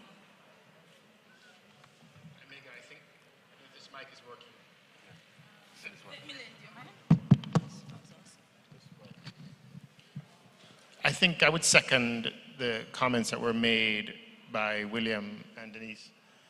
But let me just emphasize a few specific things. The first is that, to your point, Omega, there is an opportunity to acquire businesses that are at a certain level operating in Jamaica, but have the potential to be global as well. And I think the story of Red Stripe is one example. In addition, I think, as William mentioned, the Jamaican consumer being relatively close to North America and having access to North American media markets has an expectation of things Jamaican, maybe snacks made with local starches or flavors that they've grown accustomed to, but they have an expectation that it's packaged and presented and marketed at a global standard. And so companies that are prepared to make that investment can have a conversation that's profitable with the Jamaican consumer. And they'll bring a point of difference as well. And then the third thing that I think is important for this group to pay attention to, particularly when you look at the GDP numbers over the last year, in which agriculture has bounced back on the order of 15%. And part of that narrative is the fact that there are indeed linkages with tourism. And the linkages are the level of consumption, but they also, to your point, Omega, connect local brands to global consumers. And Tortuga would be an example of that, and I think there are other examples here.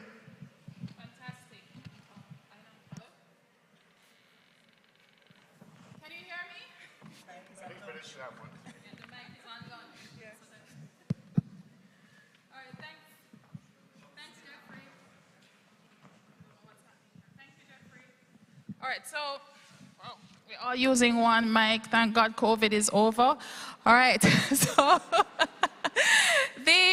You mentioned profitability, and we can't talk about manufacturing. We're talking about the input costs, production costs, having the right labor. So I wanted to find out from each of you. We know we talk about energy in Jamaica and the affordability of energy. What would you have done in each of your company to address your input costs, in particular energy, and also acquiring and retaining the proper talent and skill set that you need? So an excellent point, Imega. And I mean, in our case, we were talking earlier about this very issue. We have been able to reduce our energy costs by about 50% through both solar and LNG primary power.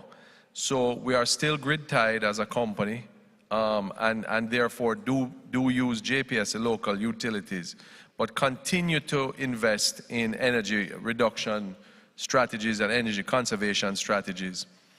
In addition to that, over the course of, during the last year, when I would say the worst of the supply challenges, existed globally, we also were able to identify the necessary raw materials, manufacturing spare parts and equipment, and have much larger inventory levels on island in order to ensure that there was going to be sufficient supplies to be able to meet the needs.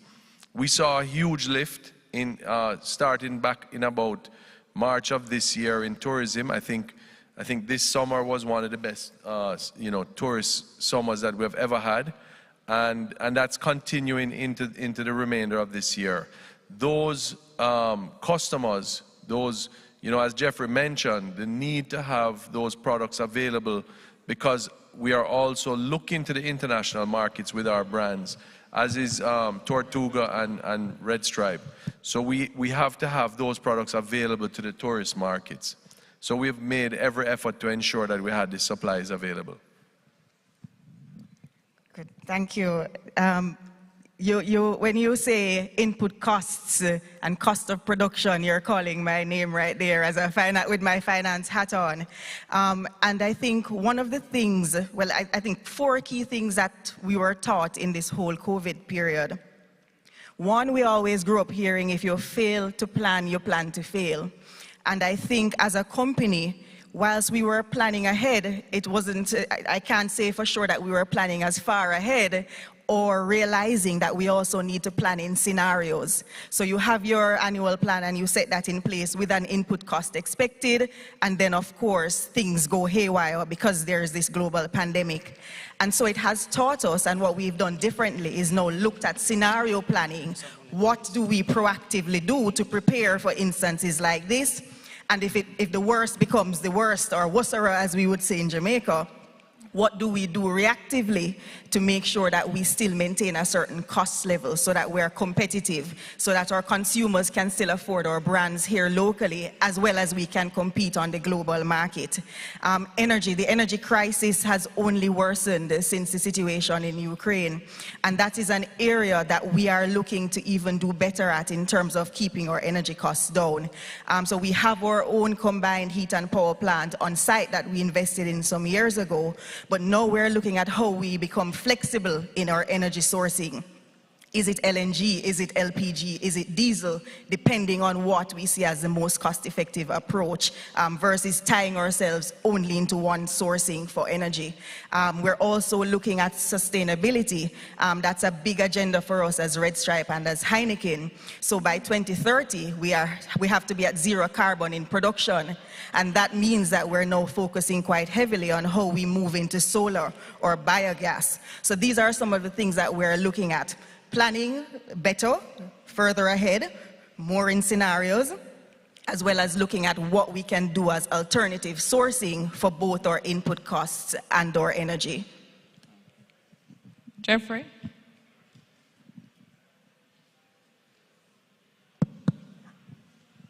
On the subject of energy, I think that at the policy and macro level, there is a drive to diversify the energy sources, including renewables.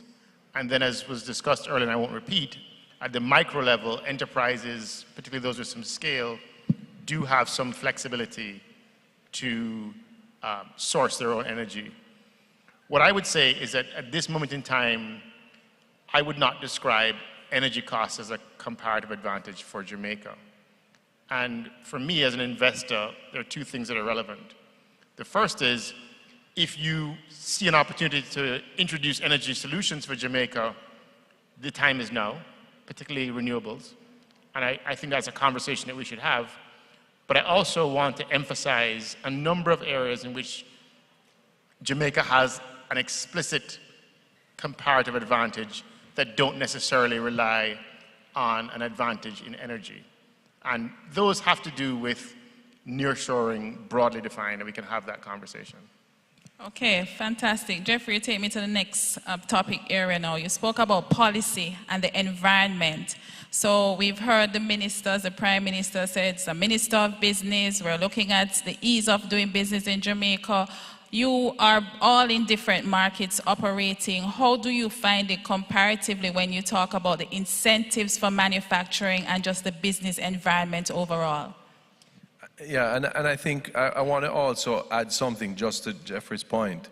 There are some other things that are tremendous competitive advantages for Jamaica as a destination for manufacturing.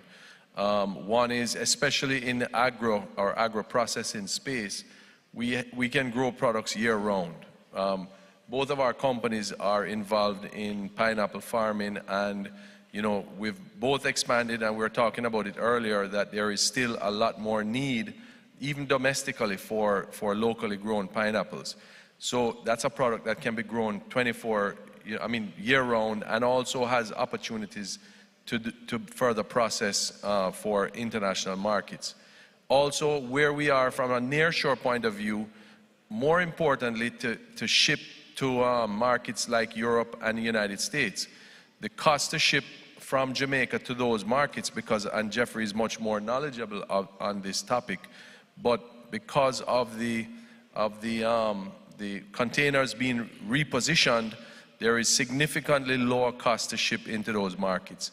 And then finally, for the US especially, we are a part of the CBI program, Caribbean Basin Initiative, which has certain requirements for inputs into the manufacturing process, but allows Jamaican manufactured goods to go duty-free into the United States. And that, I think, is another significant advantage. So on the basis of real competitive advantages, I think if you looked at Jamaica from the point of view of having those, I agree with Jeffrey. As an investor, I wouldn't invest in Jamaica looking at the energy costs or comparative advantage, but on some of the other areas. And also our labor is very, very good, highly skilled labor. We do have some needs, and I'm sure everybody has heard that there is, but this is a global phenomenon. There are needs for a lot of technical skilled people. I'm going to ask the nice lady to answer the question, though. I realize that. Yes, let me have a go and see what comes out of it. When we think about doing business in Jamaica, and having listened to what the ministers have said earlier, and what the panelists before us have said as well, it is clear that we are setting ourselves up to be the right place for investment in manufacturing. Both panelists mentioned agri.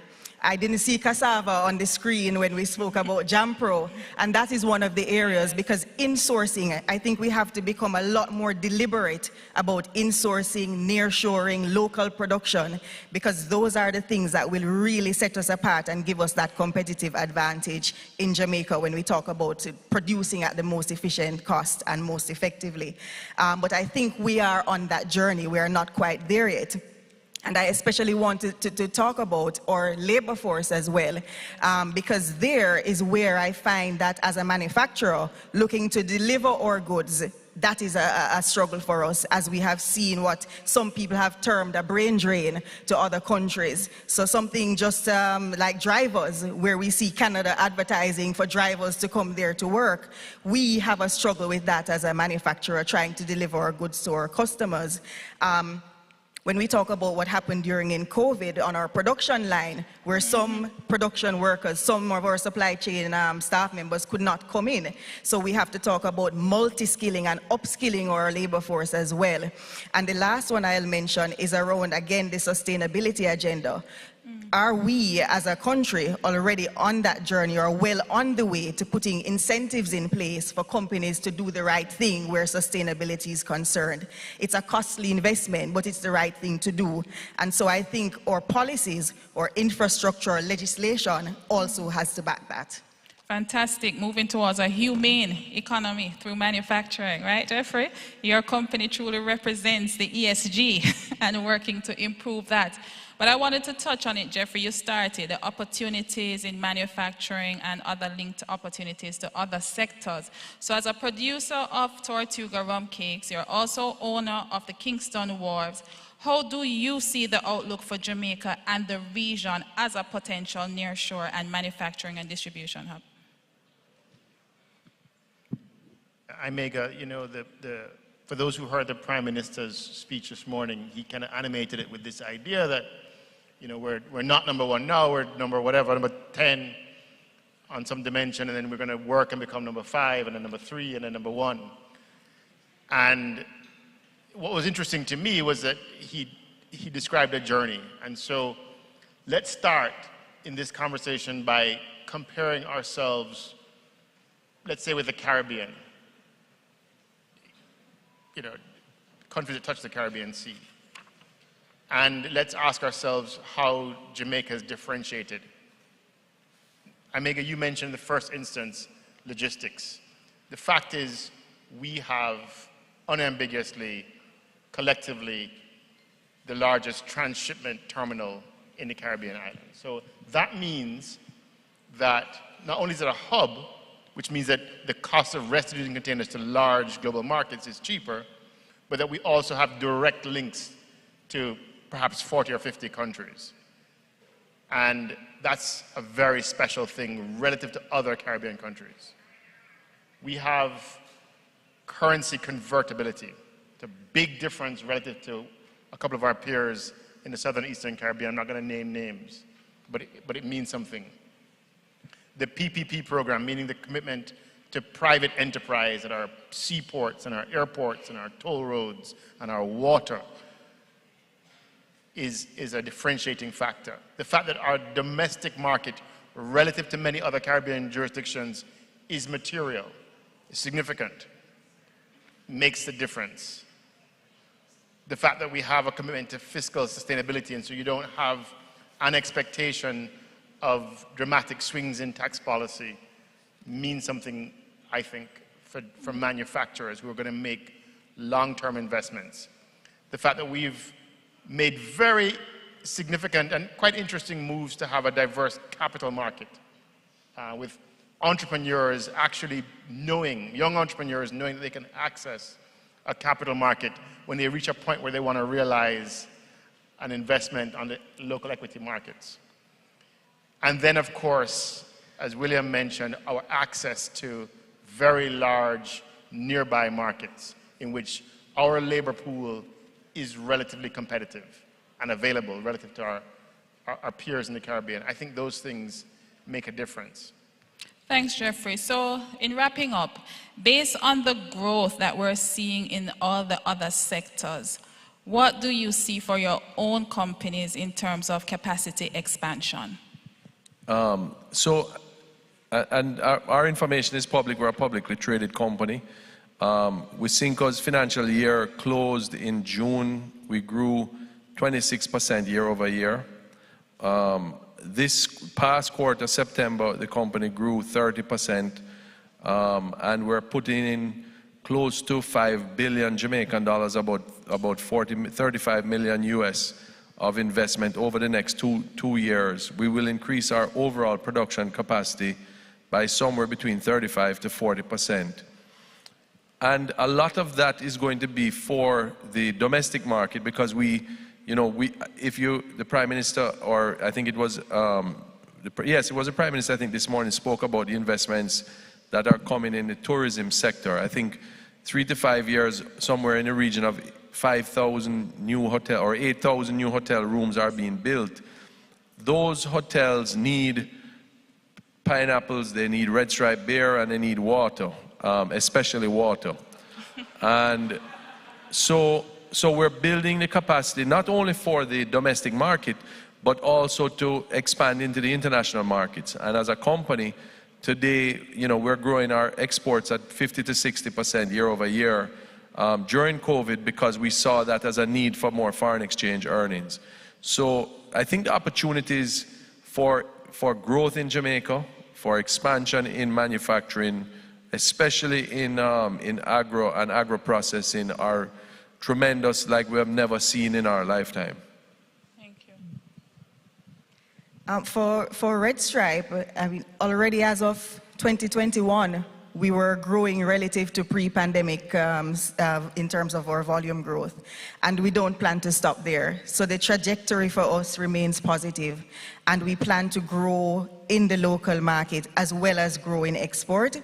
We are expanding capacity, of course, and I think when we speak about capacity, oftentimes we talk about expanding capacity in production, but also we have to expand our logistics capacity, because there is where we struggle to find the right resources, the skilled labor, the trucks that we need to do the deliveries.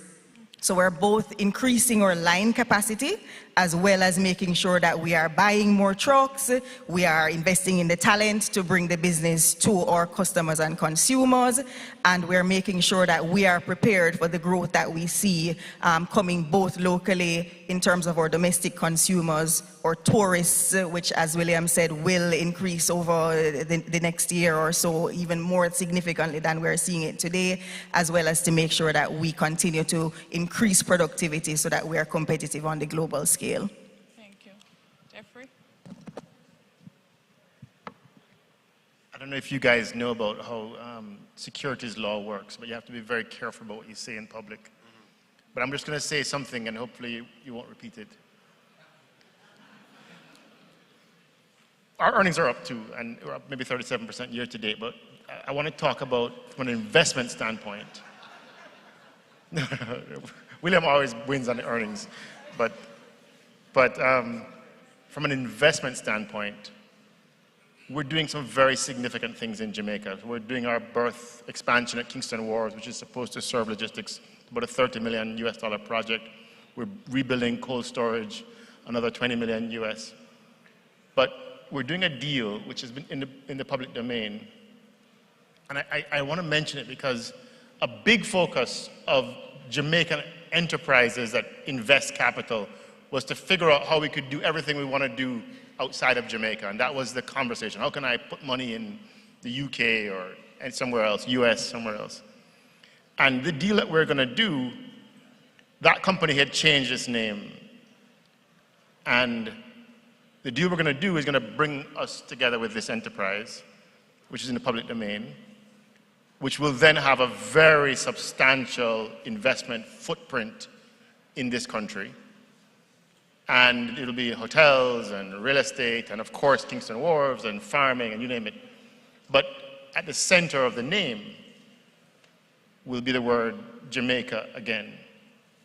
Because as far as we're concerned, this is the opportunity right now. Thank you. So I want to thank the panelists. Thank you for listening in today. And there you have it. Look no further. Jamaica, the manufacturing sector, we are open for investment. Thank you.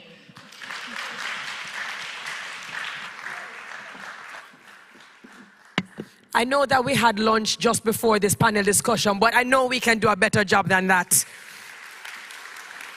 Job well done. I'd like to thank my moderator, Amiga. Fantastic job at just getting the questions and getting the right answers. The panelists were concise but precise. To William Mafood, thank you so very much. Keep up the good job. I'm a proud shareholder. I love to get those updates when the company is doing fantastic. Love to get those dividends. No, that's what you talk about, making good investment, right? Making your money work for you. All right, there we go. So that was panel discussion number 3. And again, just reminding you, if you haven't already, please ensure that you've registered for the B2B meetings that will be taking place outside of this room, down the hall. And the pitch platforms come up right after this. Now, our exhibitors who are located in the back room to the right, JAMPRO, IDB, JASESA, and GSS, can't wait to see you and to speak with you. And speaking of GSS, I understand that there is a video because we have an announcement.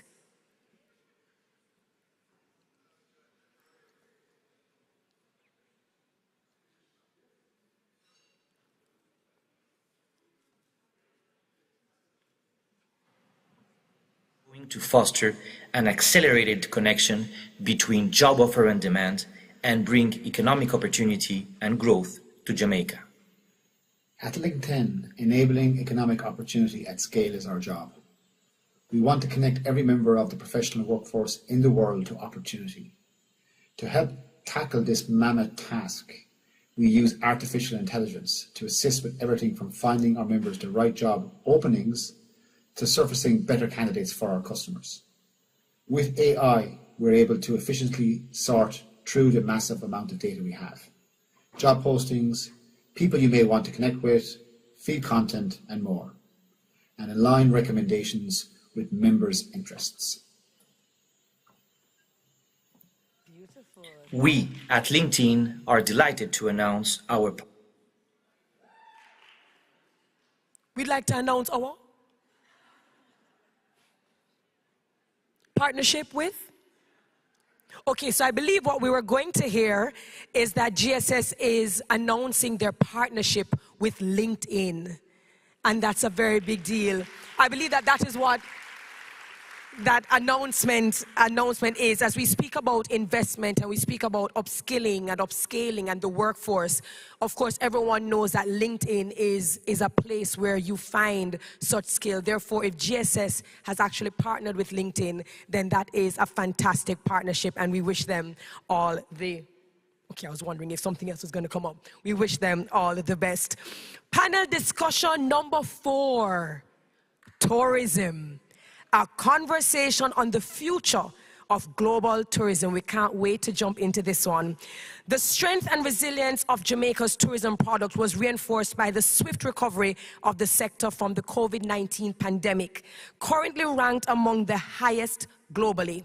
As the world emerges, there is a new future of tourism, as discerning travelers desire immersive experiences of culture and wellness. And Jamaica presents real and unique investment opportunities in this space.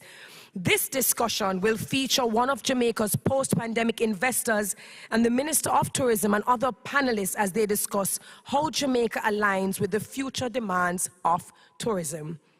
Our moderator for this discussion is Viola Cowan, Senior Editor, Investment Monitor. She has extensive knowledge of the institutional investment world and has focused on fund investments both in infrastructure and across other asset classes at a global level since the beginning of her career in 2012. Ladies and gentlemen, our moderator. We welcome Senator the Honorable Matthew Samuda, Minister with our portfolio, Ministry of Economic Growth and Job Creation. In his role as Minister with our portfolio, he has responsibility for the portfolios of water, environment, climate change, and the blue and green economy. He is also a campionite. Ladies, and for those of you who might be foreigners, we went to the same high school. Ladies and gentlemen, Senator the Honorable Matthew Samuda. Our other panelist, Marie Mackenzie, Senior Vice President, Government and Destination Affairs, Carnival Corporation. Miss Mackenzie has over 26 years of experience in the cruise industry. As the VP, Government and Destination Affairs, she leads the company in its largest cruise market, which encompasses over 27 countries and more than 57 ports that are regularly visited by the company's brands, carrying as many as 10 million annual cruise guests. This is Marie Mackenzie.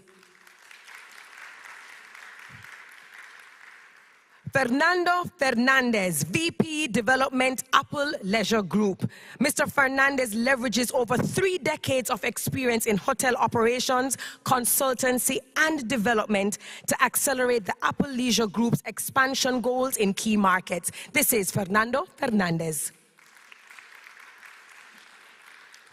And last but not least, a man who certainly needs no introduction, but we're going to do it anyway. Adam Stewart, Executive Chairman, Sandals Resorts International.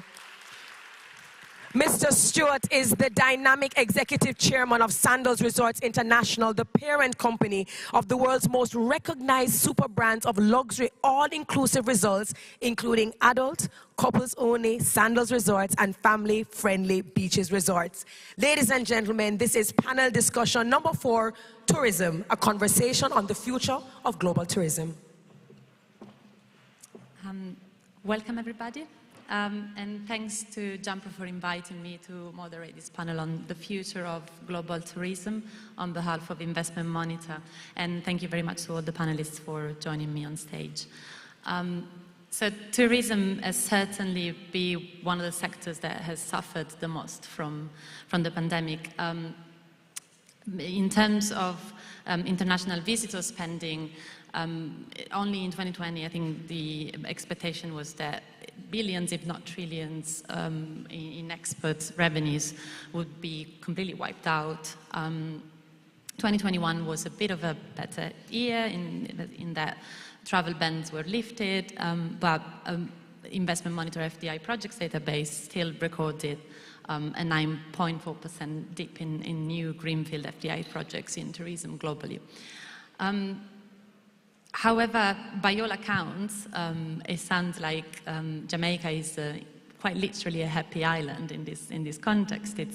We've heard from the Prime Minister and from the Vice President at JAMPRO how it bounced back when it comes to tourism, and how both in terms of arrivals and spending, there's been a massive jump in summer this year.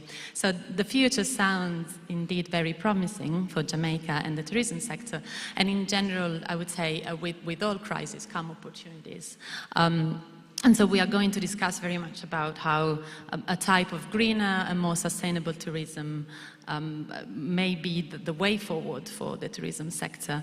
And we've, Terry just talked about how, travelers are looking for experience and unique experience. And again, Jamaica sounds like very well positioned in that space to attract investors' interest. To begin with, however, although we're going to look very much at the future, I think it's worth, I wanted to pose a question to all of the panelists, and to help me paint a picture of how, the COVID pandemic has hit your sectors and what contingency plans you have put in place just to prove, the strength and possibly the resilience of the sector itself. So, Marie, maybe you want to start by telling us what the experience has been at Carnival Corporation. Hello, everyone. Thank you to JAMPRO for this opportunity. When I heard about this panel, I had other plans, but there's no way a discussion like this should happen in Jamaica and crews not be represented. So I'm happy to be here. I clearly remember exactly where I was, March 13th, 2020, when the industry came to a complete halt. And if someone told me a day before that could possibly happen in our business, I would say absolutely not. We felt that this could really, we just felt this would go by, we would figure this out. But once this happened, and I'm sure this is, everyone in this room probably knew the real impact that it had on crews. The fact that we are regulated by the CDC, cruise was just not a priority to restart at all. They were focused on everything else besides cruise. It was considered a nice to have, it's just tourism. But the business came to a complete halt, and we had to figure out how to get crew home. We had many destinations that would not take their nationals back. And then after that, we had to think about how can we restart this business in a safe way that made people want to get back on a ship. And not only did we have to do that with the CDC, but now we had to start thinking of our destination partners like Jamaica. Every island, every country across the globe had their own idea of what would be required for a ship to enter that country. So it made it extremely difficult when you're on an itinerary and every destination has its own set of requirements for you to enter that country. But we went on a complete pause and had to rethink our business. And with absolutely no cash coming in, no cash at all, we had to go out and get funding to survive over the 2-year period that it took us before we started operating again. So I'll pause there. Thank you. Thank you. So maybe Mr. Fernando, would you like to add your experience? Thank you. Good afternoon. Thank you, Jampro, for inviting us to be in this amazing investment conference at Summit. I want to start by saying that I disagree with the Prime Minister. The best coffee is not only Jamaican, it's also Colombian. I'm Colombian, so anyway, well, yeah, I think that all the industry, tourism has been a great performer, but with the pandemic, I mean, we really were in shock. First time we were facing a situation like this, and the solution was not in our hands, like for anybody else.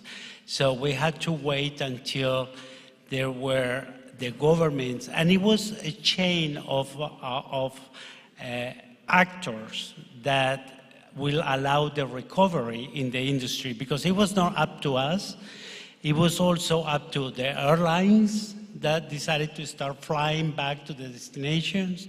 It was up to the governments that decided to open their countries and with some restrictions.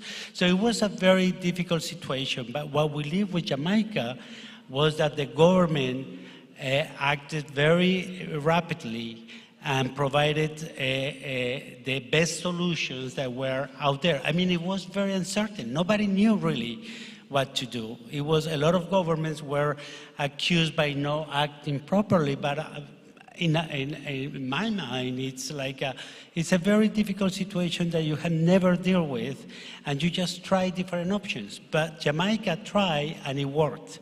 So we were able to reopen our hotels.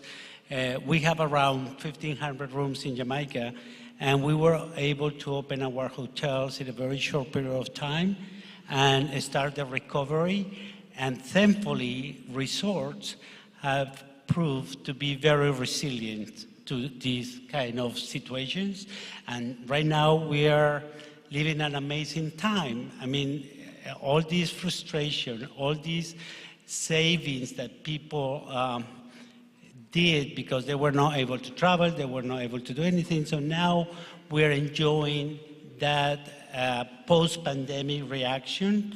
People want to travel, people want to have a holiday, vacation, they want to forget about that nightmare.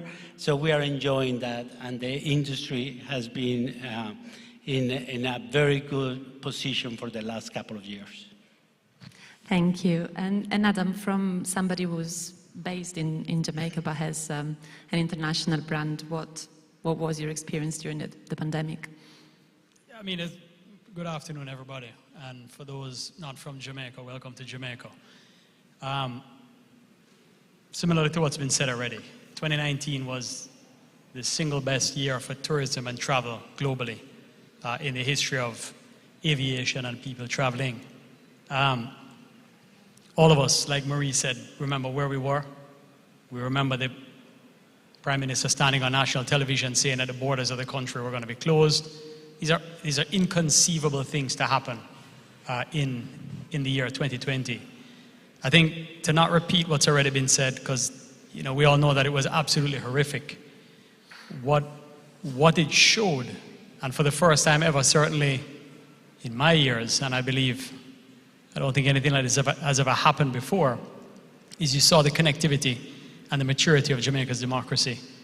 You saw the trust and the respect between public and private sector come together in a way that we'd probably never seen before. And it proved to us that we can solve any problem that we have, either as a country or as a region, if we come together. None of us had a crystal ball. None of us had a magic wand. None of us knew more than we knew at the time. The information was being disseminated, drip-fed, drip-fed. And the kind of collaboration, the kind of working relationship that Jamaica demonstrated, the type of responsibility in the decisions, as our Prime Minister said earlier, balancing lives and livelihoods. You know, factually speaking, Jamaica made a lot of very, very good decisions very swiftly.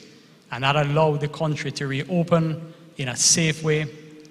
Certainly those of us in tourism. Tourism is 350,000 people directly and indirectly in Jamaica. It's 50% of our foreign exchange. It's 35-ish% of our GDP directly and indirectly. It's substantial. And we had to reopen and reopen quickly to keep our farmers, our fishers, our taxi drivers, our tour operators, our restaurateurs, the whole ecosystem of tourism moving again. But you know, if you hear nothing, you know, sandals is only a small part of the market share in Jamaica, even though we are the largest hotel operator in Jamaica. It's not what sandals experienced, it's what we all went through together.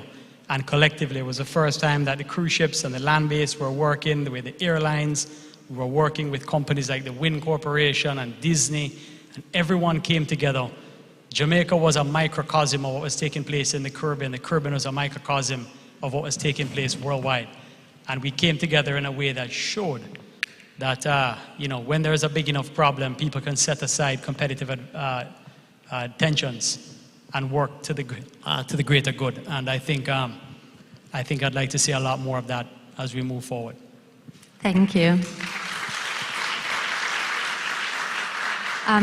Minister Samuda, so we've heard extensively about how you know, the government has reacted appropriately to COVID-19. So if you don't mind, I'd like to go to you with a bit more of a forward-looking question. And I mentioned how one of the way forward for the tourism industry globally, but also in Jamaica, is a type of greener and more sustainable tourism. I'd like to hear from you how the government sees this space and how Jamaica is positioned at the moment to get into this space.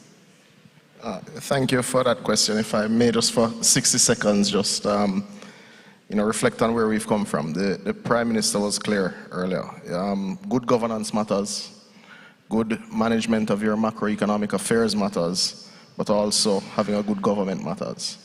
The decisions made during the traumatic period from the onset of COVID is why we've been able to recover. It's why we're able to sit here today. The collaboration, the spirit of partnership that would have existed during all sectors or all subsectors of the tourism industry, along with the varying elements and areas of government, I think is why tourism has rebounded in the way that it has. And Adam would have quoted the numbers a while ago, and I think that should tell us just how much tourism has recovered if Jamaica is able to recover its macroeconomic position. Now, that aside, the challenges that we faced pre-COVID, which is environmental degradation, the impact of climate change hasn't subsided. And the tourism industry is both a contributor and one of the industries at greatest risk from climate change and environmental degradation. Those challenges didn't subside. In fact, when you look at the current rate of emissions, the current rate of environmental degradation, the current rate of pollution, that hasn't subsided. In fact, with the economic recovery that we're seeing globally, it's actually picked up pace. So the industry is actually at greater risk than it was in 2019. But it's not from the cataclysmic Category 5 hurricanes, it's from slow onset events. It's the slow onset events that eat our beaches alive, that kill our coral reefs, that diminish our fish populations, that really create the sorts of issues that we have because of saltwater intrusion. So I think it's particularly timely that as a part of our investment strategy, JAMPRO and the Ministry of Investment, Industry, Investment and Commerce saw fit to include today the issue of greening of the tourist sector. Now, you have some of the more responsible parties here, to be fair to them. But we do have to have a collective look, looking at how we work together in COVID to ensure we're able to reopen, to really look at the way forward. We have a lot of legacy infrastructure, not just buildings. We have the piers, we have the attractions, we have the airports. All of them are at risk because of what we face. We have a lot of work to do to ensure that we de-risk those investments that have been made. And we also have to have the conversations with our investors that, yes, we want you to invest at a rate that you never have before, because Jamaica is the #1 location for you to put your money. But we have to do so in a manner that understands resilience. So our Minister Bartlett speaks resilience, I think, into every sentence once the opportunity arises. But it's real. We have to invest in a way that leads to resilience. We have to invest in a way that understands that our footprint cannot continue the rate of degradation, because at the end of the day, sea level rise will eat our beaches. Sewage discharge will destroy our reefs. It will destroy our fish populations. And we've been selling sun, sand, and sea for the last 3 decades. So we need to protect that sun, sand, and sea. Thank you. And I'm wondering,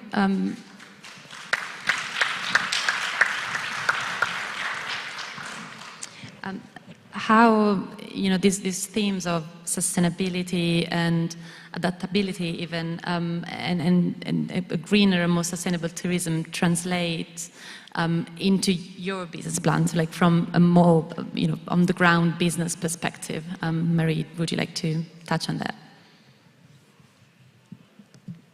So one thing that COVID did was, as we tried to get to a more efficient way of operating, today we have a fleet of 91 ships globally. So Carnival Corporation actually has 9 brands globally, 8 of which cruise in the Caribbean region.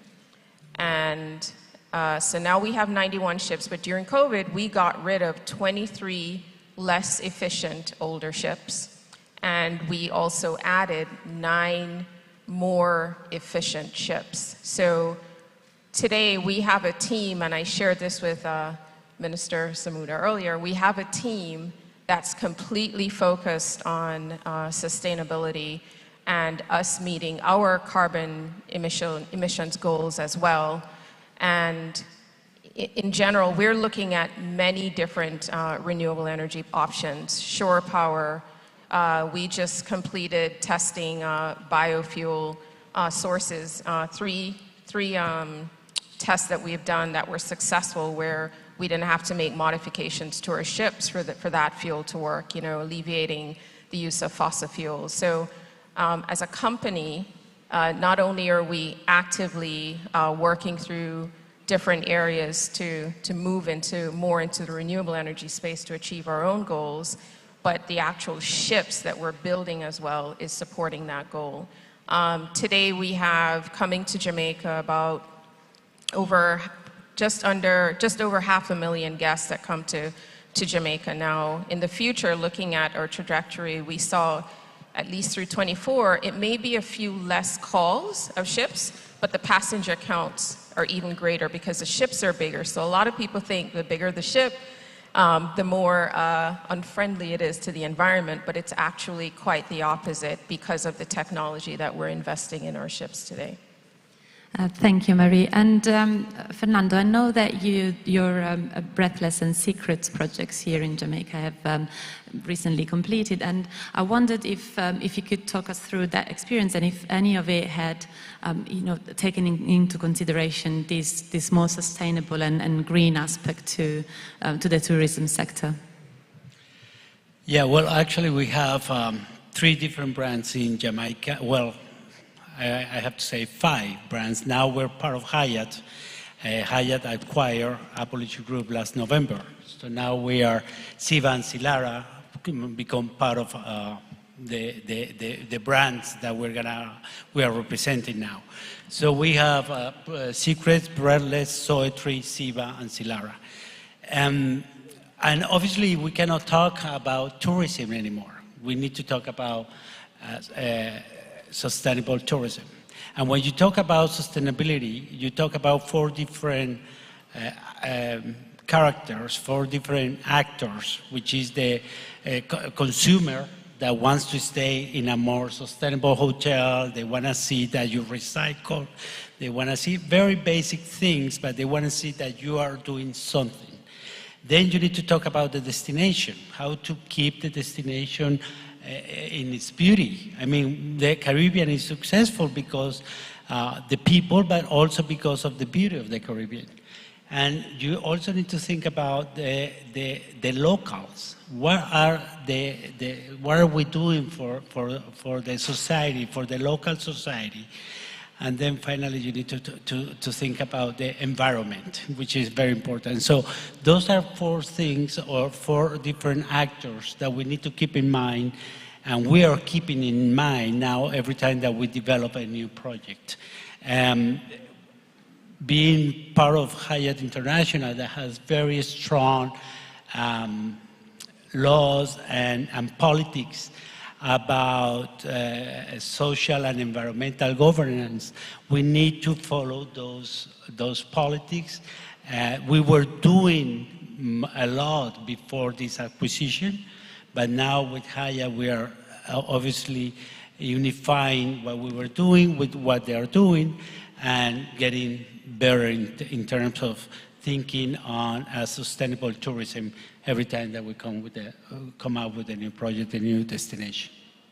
Thank you. And Adam, how about Sandals Resorts? What's your sustainable and green investment policy at the moment? Yeah, I mean, you can answer this question a few different ways. I can answer it with my Jamaica hat on and Caribbean hat, or I can answer it from a business point of view and a consumer point of view. So there's no question that the consumer today is demanding more, regarding a lighter footprint across the board. So they want to see, as Fernando has said, they want to see the companies that they're doing business with do more. It also changes depending on the segment that you're in. So, the world kind of understands the 1-star to 5-star rating. If you're in the 5-star level, 4.5, 4, consumers are more exposed, they're more worldly, they have higher expectations, they want to see more.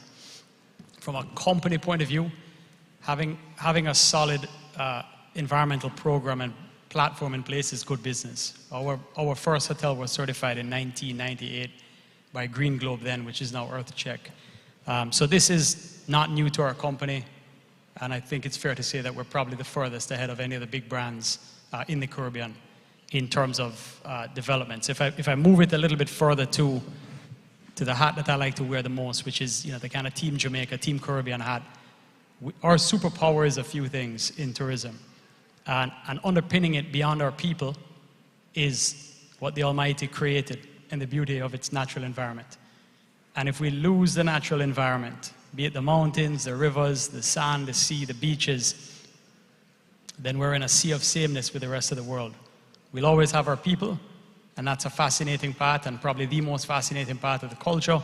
But separately, the gifts that we were given that drive consumers and create consumer demand to come to this part of the world revolve around the natural beauty and the people, and those two things colliding. So I think it goes without saying that as we really get into the maturity side of developing our tourism platform, tourism is no longer in its infancy in Jamaica, that we have a responsibility and a duty as investors to be operating at the highest environmental standards. And those standards can go anywhere from photovoltaic and solar and renewables to heat recovery of pools, pumps, and it can walk back into, in my company, we have for 30 years treated our sewage and taking treated sewage water and watering our landscaping and our gardens. These are all very good business principles, but they're kind of the basics in kind of large-scale hotel development that should be happening to ensure that there is usable water, you're not pulling off from the community around.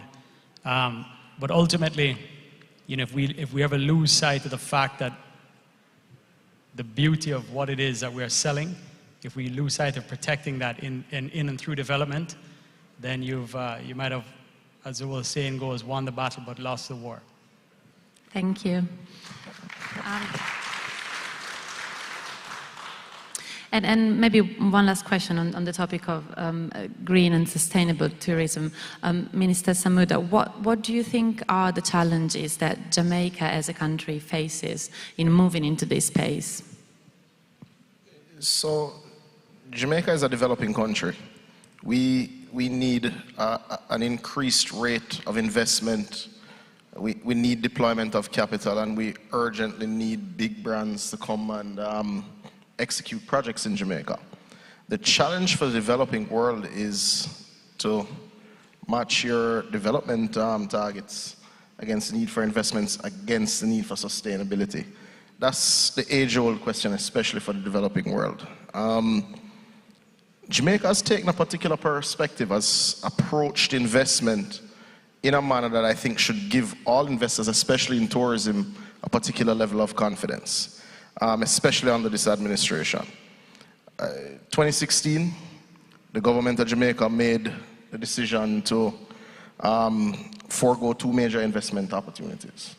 One was in a coal plant in St. Elizabeth, which would have significantly lowered our electricity costs, but would have simultaneously caused deterioration in air quality and caused us to be a net increase, or caused a net increase in emissions, which would have been contrary to our climate change positions.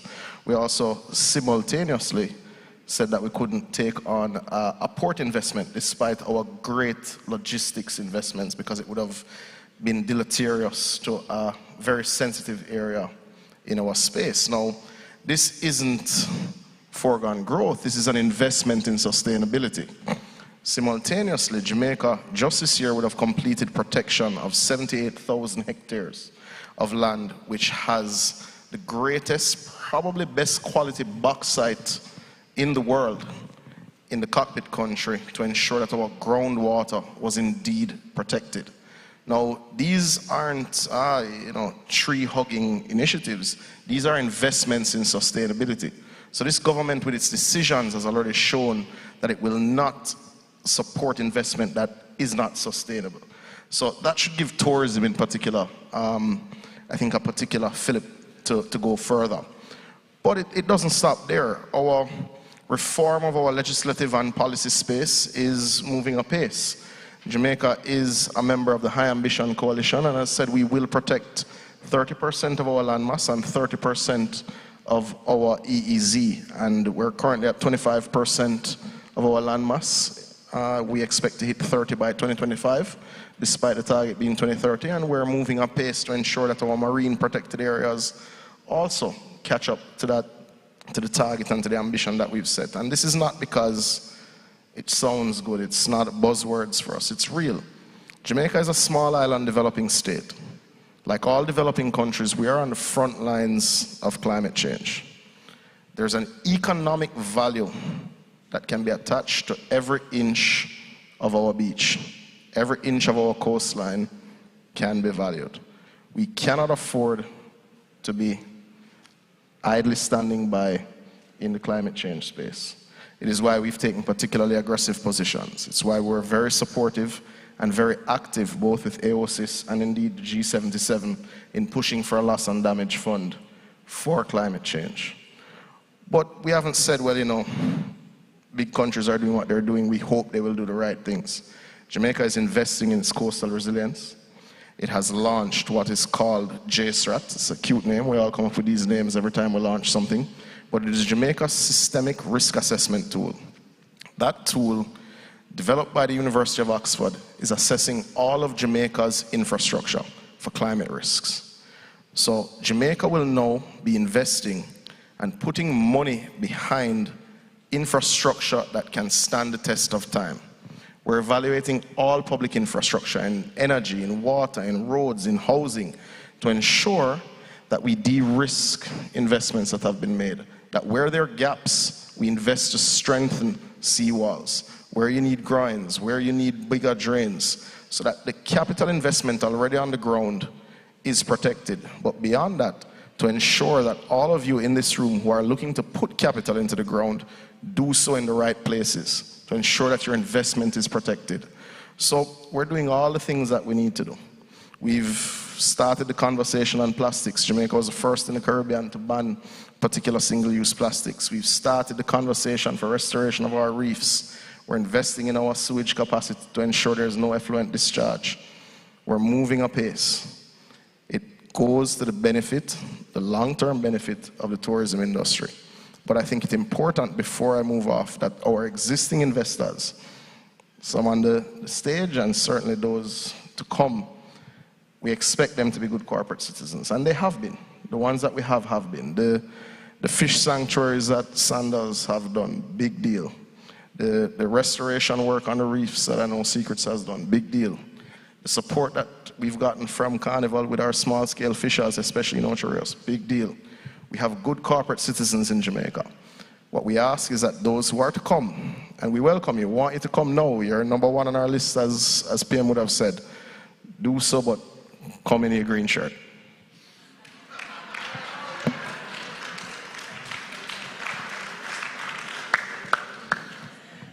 Thank you very much, Minister. So I think I want to move on to explaining why Jamaica is an appealing destination for both foreign and local investors. Maybe Mr. Fernandez, so when did you first enter Jamaica and why, and what potential did you see here as a destination then, and what potential do you see now in expansion terms? Well, we came to Jamaica. We were looking for a while for the right opportunity to come to Jamaica.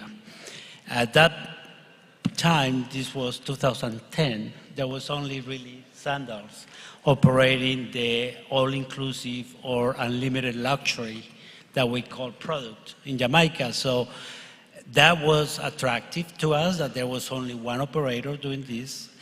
The other thing was the proximity to the United States, the English language, which Americans feel more comfortable, or North Americans feel more comfortable going to a destination where they speak the language, and the beauty of the island. So we finally found the right partner in 2010, and we opened the Secrets Hotels.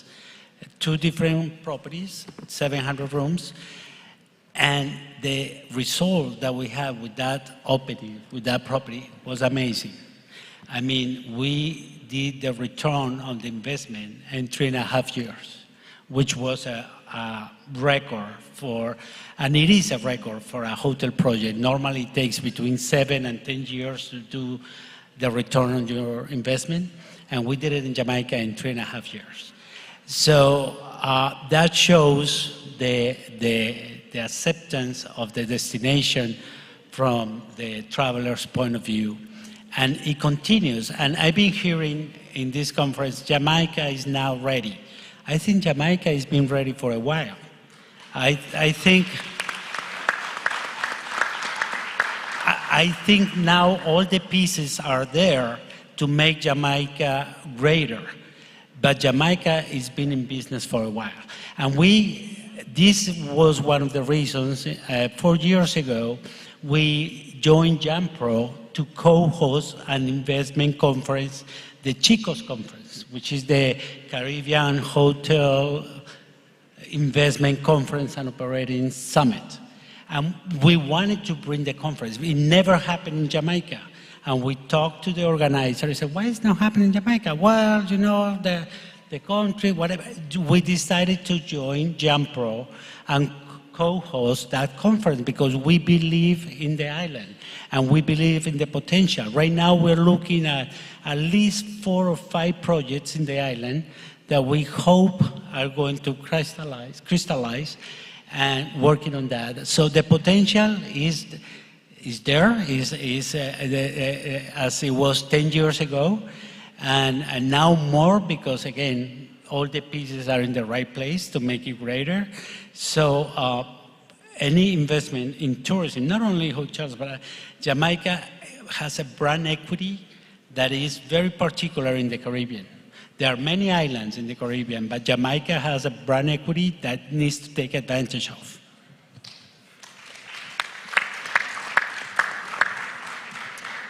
Thank you. And Marie, given Carnival Cruise Line's long association with Jamaica, what is your assessment of the ease of doing business here, and you know, what are your future expansion plans in the region? So I would definitely like to add to what my colleague just said about Jamaica as a brand. I'll say this, there are two very simple things that make Jamaica an easy choice for us, besides the people, the food, etc. One is geography. The Carnival Cruise Line brand that sources out of the United States, they have a fundamental strategy to position their ships in home ports throughout the US that allows at least 50% of their guests to drive to a ship and board a ship. So because of that, their ships coming out of the US, coming down, like I said, whether it's through the Gulf or on the Atlantic side to Jamaica, it's nicely positioned geographically for our itineraries. So Jamaica is appealing in that sense. And then the other reason is the brand Jamaica. I can't tell you, I mean, I travel to all these islands, and a lot of times in speaking with my colleagues in the US, they think every island is Jamaica. Okay, so, you know, that makes it really easy for us to really sell Jamaica. As it relates to the future of Jamaica, I can tell you that we're not leaving Jamaica. We are looking at ways to definitely expand here. I can tell you recently a colleague of mine spoke with at the graduation for CMU, Caribbean Maritime University. We are actively working on hiring more Jamaicans, and not just in hotel jobs, but also in some of our technical engineering jobs, which is why we'd like to partner with CMU. I'm sorry. So when I think of the future of Jamaica, one, we're and I say we because I'm Jamaican, we're nicely on the map. And then two, the brand is easy for us to sell. And there's just so much. There's a lot of infrastructure here that allows for further development in product experiences. It's really hard to compare Jamaica to anywhere else in the Caribbean. It really is in terms of what we have to offer. And I can say that because I'm in Jamaica right now, but I'm very careful when I visit our sister nations in the Caribbean. So. Thank you. And one of the other points that we've heard previously during the conference is how the tourism sector has become even more centered on offering experience and unique experience, and how this is even emerging even stronger from the pandemic. And Adam, obviously, Sandals has been offering unique experiences and luxury experiences to his clients for years. So I thought maybe you could tell us what's the secret of your success in doing that. Are you streaming this? Look, I think there's no question about it. I mean, people say it, but genuinely, Sandals lives it every day. It's our people. You know, the people of Jamaica. I always joke and say, Jamaica has all of these dances, and culturally, every month there's another dance. And if you go into any high school, or prep school, or any college, or any street dance, any kind of street festival, they know the dances. And hundreds of people are choreographing, and Jamaican people are not normal. Not normal at all. They're big personalities, they're full of life, they love a great time, they skew so far to the right of being naturally happy, irrespective of challenges, that they're infectious, and you want to be around them. And that's why when I went to school in America, I was a very popular kid because I talk weird. And people wanted to come to Jamaica on spring break with me. But because of that, that is the platform that gives you the opportunity to springboard to create whatever it is you want to create. So the magic of Sandals has always been, since 1981, we just celebrated Sunday gone our 41st birthday to the day as a business. It started right here in Montego Bay, Jamaica, with 99 bedrooms, and has grown into what it is today. And the anchor of it has been Jamaica. We've been based out of Montego Bay. We run our worldwide operations for the resorts right here out of Montego Bay. And we've grown in terms of elevated product. As we look forward, all-inclusive is not one thing. The way I do it and my competitors do it and other people do it, everybody does it somewhat differently. I think what's fantastic is the raw material of what you can do in Jamaica. So mountains, rivers, beaches, culture, food, athletics, brand Jamaica, as Marie says, people know who we are. We're fascinating overall. It's for us to put it all in a bow and package it so people can go and explore.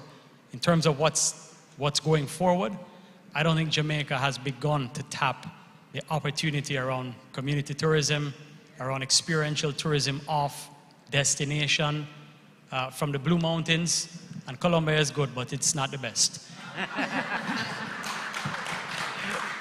Almost as good. I think there is so much more to unpack and unfold as a country. Jamaica is a big enough destination that you can spend a 2-week holiday here and not even begin to tap into all of what there is to do. On the other side, I still think we could do better in certain areas. I think our towns need to be cleaner. I think we need to be more ready for all Jamaicans and visitors alike. Overall, I think we need to organize ourselves a little bit better, and I think the Ministry of Tourism is well aware and doing a great job moving towards that overall. But we have to imagine that people that come here and give us the privilege of their hard-earned money have seen the world, and we need to be able to compete on the world stage. And I feel very proud. Sandals is a top 500 brand. It's the only global super brand to ever have come out of the Caribbean, and we've been able to show that we can stand on the world stage. So top 500 meaning you're there with Samsung, Apple, McDonald's, whatever segments they're in, we are in that realm. And if nothing else shows you, our brand should show you that what is from here and of here is able to compete on the world stage, and we're only fine-tuning the diamond every single day.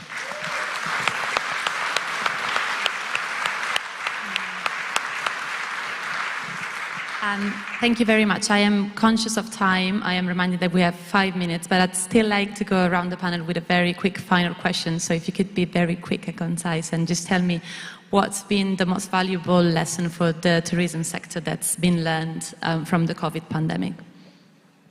Minister, yeah, you can go first. Politician and concise don't usually go together, but the lesson for Jamaica and for all of us here is that collaboration works, partnership works. We can overcome the challenges that we have. There are a number of challenges, and we don't need to skirt around them. What we can assure those on stage, those in the audience, and those who have joined us online is that we're working assiduously and working together with our partners to deal with those challenges. So the environmental challenges, the climatic challenges, the systemic issues that lead to garbage issues, we're investing and working to fix those. So taking the lesson of COVID, we're working with all of our partners to ensure that we are indeed the destination best suited for investment. Has to be green investment, because as we welcome the rest of the world, they are becoming more discerning, and they do want to know that the products that they're engaging with are more sustainable. They do want to know that when they turn on their AC, it is coming from renewable energy. They do want to know that there is a recycling program to use their waste. And Jamaica is putting in place at a rapid rate all of the structures and investments that they need to welcome new investors, to say to older investors who have been with us for 41 years and a little younger that they can sell a sustainable destination. Jamaica will hit 50% of its energy grid being from 50% renewables. We will hit that. We will have sustainable waste management, and all of this will happen before 2030. We will have protected areas that you can tell your guests to go on eco tours, etc. We're ensuring that the product meets the needs of the market. We're ensuring that all of our investors feel that this is indeed their home. Thank you. And just a word very quickly from the rest of the panel on this.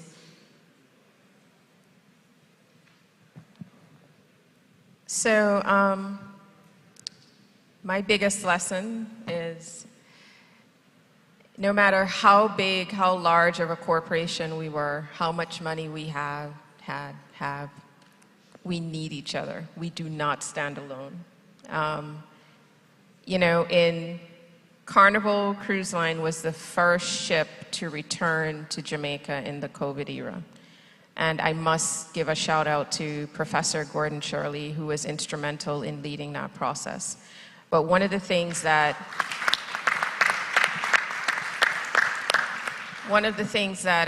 Minister Bartlett said to me at the time, he said, Marie, cruise brings cash straight to the pockets. When a ship pulls up to a port and people get off the ship and they're going into the markets and they're going into the taxi drivers and they're going to the various stores, etc. It's real cash straight to the pockets of our people.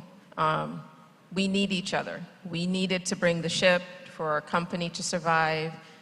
He said Jamaica needs these ships to return. So the one thing that I took away from that is none of us in this world stands alone. We actually really need each other.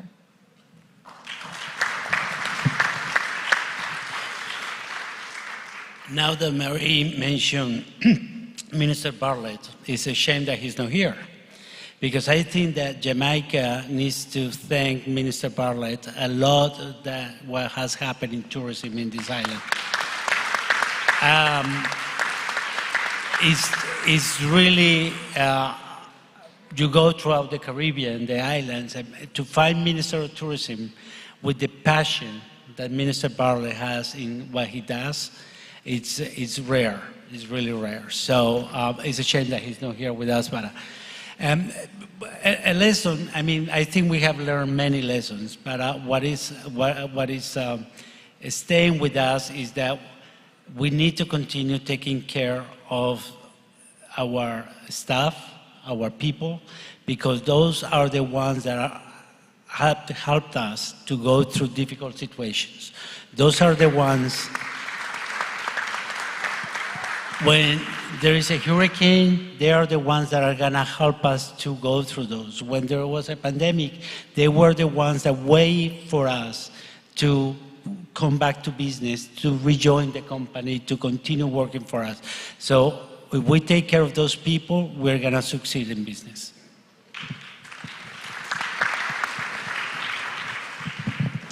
I think simply what Marie said, and Fernando as well, no question, but the word for me is humility.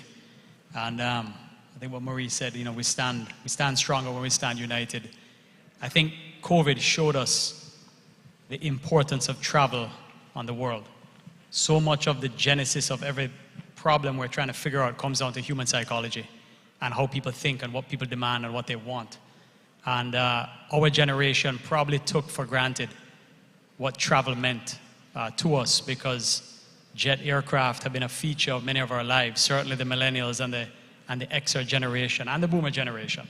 But particularly the millennial Xer generation and below, you know, travel in many ways is not a luxury. It's something people depend on for their line of work. And it shows how globally connected our economies are. It shows how globally connected we are as a people. And in that moment when we all got that phone call from Marie, she knew where she was on March 13th. I knew exactly where I was. In that moment, for the first time in our lives, the freedom to go where we want to go and do what we want to do was taken from us. And that humbled every single one of us. It made us pause and reflect what travel meant. And if you unpack it a little bit further, Jamaica has had such a bold impression on people's lives over its years that at that moment when you couldn't travel to Jamaica, which was your go-to, Jamaica has the highest repeat rate of any English-speaking island in tourism. And you know, that speaks volumes to the fact that people come here, they love Jamaica, they rely on coming to Jamaica. I have customers that come here literally 7, 8, 9 times a year. Every 6 weeks they come back for holidays. That was taken from us. So for me it was the humility, for me it was the unity that brought us together. And overall, I think it shows that if we can get through COVID, we can get through anything. And we must never forget the unity that brought us to this point and how we can use that to make Jamaica stronger on a go-forward basis. Thank you very much. Thanks to the audience as well for staying with us until the end. Thank you very much for an insightful conversation on tourism, which is alive and kicking in Jamaica, apparently. So thank you very much, everyone. Thank you.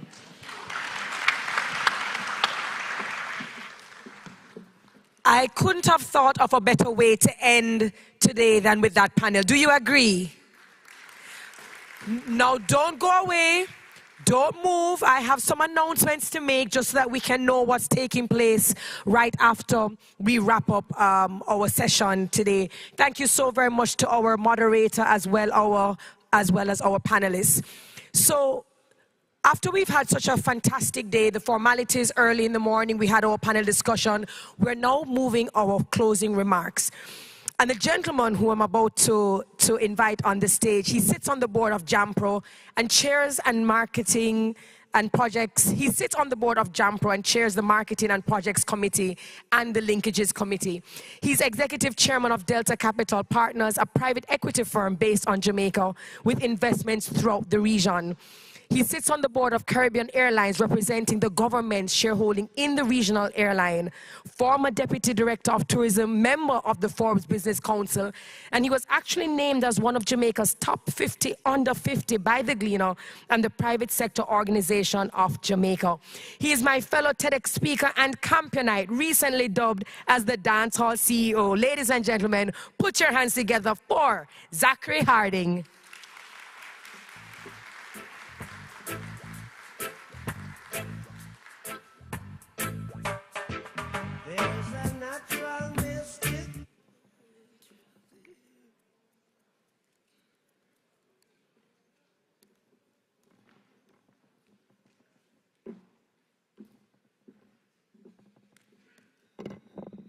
Good afternoon. How you all look so tired? The show is just about to start. Thank you very much, Dr. Carell, Reed. Thank you very much to the panelists before. And most importantly, thank you very much to the audience for staying with us throughout the day. I see my good friend Mr. Binley Sangster here, recently appointed as one of our investment ambassadors. Round of applause for him.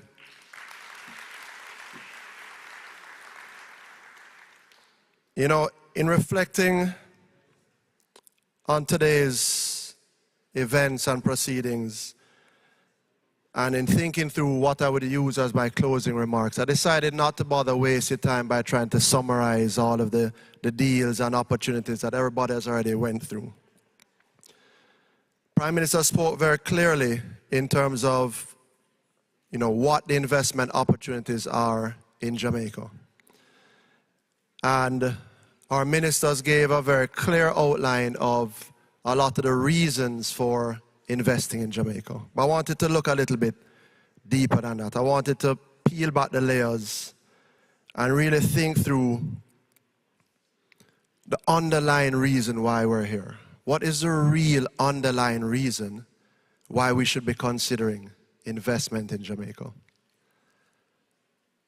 And I think, as exemplified by somebody like Adam Stewart and the Sanders organization, who is the largest employer of staff in Jamaica of any one entity. At the end of the day, the reason why we're here and we'd like you to invest is because of the people of Jamaica. You can make a whole bunch of money. We can stand up here and talk about IRR and growth rate and net debt to GDP ratio and all sorts of cool, interesting, fun facts, right? And Minister of Finance outlaid quite a lot of them. You know, we're seeing a high level of confidence from the business community, the investment community, a high level of confidence from, you know, the consumers. We're seeing the lowest debt to GDP ratio in decades, high levels of FDI, good net foreign reserves. All of those things are very good. But at the end of the day, it must be to the benefit of the people. So for me, it's about making an impact.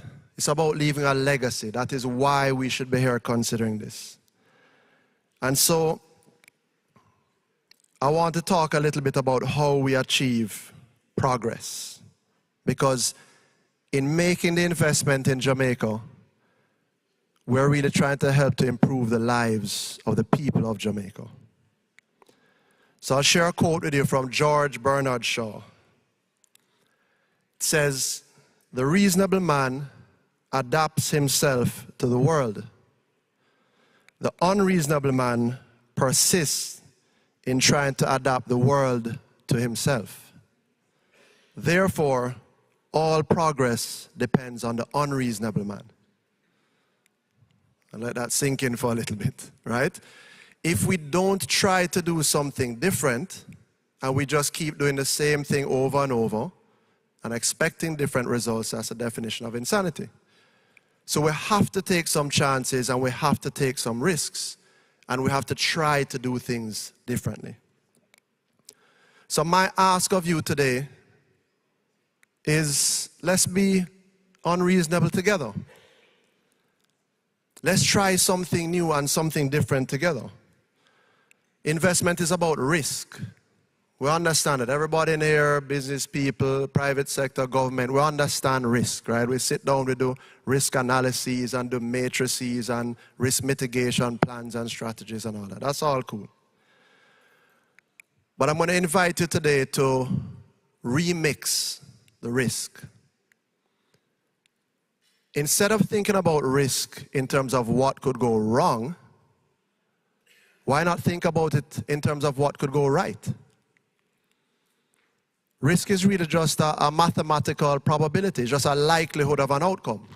That's what risk is. So if we think about what could go right, then we can paint a picture and a vision of what Jamaica could look like with the right investment.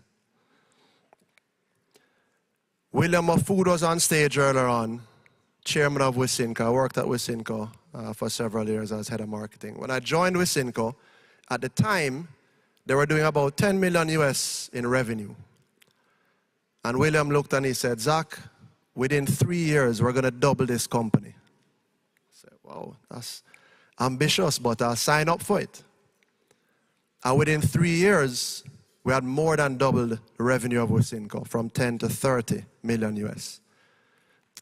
Yep, thank you. Today, Wisynco, the same company that produces our local bottled water, the WATA that you've all been drinking for today, is nearly a 250 million, nearly a $250 million US company listed on the Jamaican Stock Exchange. That's vision, and that's progress, and that's jobs for people, right? And that's creating a brand that is now a powerful brand in Jamaica. Adam spoke earlier on about brands, and Sanders being one of the top brands globally. So, we have a tendency in Jamaica to be different, right? We have a tendency to try and stand out. I don't know what country in the world can boast a Marcus Garvey, a Bob Marley, a Usain Bolt, a Shelley and Fraser Price, a Sean Paul, a Shaggy, a Elaine. So many powerful, influential characters globally that have had an impact on the world. So even though Jamaica may not be an economic superpower, I think you'd all agree that we are certainly a cultural, a spiritual, and a philosophical superpower.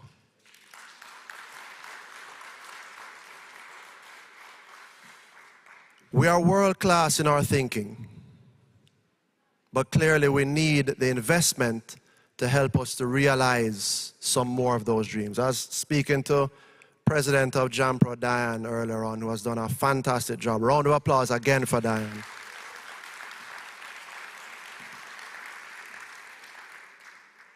And we're talking, and I was saying to her, why is it that we always feel that we have to study other countries? Why do we always feel like we have to get a consultant from somewhere else to come here to tell us what we need to do? That's great, and we welcome it.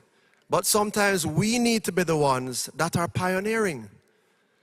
So people are coming to Jamaica and studying what we are doing and then going elsewhere and saying, well, this is the Jamaican model. This is how they survived COVID. This is how they emerged out of COVID and are growing. Right? So we're not going to be shy in terms of what our potential is. I see Dan McIntyre Pike here, one of the pioneers regionally in community tourism. Round of applause. Jason Hensel, right beside her, another pioneer from Jake's.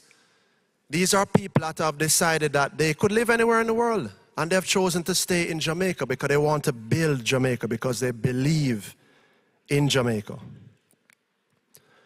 Head of marketing for Jampro, Gabriel, who has done a fantastic job leading the team, putting this conference together.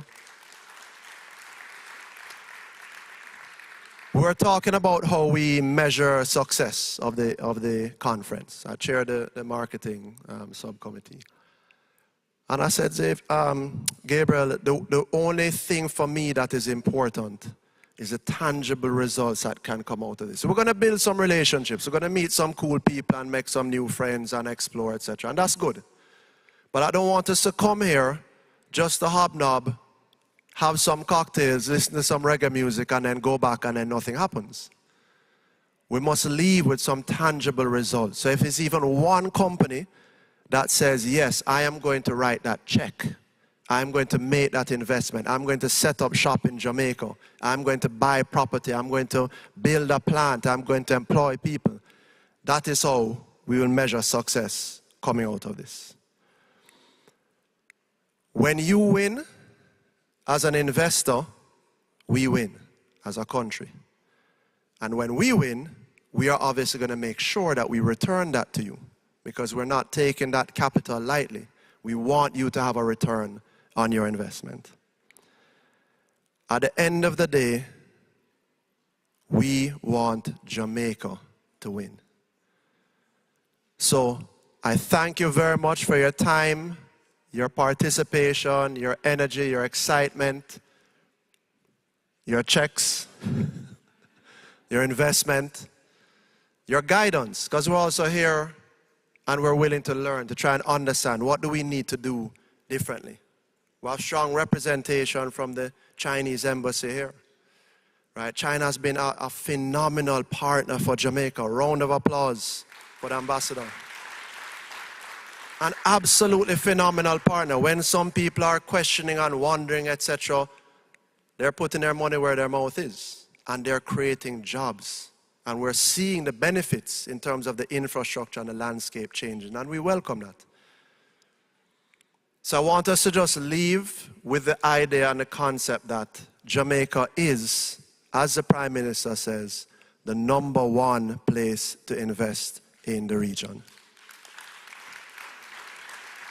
I'm going to hand it back over to our wonderful host, but I'm going to tell a little bit of a story as I leave, because I met a girl this morning. I wonder if I should tell a story. You know what? I wonder if my selector has a tune lined up for me. I want to make Chronix tell the story for me instead. Yeah, man, little more volume, man. Yes, I met a girl this morning. She was love at first sight. Ooh, I met a girl this morning, and she was beauty to my eyes. I asked her where she from, she tell me in the tropics. And anybody knows you can sing out, you know. I tell her I am Connie. And I said, girl, tell me what's your name? And she tell me that her name is Jamaica. And I said, smile, girl, smile. Smile for me, Jamaica. And I said, smile, girl, smile. Ooh, Lord, smile for me, Thank you very much. Jamaica.